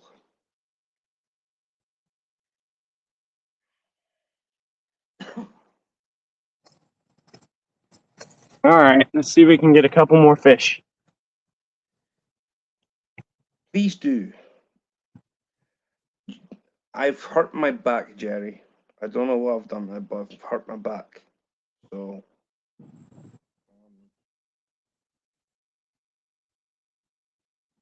I'm in agony. It's a hot day today. Yeah. It's been a hot one here today too.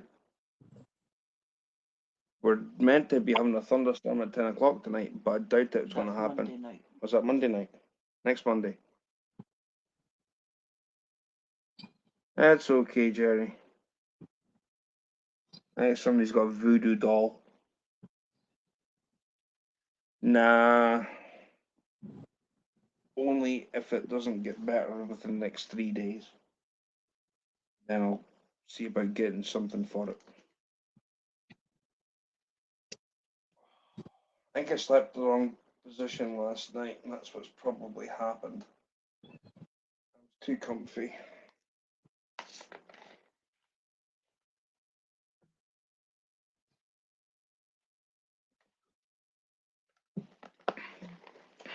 Kind of wore out the fish in this area on my live. We're gonna see if we can get a couple more, but they're kind of a little bit slower than they were when I was fishing. Fly fish for them. I love that. I'll pull out the fly rod. We'll see what we can do with that. Why not? 2-weight, you said. It's amazing for a 2-weight. I mean, to me, well, you know my outfit that I've got, Nolan, when it comes to fly fishing.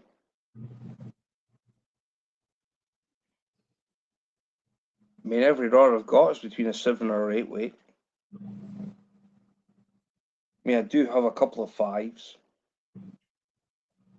Maybe a 3 at a push.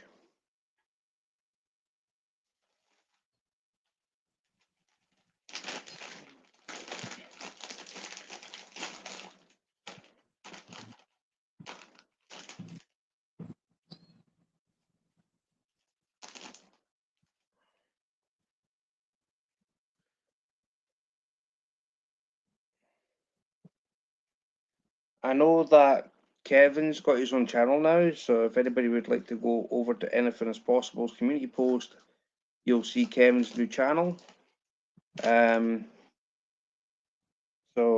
you're more than welcome to go and have a look at Bob's community post, and you'll find Kevin's channel in the comment that anything put up would be helpful.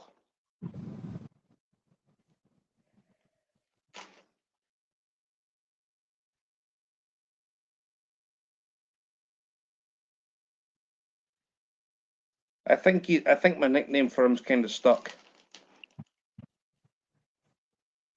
The Fish Magnet Sabotage Orangutan.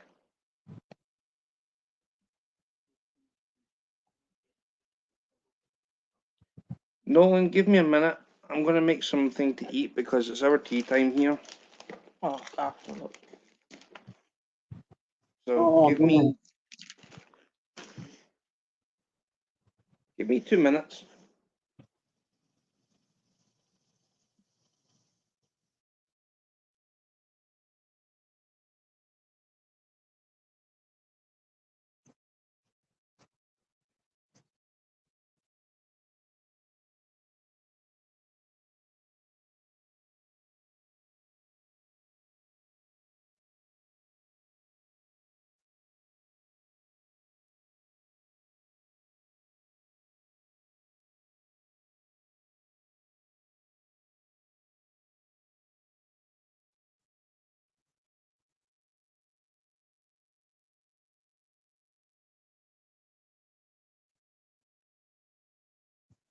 Oh.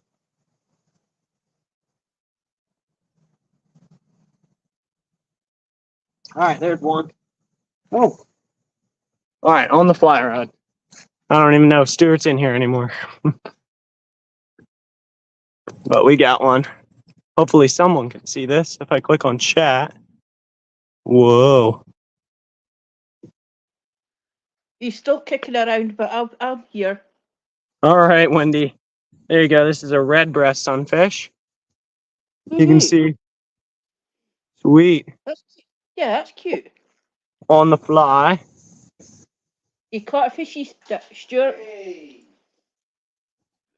On the fly. Yeah. Fly fishing.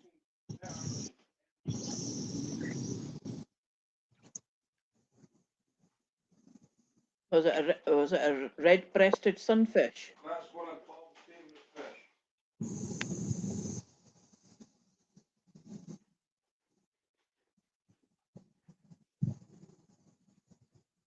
I'm gonna turn the camera a little bit so I'm more in the center.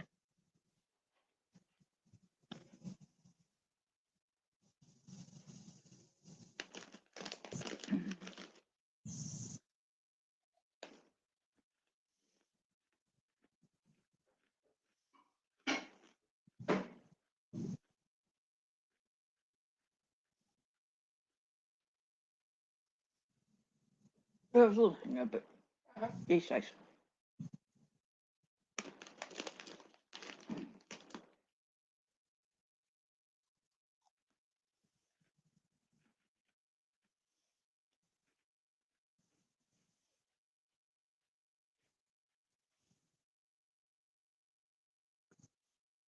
All right. Oh, there's a couple nice ones right over there.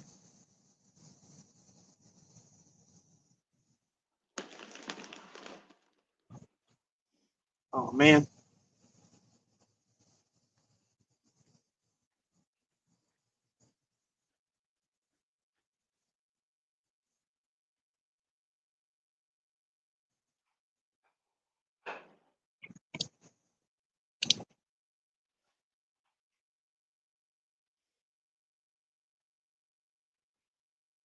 Ooh, I'm in a tree.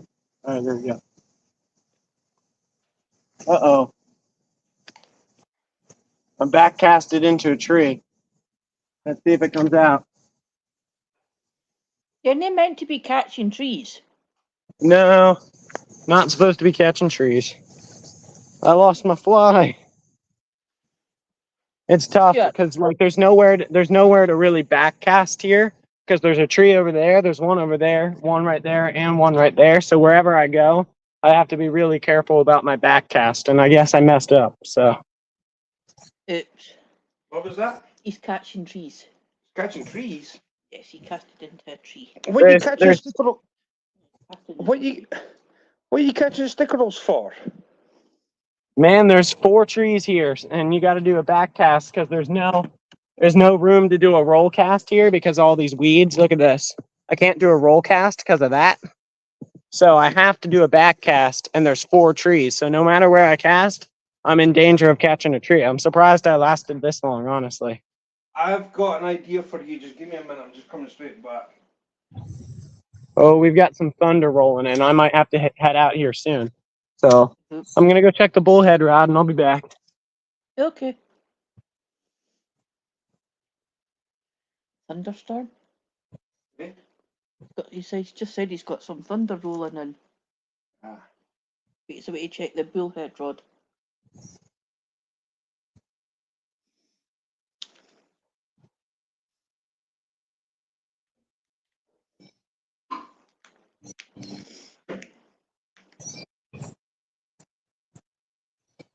Whole bunch of little sunfish and stuff over here. We can go over there and check some of that out. Kaboom. Kaboom. Right, Nolan. What's going on, Stuart? Right. I'm gonna make a suggestion to you. You ever heard of a thing called a catapult cast? Yep. Try that. I have to cast too far for a catapult cast. I can't hold it because I've got too much line. As long as Because you've I got need I need about 40 feet of line to make the right cast.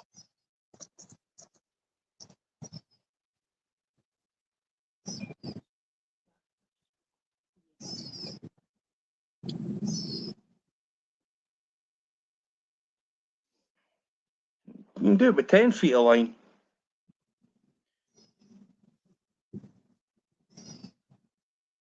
Depending on how long your leader is.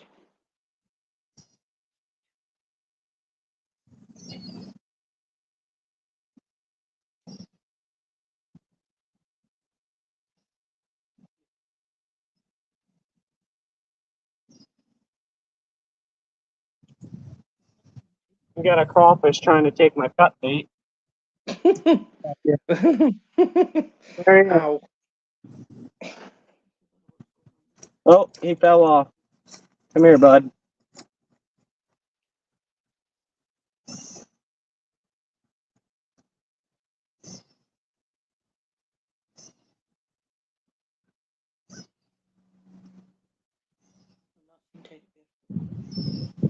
There's a crawfish. Oh, wow. What? Boil it. Boil it. Boil it.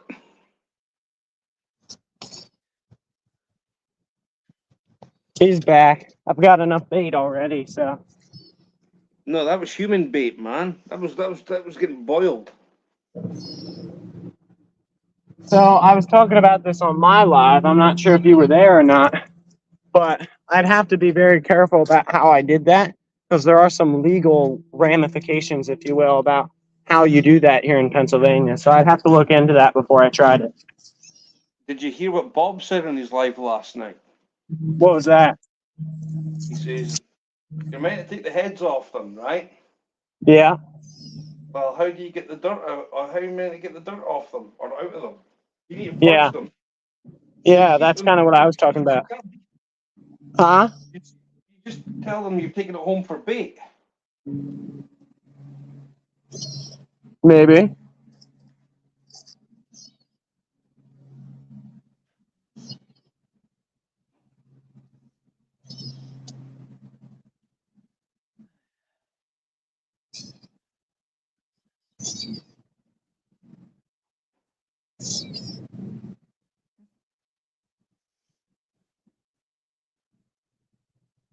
Yeah, you just tell them you're taking them home for bait. All right, I'm going to switch up tactics here. Going to re-rig and then catch a couple more, and then I have to head out. I got some things still to do today, so. Well, thank you for coming in and saving my life.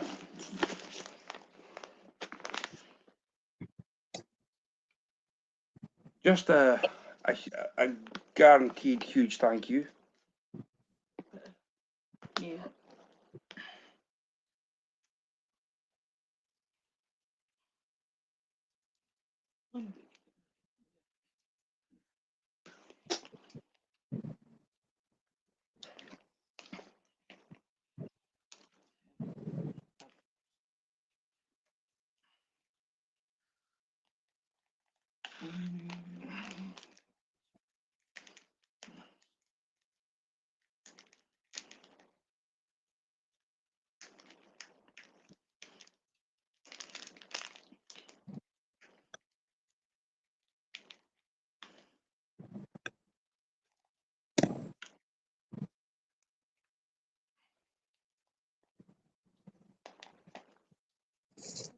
All righty, I'm back. We're back to using the gulp maggot.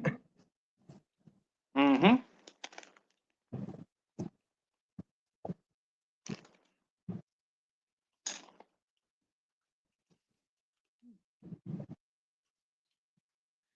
Nolan, I got an idea for you.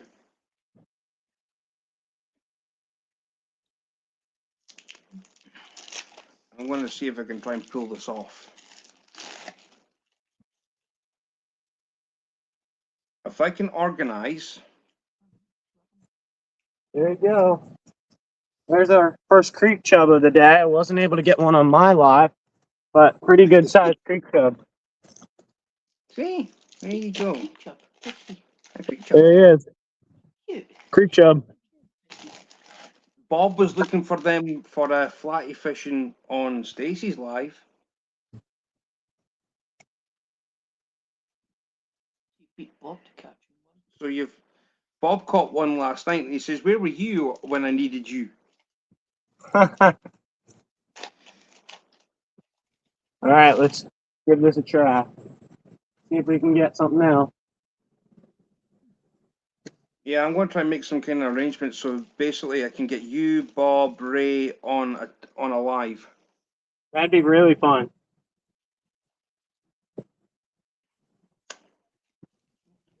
That I'm hoping to try and like hold this down because I know that Ray and Bob have got memberships for my channel.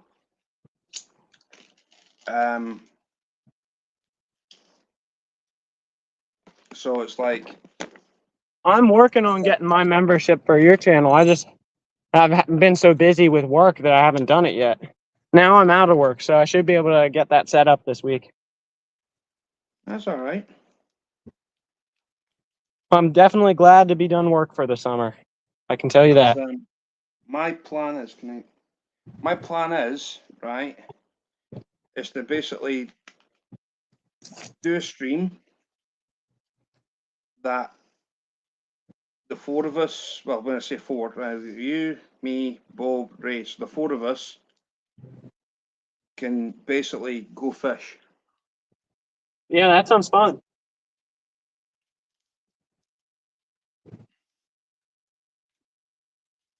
Just need to make sure that everybody's not going to be busy.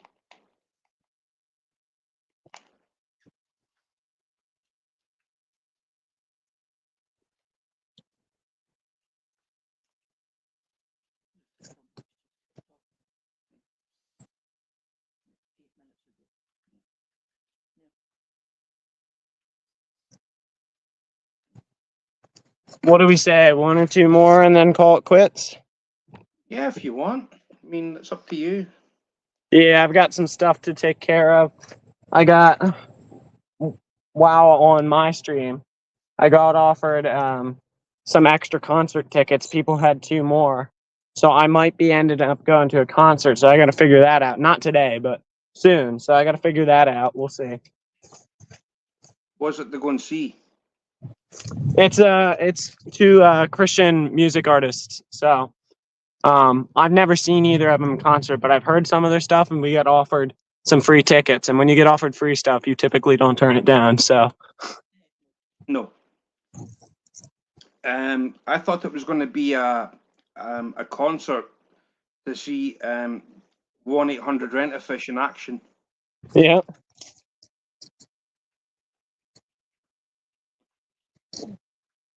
Like this time I got offered to go up to Aberdeen. So for any of you who were in my live and saw, I was trying to catch this northern hogsucker, and I said they're super skittish. I've only ever caught a couple of them, literally only two of them, and there was a really big one feeding. And I said when I missed him, I didn't think he was going to come back. Well, he's back, so I'm going to try and catch him real quick, which means I need a split shot.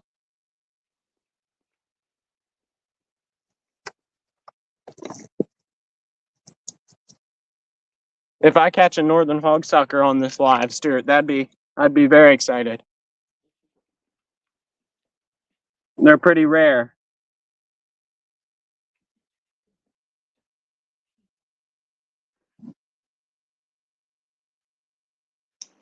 All right, let's see what we can do. I thought it was going to be a concert to go and still hanging out here while working. Okay, Betty.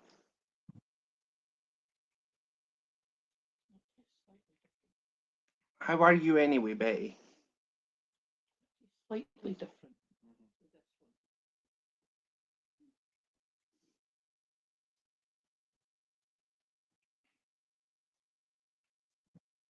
Nolan's rescued my life today. There's a green sunfish. Mm-hmm.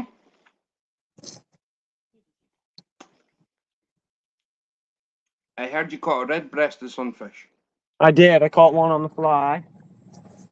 That's Bob's favourite fish. Oh, we got something on this rod. Something on the bullhead rod. Okay, Terry. Loaded up, headed home. Oh, came out. I think that was a bullhead. Dang it. Hmm. Too hot for Terry. Hello, Cecilia. I think so. It might have been too hot for Teddy. What he said when he was in the shade. Mm-hmm.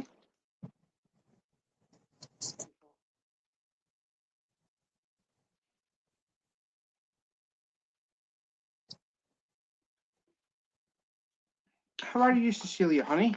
Hope you're well. You still have quite a bit of stuff to do as well today. Not. Well, it's 1:16 where Teddy is, so it's in the afternoon, and it's coming up for 2:16. Well, it's 2:16 at the moment where Nolan is. All right. Oh, look at this. There you go, Stuart. You'll appreciate this. That's a good fly Oh, tying yeah. feather. That's a good Yep. one. I'll keep That's a that. good one. Damn right. They're similar to the ones you've been picking up. Mm-hmm.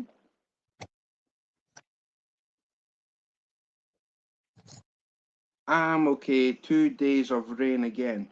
Who's that? Well, if you're on your second day of rain, you're lucky because in Scotland it can pour down for 2 weeks, and we just think it's normal. 2 weeks or more. Cecilia, this is not me. This is Nolan. There you go. Oh, What's this?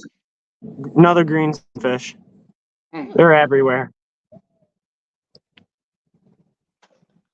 There it is. Back when you see the red one, it was red. Mm-hmm. Surfaces on its belly. No, honestly, red sunfish are like, well, red-breasted sunfish. They are a really, really beautiful fish. I mean, between that and smallies is basically Bob's favorite Well, fish. it had to be at least about 4. Mm-hmm. It was beautiful. I mean, I would prefer to see green sunfish get used as bait more often than red-breasted ones. They lasted too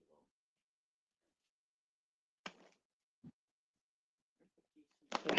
Stayed around the corner. He would love fishing that dock with all the bluegill home, Mr. Yes, I know the bluegill home.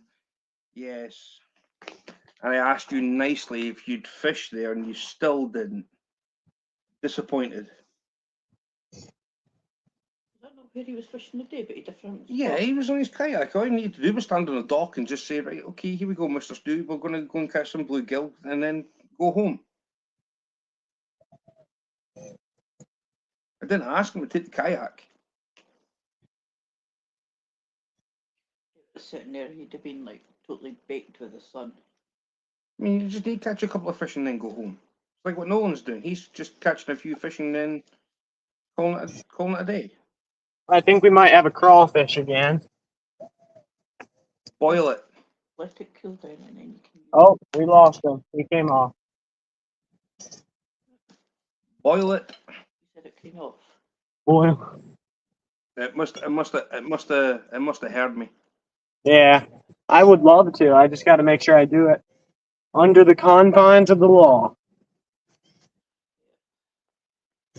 Well, if you've watched Bob's video Bob's live from last night, I agree with Bob.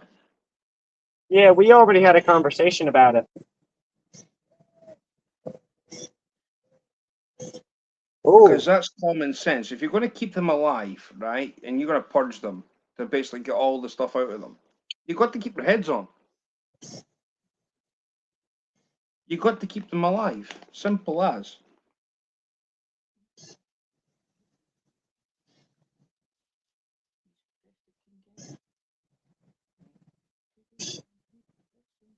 Mhm.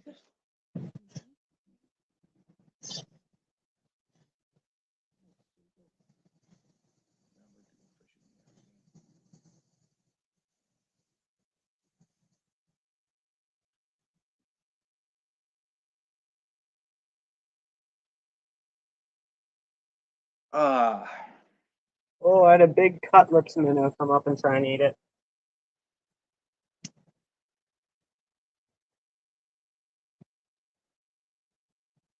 did you see the snake that was in swimming around Bob's two fish last night? That thing was huge. Kevin's like, I want to pet it. I want to touch it. I was like, nah, that's a bit too big. That was just a bit on the big side. Cecilia's saying hello to you, Nolan. From acoustic to rocking, couldn't we? Yeah, I'm probably gonna catch 1 or 2 more and then call it quits. I'm getting hot. My water's running low. So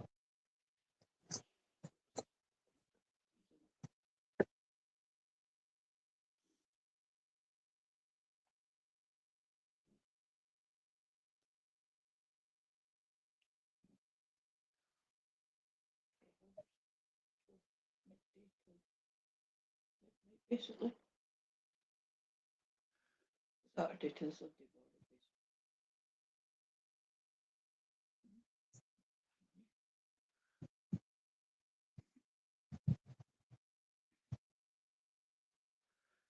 You wouldn't be able to camp there, though, would you? You'd have no way of getting over from there. Camp. Finishes at midnight. It's 12 midday and then it's at midnight, basically. Ah.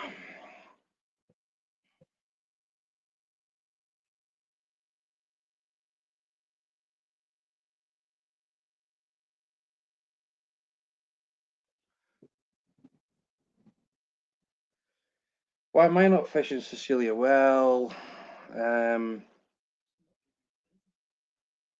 it was all right today, but the thing is, it's like I'm still trying to recuperate after what happened on Sunday night.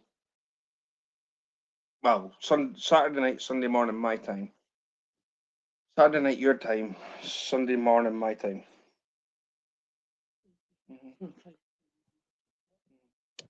Um.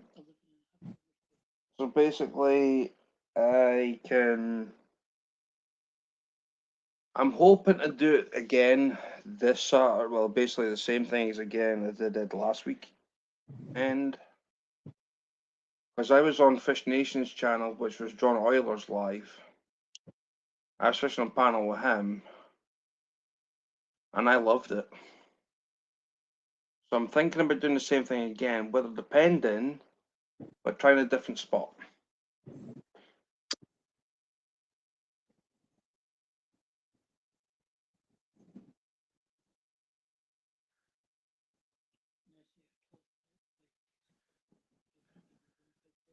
Did you get the sticker out?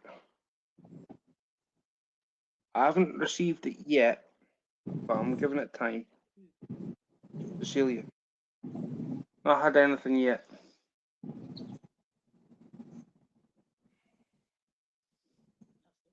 Oh, you get a sticker from my end? No, not yet.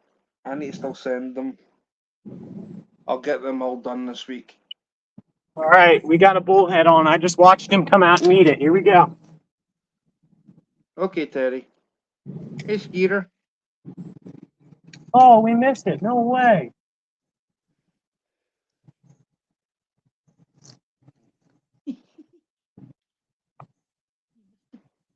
Head cut off. What do you mean?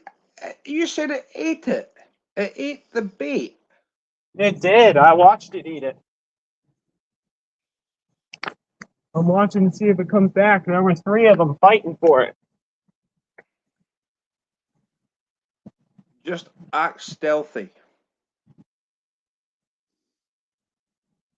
All right. There were 3 of them battling it out. So basically, what I could try and do, if you're not working, Nolan, I'm going to try and make arrangements between you, Bob, Ray. I'll get the 4 of us together, and I'll see what I can do. Hello, Mike.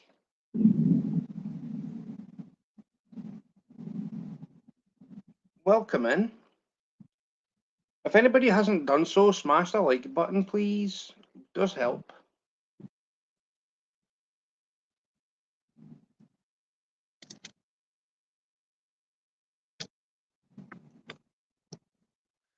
All right, I'm going to get another piece of bait, kind of chum the area.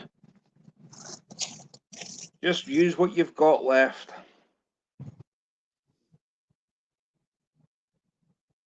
Then you can just basically end it. That'd be my idea. I'm going to get another bullhead. Come on.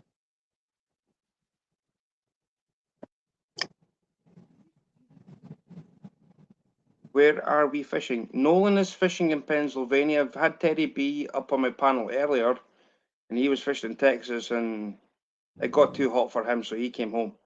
Nolan has decided to stay out because he was alive on his channel, and he's came across to mine and basically got me out of a hole because Nolan's now caught fish. It's now an actual fishing channel.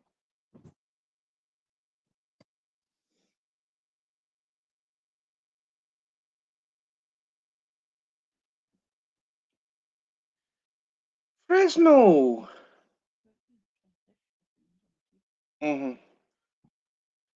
How's it going? I hurt my back, but I'll still be able to go fishing again this weekend. I loved that last time, honestly. Nolan, What's going on? see that live that I sent you for the seagull. You sent me the one with the dogfish, not the one with the seagull. Ah, well, if you go on John Euler Outdoorsman's live, right? Yeah, I heard about it. Yeah, He showed me. the last 5 minutes of that live was just hilarity. Stupid seagull running in my line. It flew, well, it didn't run in my line, it flew into my line. But Did you have listen to to? this. When Fresno was on panel also, the sun was setting at his end. The sun was coming up my end. We had the sunset and the sunrise all in the same. The seagull made the night. Fresno. I don't care what happened, as long as I gave you guys a laugh. That's the main thing. Well, you gave me a laugh when you come home back here and you showed me. Look what we got. Oh, he came off. Another crawfish. Get back in there. Brandon actually called it. He says, "Oh, catch one of the sea turkeys." He says, "Come on, you catch a sea turkey." And I was like, "Oh no, don't want a sea turkey." What happened? It flew right into my line. Boom. Thank goodness I put the camera down so you guys couldn't see what was coming over the wall.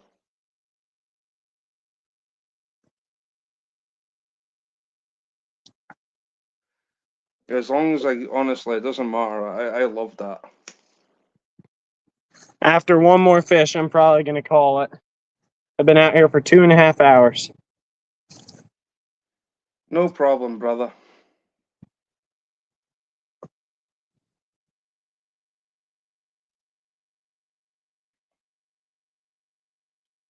So yeah, if anybody wants to go and check out John Euler Outdoorsman's live from Saturday night, if you just watch it all the way through, the amount of hilarity was in that was just funny.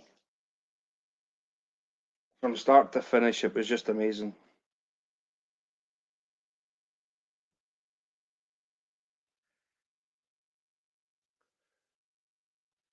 So I'm going to try that again, but I'm going to do something completely different. I'll take my light rods through and I'll fish the inner harbour. Weather dependent, obviously.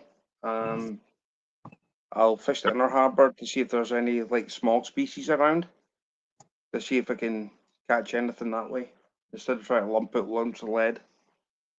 Because it does get rather sore taking a box through. Especially with two massive beach casters too. Backpack on your back also. I mean, the backpack, I can put the stuff in. I can basically carry everything in one backpack, and I'll take an empty box through as a seat.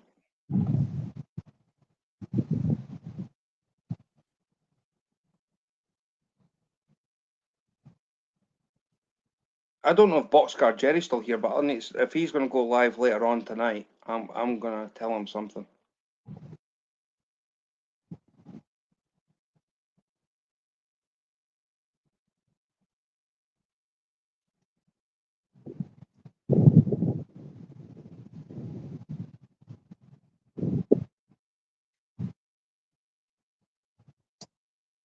So how are you, Fresno? Hoping you're well. Same with you, Mike.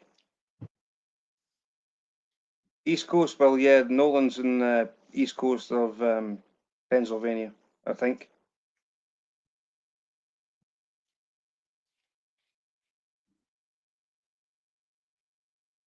Because the live I did on Sunday morning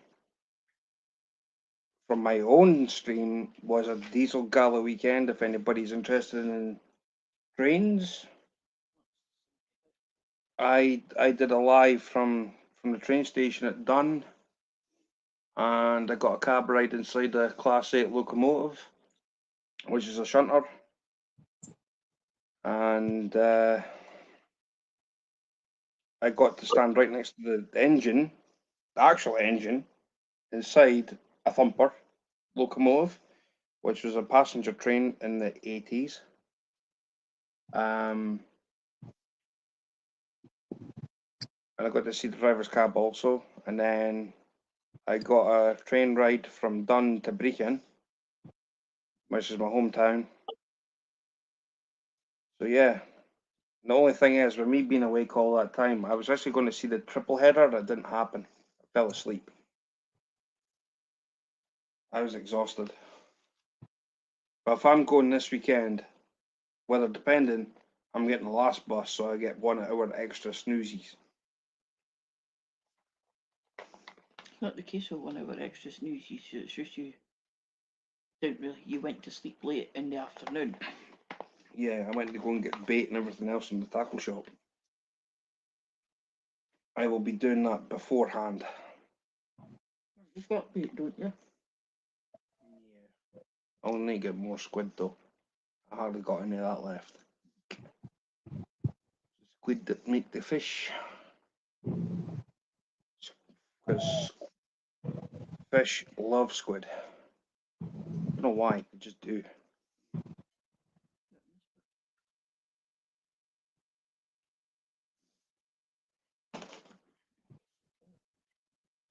Nolan, got an idea for you. If you can last 13 minutes, I'll end it at 5 hours. My side. I can do that.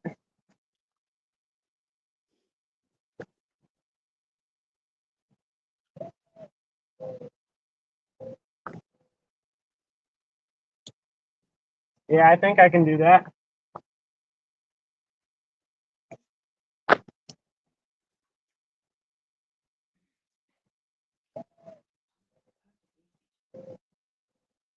Got the phone on charge, cooling off. Okay, Teddy. I think you'll be going for a shower. Bad storm coming in our area. Skeeter, if you can, Mission Discover is the name of the channel. Give him a hook set as well as anything. Big Because crawfish again. Nolan did The say he crawfish did. are relentless. Oh, he I'd just boil fell. that bad boy up, man. You could have had like. You could have had crawfish boil, and Auntie Betty would love you for that. I would love to. Besides I'm planning on it, just not today. that. He's kicking with his tail. Mm-hmm. There you go. Nolan, your thunder coming in, and you were heating them up. Because I know Skeeter's in Pennsylvania too, Nolan. I think he's said he's northeast Pennsylvania. Who's that? Skeeter. Oh, okay. Let me grab some He's water real quick. he's oh,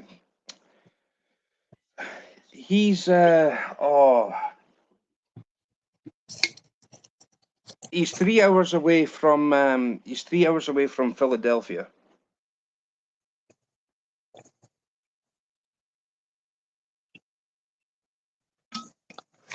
Really? I can't remember exactly whereabouts in Pennsylvania Skeeter is.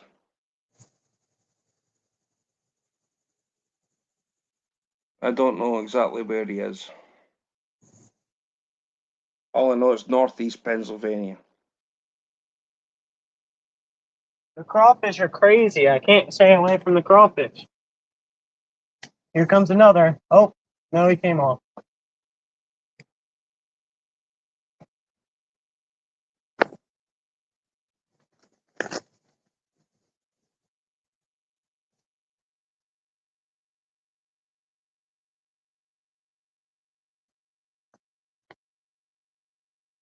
All right, I'm gonna go over here and get at least one more fish from here.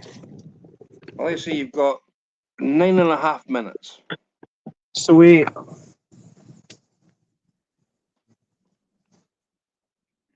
So how many fish can you get in 9.5 minutes? Well, I've kind of worn out the spot. Probably not near as many as I could if it was on my lot.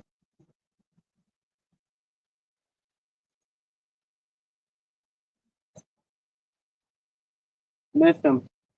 So welcome in everybody, and I've got like 10 people here. Please hit the thumbs up button, would be much appreciated.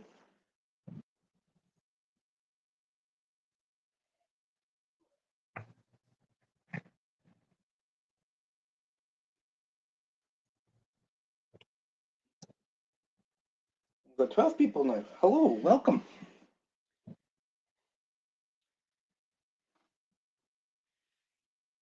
Go on, Nolan. Got faith in you. There's suckers here. I'm trying to see if I can catch a sucker. Hey, Mike Skeeter, can you use the crawfish tail for bait in PA? Yeah. Hello, Diana. Welcome.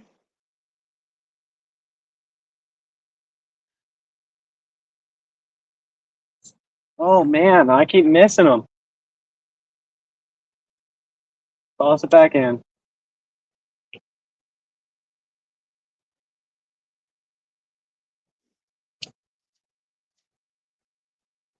Diana, can you drop Mission Discover's link, please?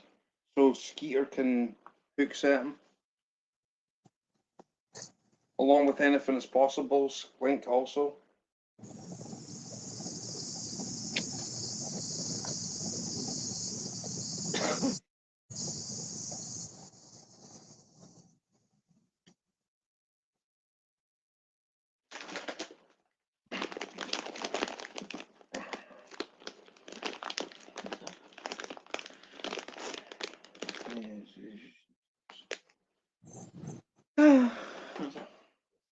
Yeah.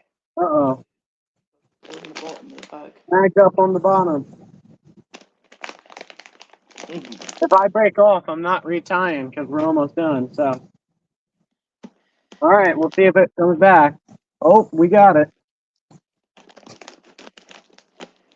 A fishy. A fishy? Thank you, Diana.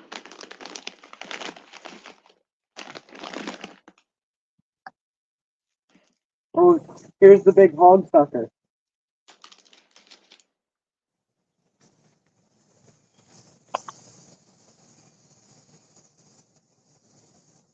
The big hog sucker's right underneath of me.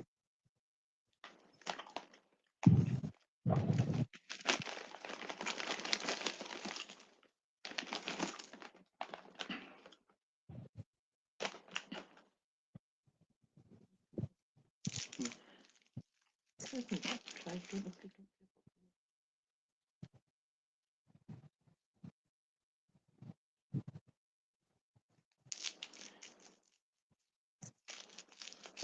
Let him know okay, Skeeter, Nolan, Skeeter's just hook set your channel. Awesome, thank you. Yes, please, Diana, pretty please. And Dylan from his name's Bassface Fishing. Did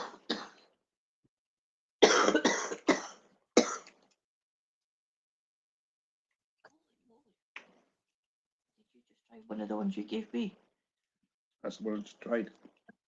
Ever is it not? So Bassface Fishing and Kevin's new link, yes.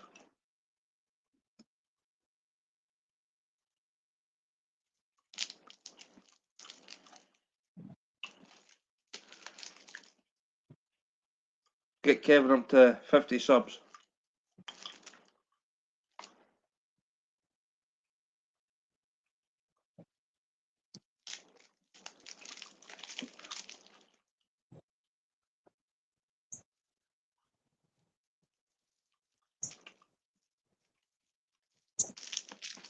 The fishing slowed down a lot.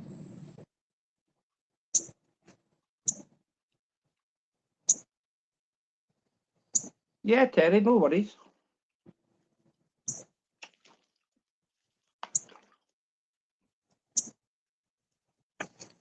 I'll easily do that. Cheers, Mike.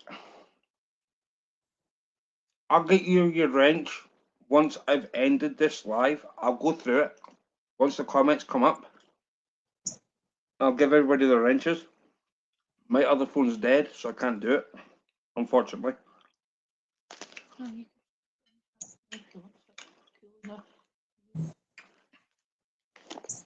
I want that charger to plug to 5 basically.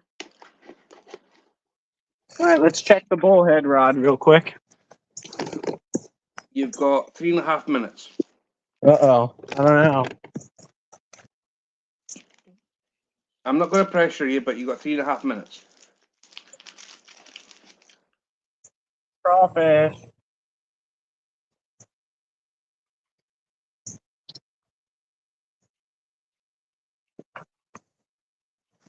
And another crawfish.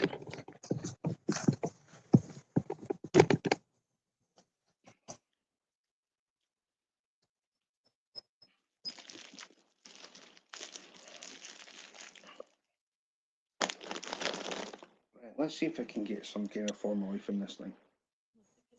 Battery in it. Going to make a late lunch. Take care and stay safe. Okay, Cecilia. Then I get some battery life in it first before you do anything with it.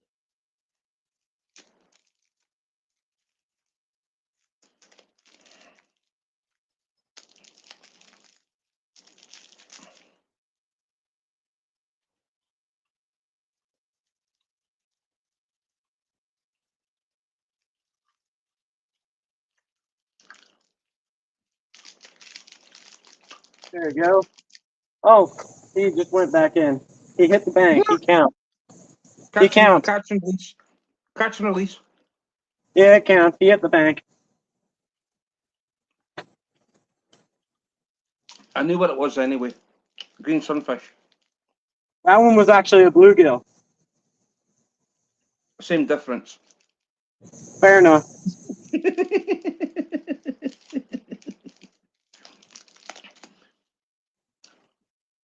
Well, we'll say it was a hybrid, but go turquoise. Take your time, man.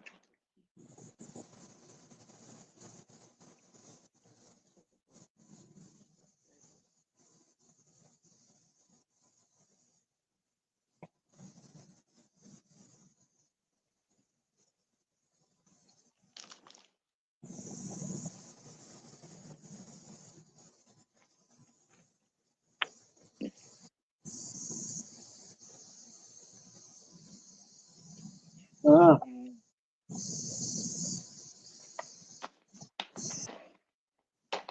There's my nephew's link just been dropped by Diana.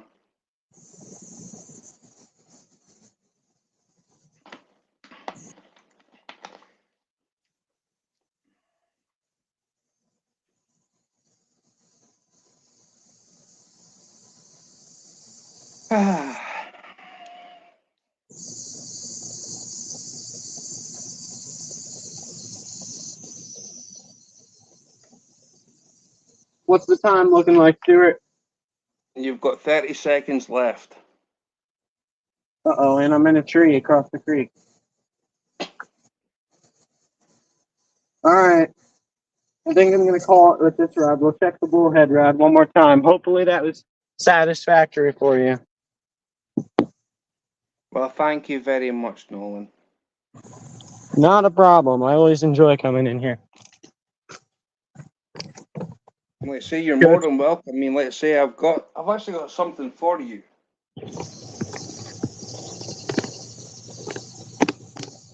Got something for you. Look at this. Oh, really? I think we might end the live with a crawfish. No, not a crawfish.